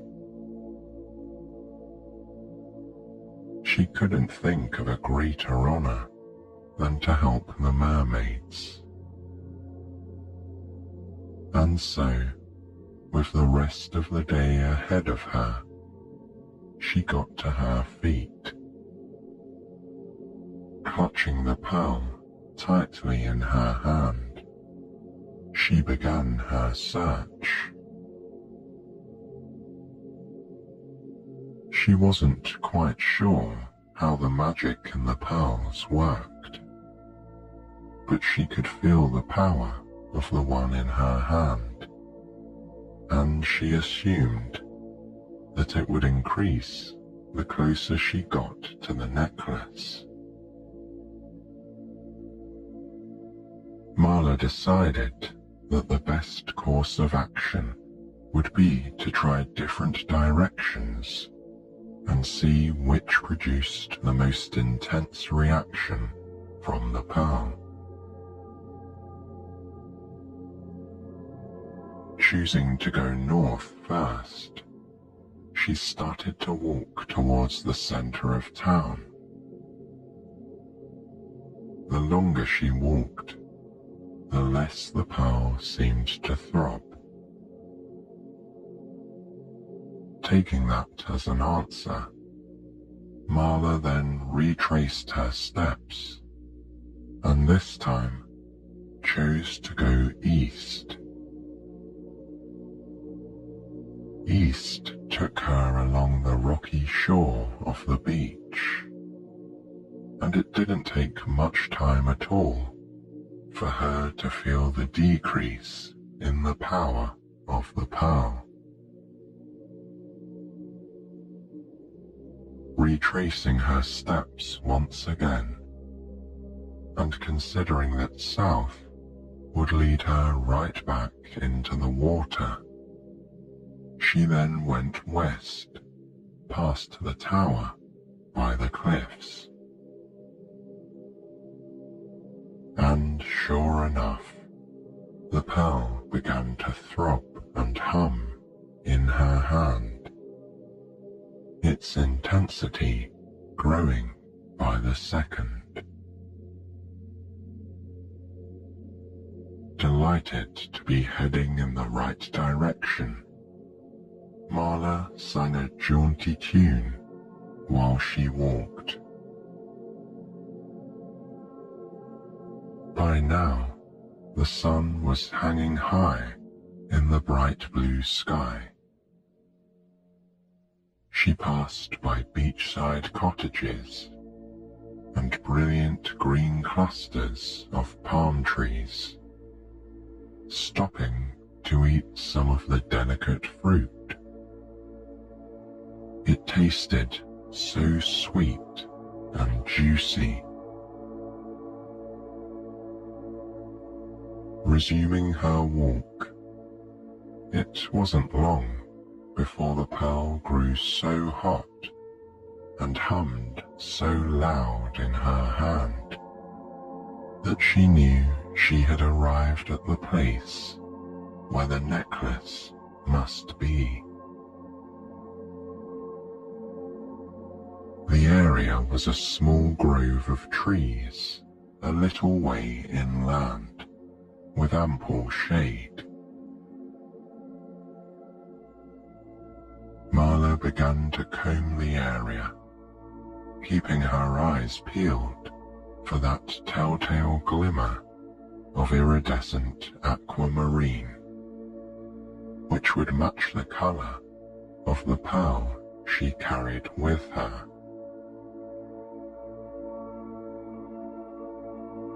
She shuffled through the brush and looked along every inch of ground.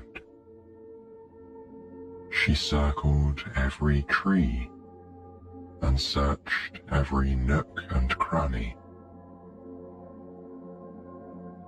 But it wasn't until she turned her face up to look higher into the trees that she saw it. Something shimmering in a bird's nest in a tree close to her. When she got closer, she realized that the necklace was draped over the nest. It had obviously been taken by magpies, who were notorious for being treasure seekers. It made perfect sense. And thankfully, the family of birds weren't home, so she could easily retrieve the precious item. Scanning the tree, she found that there were several branches she could use to hoist herself up and climb to the nest. Marla put the pearl in her pocket. Then she took a running jump to grab onto the lowest branch, swinging herself up and onto it. Good thing she was nimble, she thought, as she surveyed the branch above. She scurried up the tree quickly. Soon she was within reach of the nest. With trembling hands, she reached out and gently pried the necklace from the magpie's nest. Vera had told her of the necklace's beauty, but there were no words for just how beautiful the string of blue pearls really was. And the magic it contained was impossible to ignore. It absolutely radiated power, and it shone so bright that it was almost hard to look at. Marla didn't waste any time in slipping the necklace over her head as she shimmied down the tree, jumping from the last branch to land on the ground. Her knees shook a little, but she remained upright. She touched the necklace one last time, savoring the thrill of power she felt before she set off for the beach. Reaching the tower, Marla began to circle it, looking for the niche. When she found it, she stuck her hand in and rang the bell just once, knowing that this was all that was needed. Then she went down to the shore and waited. It was only a matter of moments before Vera's head popped up out of the water. Marla made her way through the surf and swam to reach the mermaid. The second she did, she followed the same steps as before, going under and letting Vera place her palm on her forehead so that she could breathe and speak to her. Marla excitedly handed Vera the glorious necklace as she told the tale of how and where she found it. All Vera could do was shake her head in amazement. Marla had brought back the most precious object in the mermaid kingdom. They were all so grateful, said Vera. The only gift that the Queen could think to give her was one that made Marla's eyes go wide. Vera explained that the Queen was offering the girl the gift of a lifetime to become a mermaid herself if she so desired. It took Marla all of a second to respond. Yes, she said, yes. To live underwater, to become a mermaid. Marla couldn't wish for anything more. She accepted the offer then and there, and gained her stunning mermaid tail that very moment.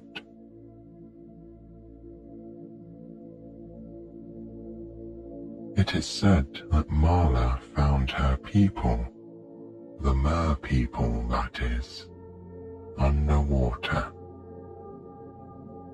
She finally found her home that day.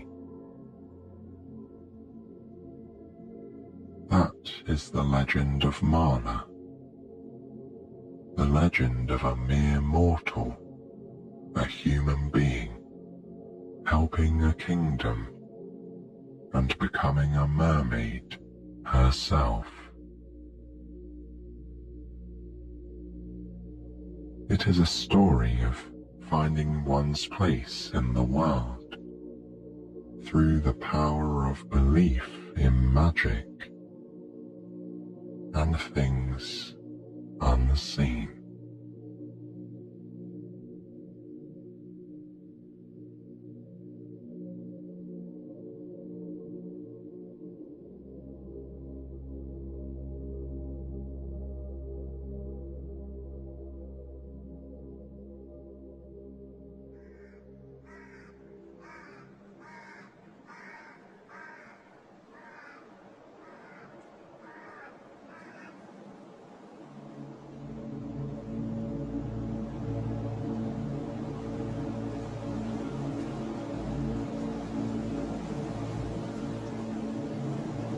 To utter the words, once upon a time, is to foreshadow a story of magic.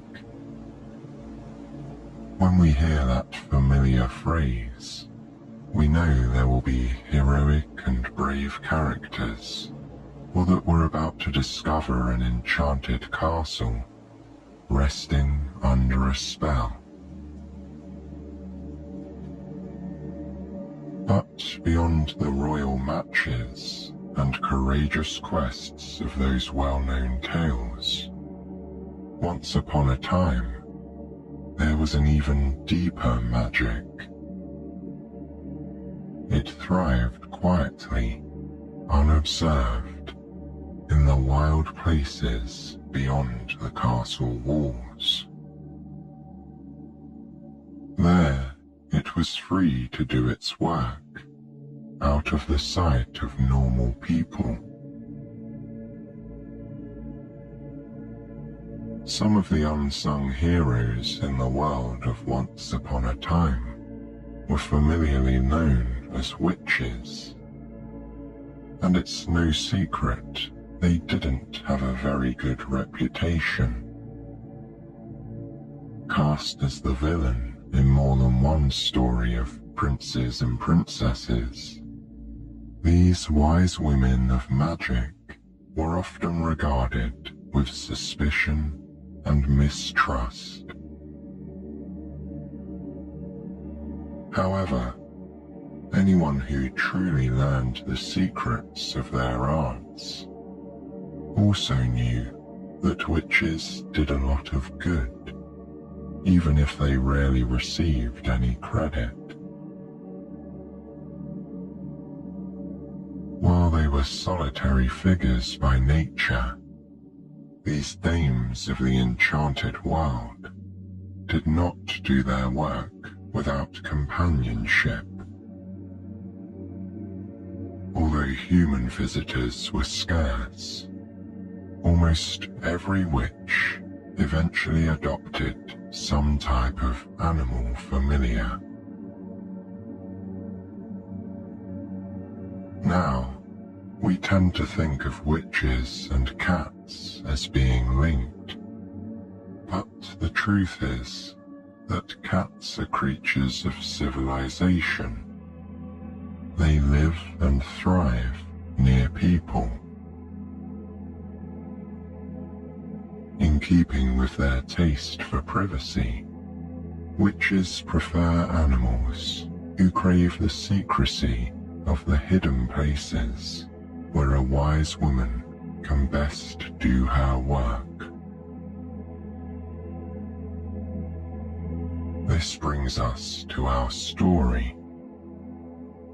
You'll find that it's about one such animal familiar. This witch's companion happens to be a very intelligent crow. You may have first met this mysterious bird as a small player in another story.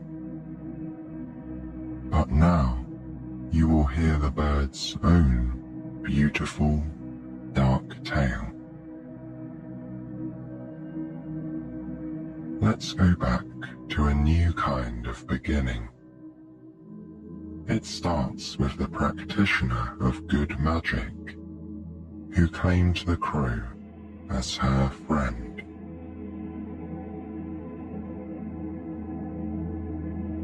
Once upon a time, in a humble part of the world of kings, queens, and castles, there was an ordinary village girl. Her name was Hester. As a child, she was very bright and inquisitive. Her family was not wealthy, and there was no opportunity for her to go to school. However, she applied herself with enthusiasm to any craft or trade that she undertook. Household tasks bored her, but she could be seen asking questions of the merchants, the tradespeople, and the wandering travelers who passed through the town. Hester was a good girl who tried to be responsible. However, once in a while, she was late completing her chores when she lost track of time somewhere. There was so much to see out in the world that staying in her parents' house or in the small gardens around it felt stifling. One chore that Hester liked best was caring for the family's small flock of geese. She was quite good at it, and she seemed to be more successful than anyone at keeping the birds happy and getting them to produce lots of eggs. In general, she had a very soft spot for animals, could often be found lingering with a neighborhood cat or tossing crumbs to a squirrel. Unfortunately, all the curiosity in the world couldn't get a girl like Hester any big opportunities in the villages of far away and long ago. They were such provincial, isolated places. As she grew up, it became more and more obvious that her parents would soon expect her to marry. After all, she was a very pleasant young lady, and she would make a respectable housekeeper. But Hester wasn't interested in a future as a wife, tending her cottage in the same village where she was born. She had a growing curiosity about the world, and she dreamed of setting off on a dusty road out of town and seeing what lay beyond. Alas, she couldn't imagine how to do that. Everyone she had ever known lived right where they'd been born. Who among them could tell her how to see the world? It happened that one day a kindly old woman came to town. She was selling medicinal herbs in the market out of a small pushcart. As she always did, Hester lingered inquisitively around the woman, asking about the benefits of one mixture after another. The lady was very obliging, explaining them all. With each herb or remedy explained, Hester's excitement grew. How marvelous, she thought, to so deeply understand the workings of these gifts from nature. Wistfully, she reflected that she would like to learn this important art.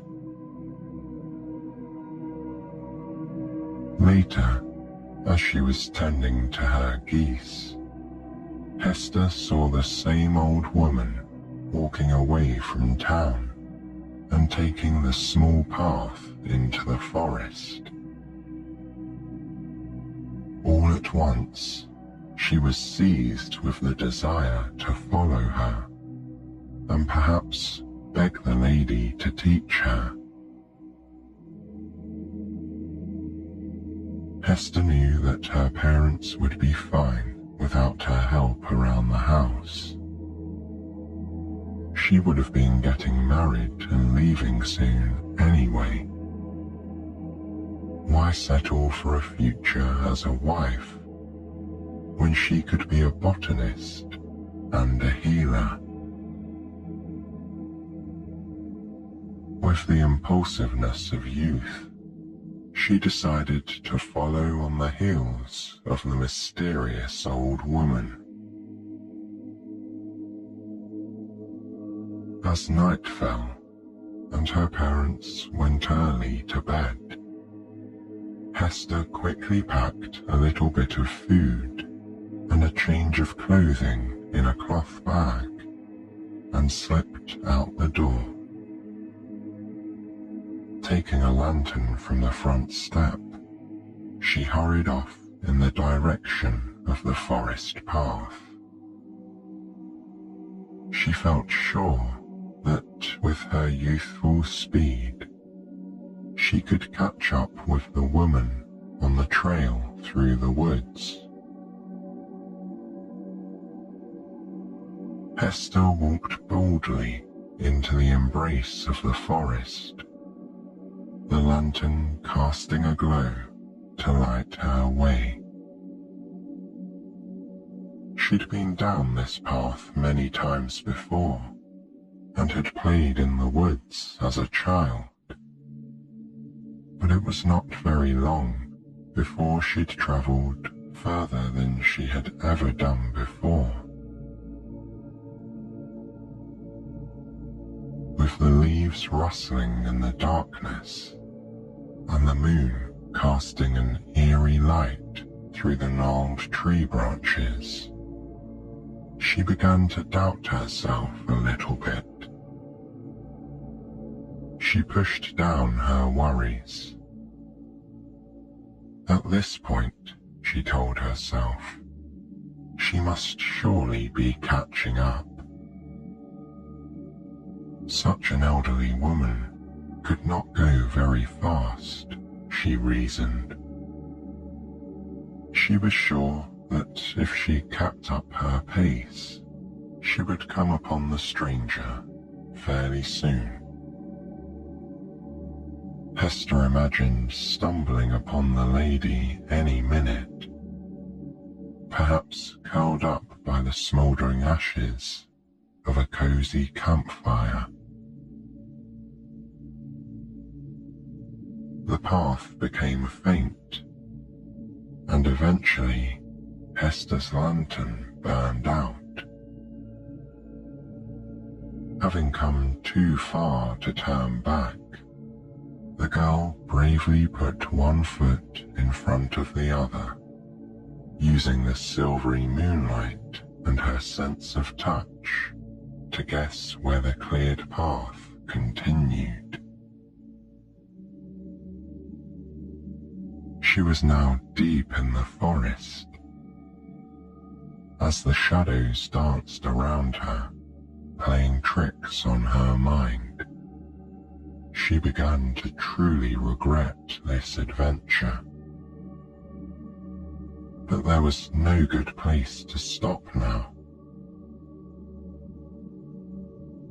Hester pushed onward, and eventually she was rewarded by the lifting of the darkness when the grey light of dawn finally relieved the gloom around her. Just when Hester felt she couldn't walk another step, she heard a woman singing. It was a happy little tune, and the exhausted girl could tell that it was coming from somewhere nearby, just around the bend. The trail widened ahead of her, and following it, Hester stepped into a clearing. In the center, a snug little white cottage sat nestled under a shingled roof. Chickens pecked away around the garden. There was a wooden rack standing off to the side, on which bunches of herbs were hung, drying. Smoke curled from the chimney of the house, suggesting a welcoming fire was ablaze in the hearth. As she gazed upon the cosy scene, dull and tired, she felt oddly like she was suspended in a dream.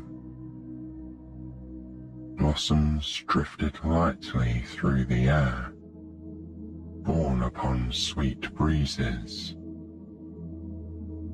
The very trees seemed to lean closer to one another, as if sheltering a secret.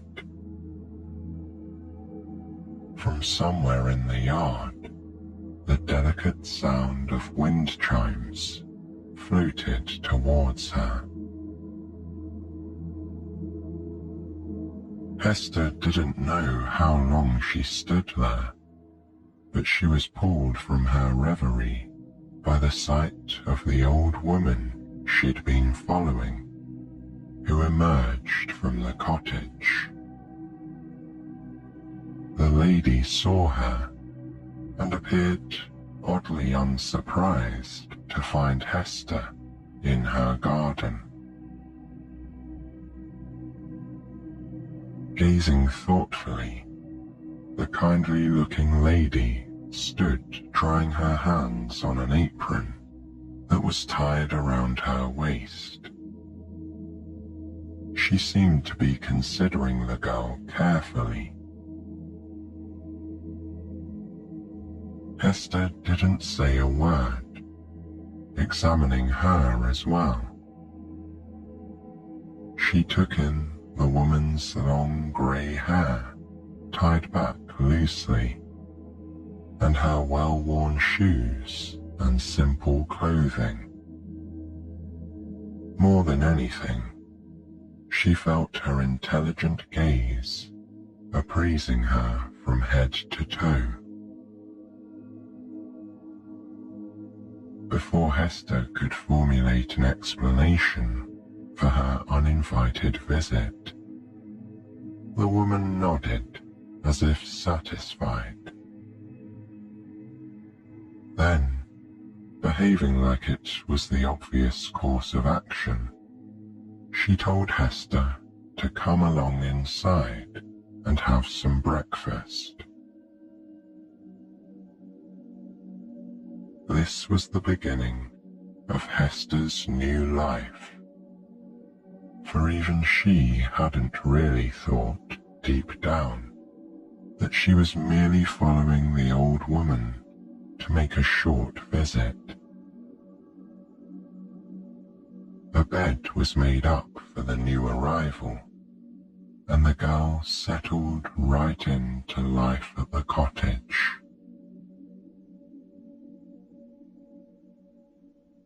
In no time at all, she was sharing the daily chores and learning everything she could about herbs and medicine from her new mentor. Hester felt very at home living in the little house in the woods. Each day was an adventure as she slowly came to understand the mysteries of the forest, the habits of the animals, the phases of the moon, and even the scents on the wind. These became important sources of information for her as she learned the ways of the wilderness and how to best harness its bounty. She and the old woman got along quite well, as they had similar temperaments, and the younger woman was able to assist her elder with many tasks that had become more difficult for her as she advanced in age. As the weeks and months went on, the wise old lady began to impart greater secrets to her young apprentice. The girl learned that her teacher could interact with nature in such a way that some would call it magic. To her, however, casting a spell was merely understanding the ways of the woods and how her feminine power tapped into her surroundings. And first and foremost, this the wise woman stressed, she always used her knowledge for good. Alongside her, Hester gradually became a benevolent wise woman as well. Superstitious gossips might have called both of them witches, But the labels of less insightful people didn't much bother them, and they rarely appeared in town. One of the old lady's favourite daily habits was to feed the birds. Most people are suspicious of crows, accusing them of bringing bad luck, or perhaps rightly so, of stealing food. The good witch in the forest, however, was on excellent terms with an entire flock of these intelligent creatures. Each morning, she would scatter some stale bread for them, inviting them to linger in the garden. In return, they brought her small gifts of appreciation. Shiny things, colourful things. Sometimes, Hester could swear they brought her secrets that they whispered to her as she walked among them. More than once, her mentor had stood amid the crows, with one bird resting on her shoulder, and nodded as if she were having a conversation. A single crow in particular separated from its flock and stayed around the cottage all the time. Many people don't realize how sensitive these birds are, but Hester came to understand how satisfying its companionship could be. Listening, helping, or just sitting and observing, the friendly bird seemed to be a part of almost everything the wise woman did there at the little house in the woods. There was a special bond between the majestic dark bird and the good witch.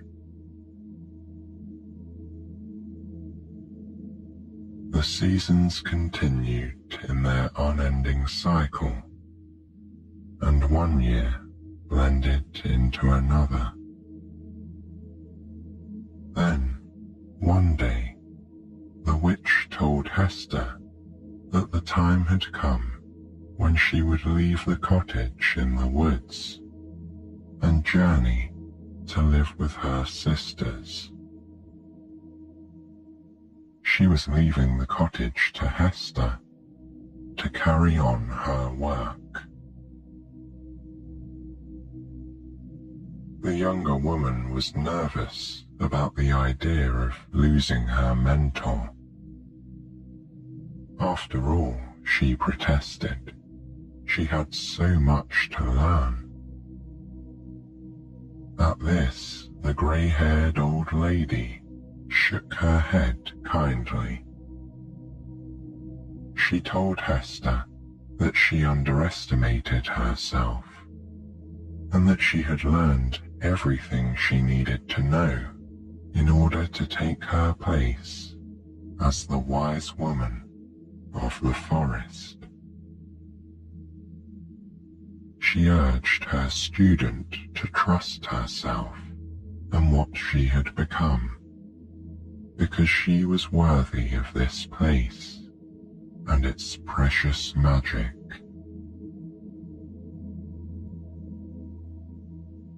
Hester woke the next morning, and the old woman was gone. The new mistress of the hidden cottage took her tea out into the garden and watched the clearing lighten as the sun rose above the forest. While she stood there, she grappled with the idea that she was now the woman who lived in this cottage, she was the Witch of the Woods. In this way, she watched the daylight brighten the land around her. All of a sudden, she was distracted from her thoughts to see the old black crow, which had landed on a nearby branch, cocking its head to the side. It regarded her. Their eyes met, and somehow she knew that this was the last time the old crow would be there. Just as her mentor had retired to the comfort of family, the crow would do the same. She scattered half of her breakfast to the faithful bird, and the crow took it daintily. Then, with a flurry of its raven-coloured wings, it was gone. But if Hester feared being alone, she need not have worried. She didn't realize it, but even as she became mistress of this enchanted hideaway, a new familiar would bind itself to her. A new partnership would be forged. She would not be solitary for long. You see, what many people fail to realize about crows is that they live in dedicated family groups, staying together for generations. They even share the upbringing of baby crows. The older brothers and sisters will help tend the nests when their parents are gone.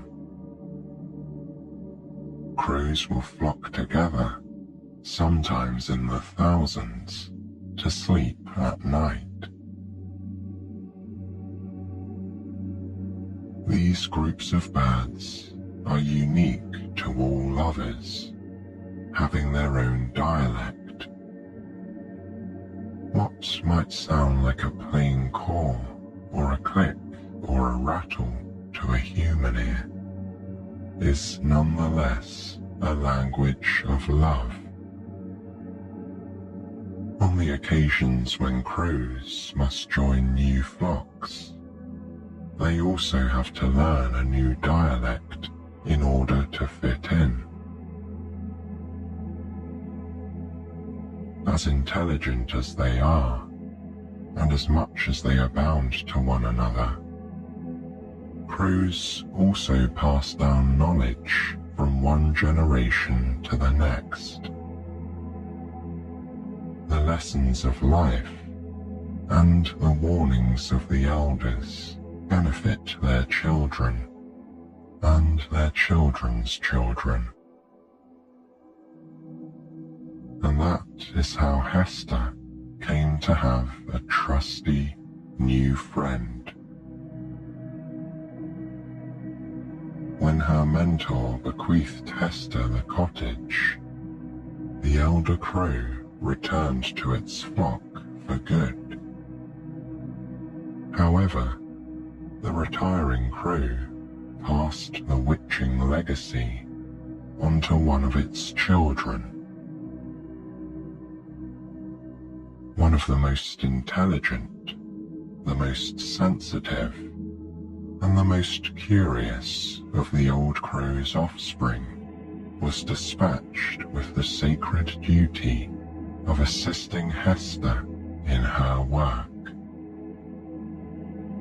To help balance the humours of the woodland, to draw upon its bounty for healing, to create wonder and inspiration where there was none. Those were the lifelong pursuits of the good witches and their companions. This mission, the young crew gladly accepted. It was, after all, an honor. So it was that one morning soon after, when Hester had fed the crows their crumbs, and almost all of her avian visitors had taken wing and gone on their way, one remained behind, perching itself on a stool near her front door. It watched Hester, turning side to side with its shiny black head, regarding it with a practiced eye. She knew her initiation to the world of wise women was complete. She and the crow would not be separated now.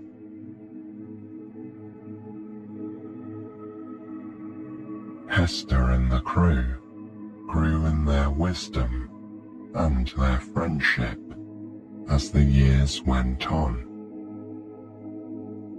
Just as her predecessor had noted, the younger witch was ready to claim her position as the benevolent presence of the woodland.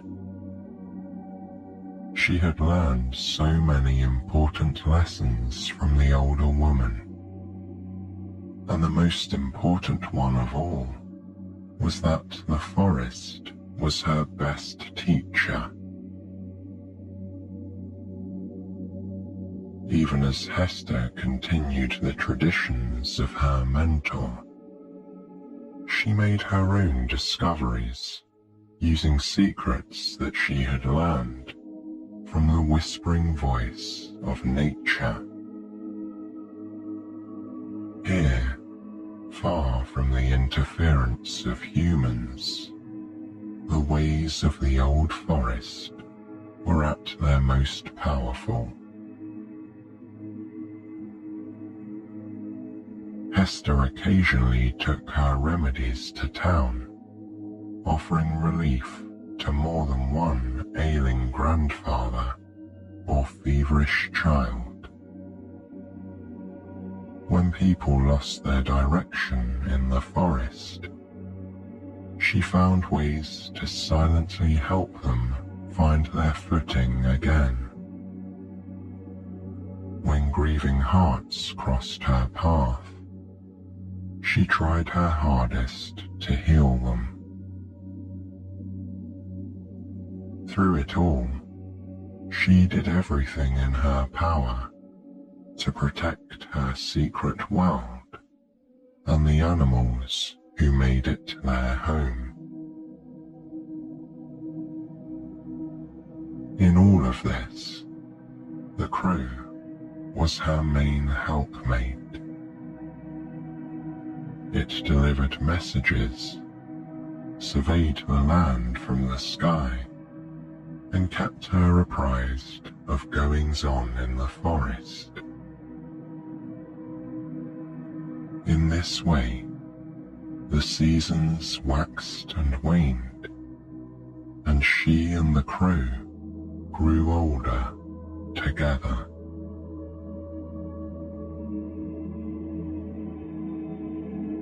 But there was one time of the year when the crow always left Hester to her own thoughts. On this evening, it would make an overnight pilgrimage to its flock, because the bird's family was its source of strength. At the time many know as All Hallows' Eve, that moment when autumn reaches its most profound stillness and humans let loose their traditions to make sense of the dark. That was the night that the crows would meet. At dusk on that day, when Hester had closed her door against the cold and sat rocking by her hearth, the crow would leave its perch and, with her blessing, vanish into the dark forest. It would caw jubilantly as it swiftly cut through the thick canopy and into the cloudy skies. Rising up above the tops of the trees, it would flap its powerful jet-black wings, soaring confidently amid the deepening gloom. Underneath it, a million orange, yellow, red and brown leaves whispered in unison. Some would be found clinging to their branches for one more hour or one more night. Others were already letting go to make their descent to the forest floor. Then, following an intuition as old as its lineage, the bird would glide to a special place where it knew its family would be found. Diving down again, slicing deftly into the woods, it would gracefully alight on the crumbling stone wall of an abandoned house. This was a place so overgrown with ivy and trees, its paths so long been obscured and erased, that it was quite forgotten by civilization. Any human memories were too long distant for it to be found by people. But the crows were still there. And what a flock they were. A convergence of many families known to each other for time out of mind.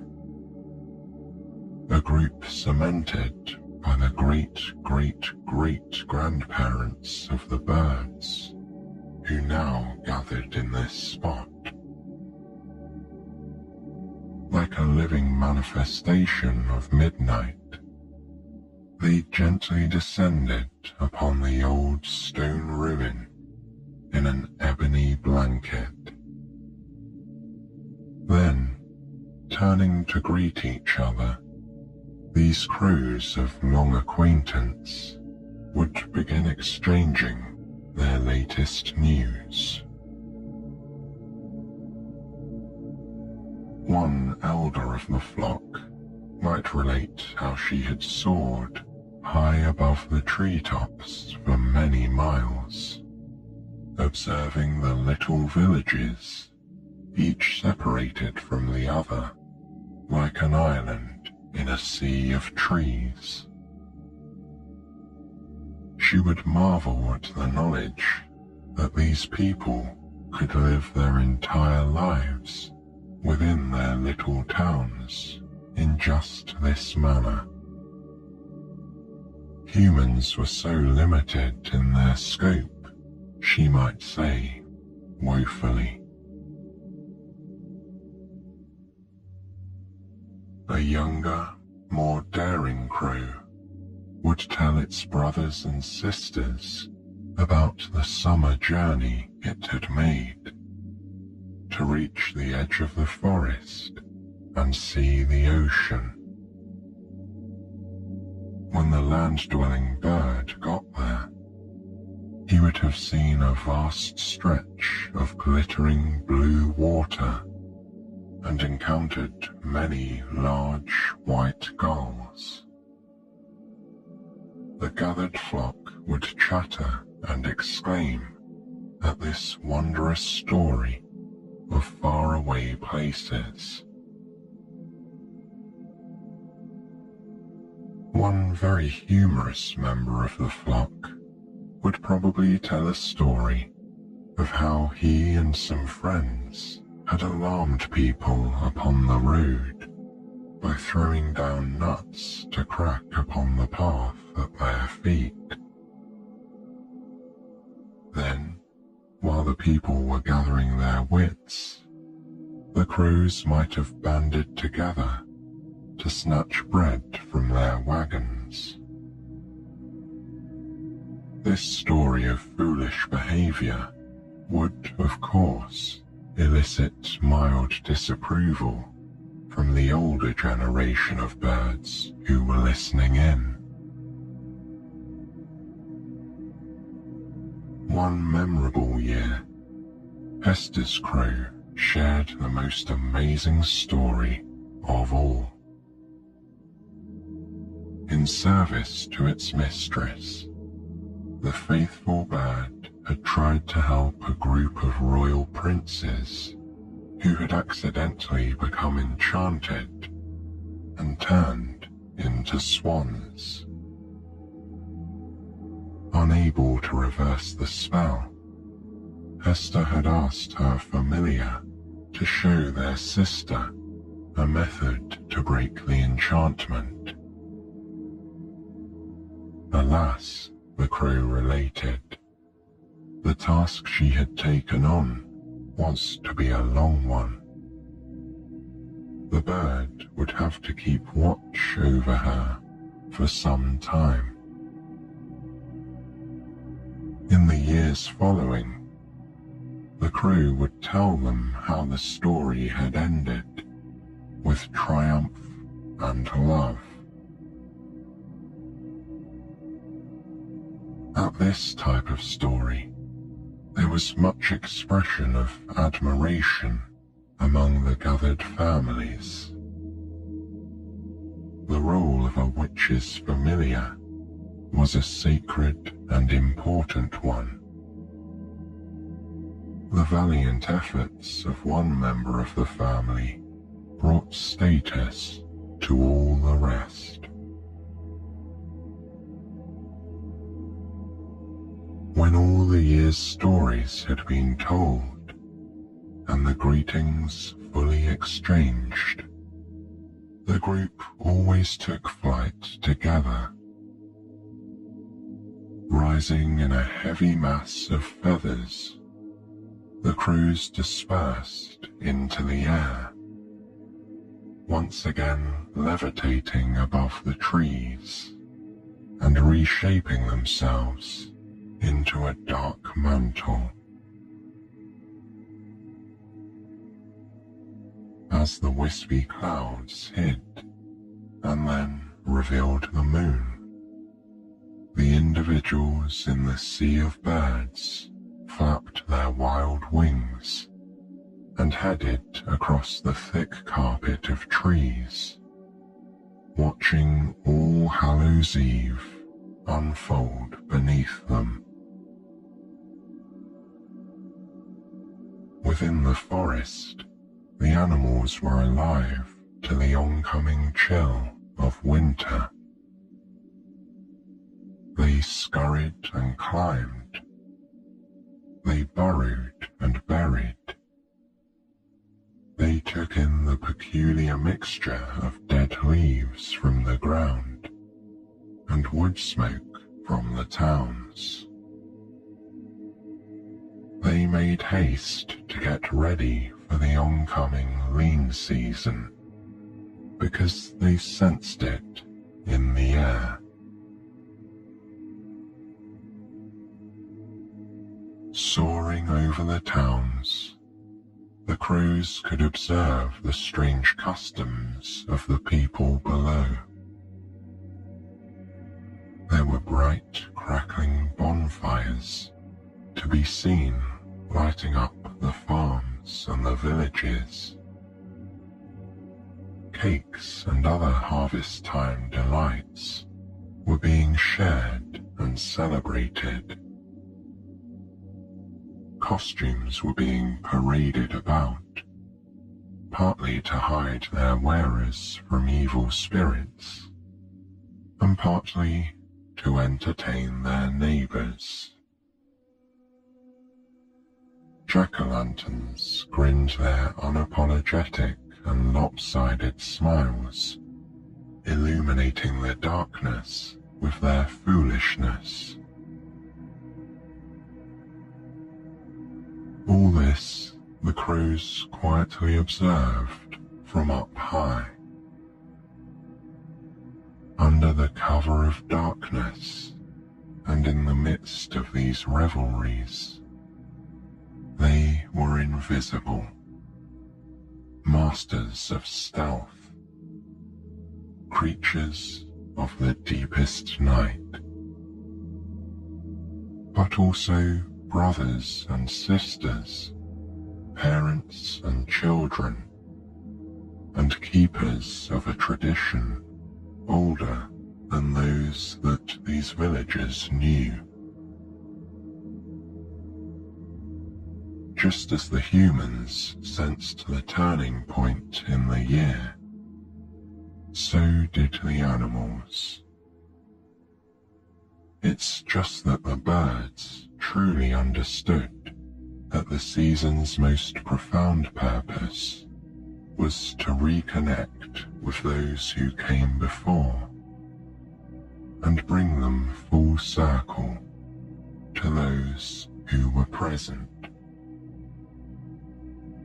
On this night, the flock came home to roost.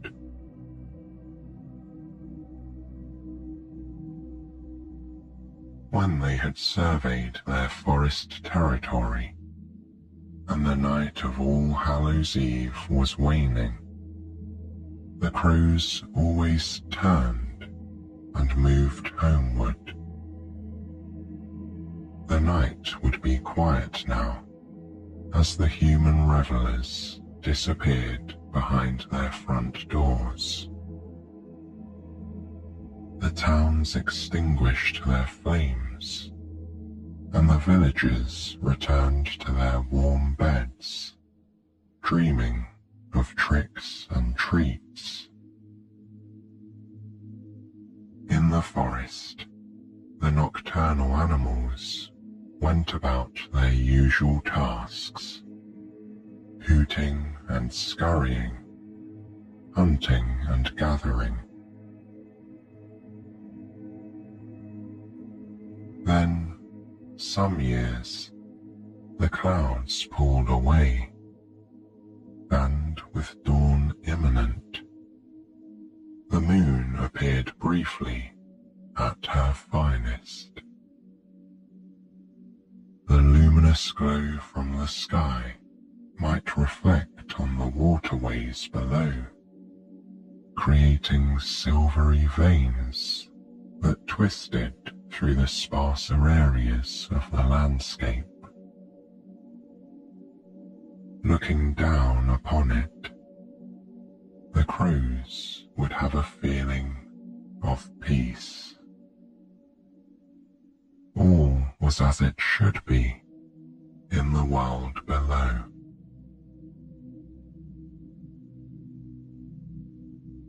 Soon, one small family flock always began to break away at a time, heading off to their own resting place. Eventually, as the reunion dispersed, Hester's crew would smoothly diverge from the remaining birds and glide over the treetops in the direction of her cottage.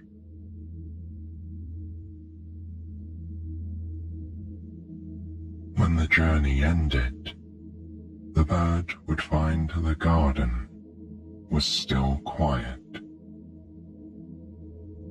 The crow would alight on the stool near her front door and rest. Dawn would be at the moment when the sun was just beginning to paint the sky. The crow would watch as the heavens filled with all the pastels that heralded the daylight. Blues and greys seamlessly transitioned to yellow, orange, and pink. But with the day, there was a lingering sense of melancholy.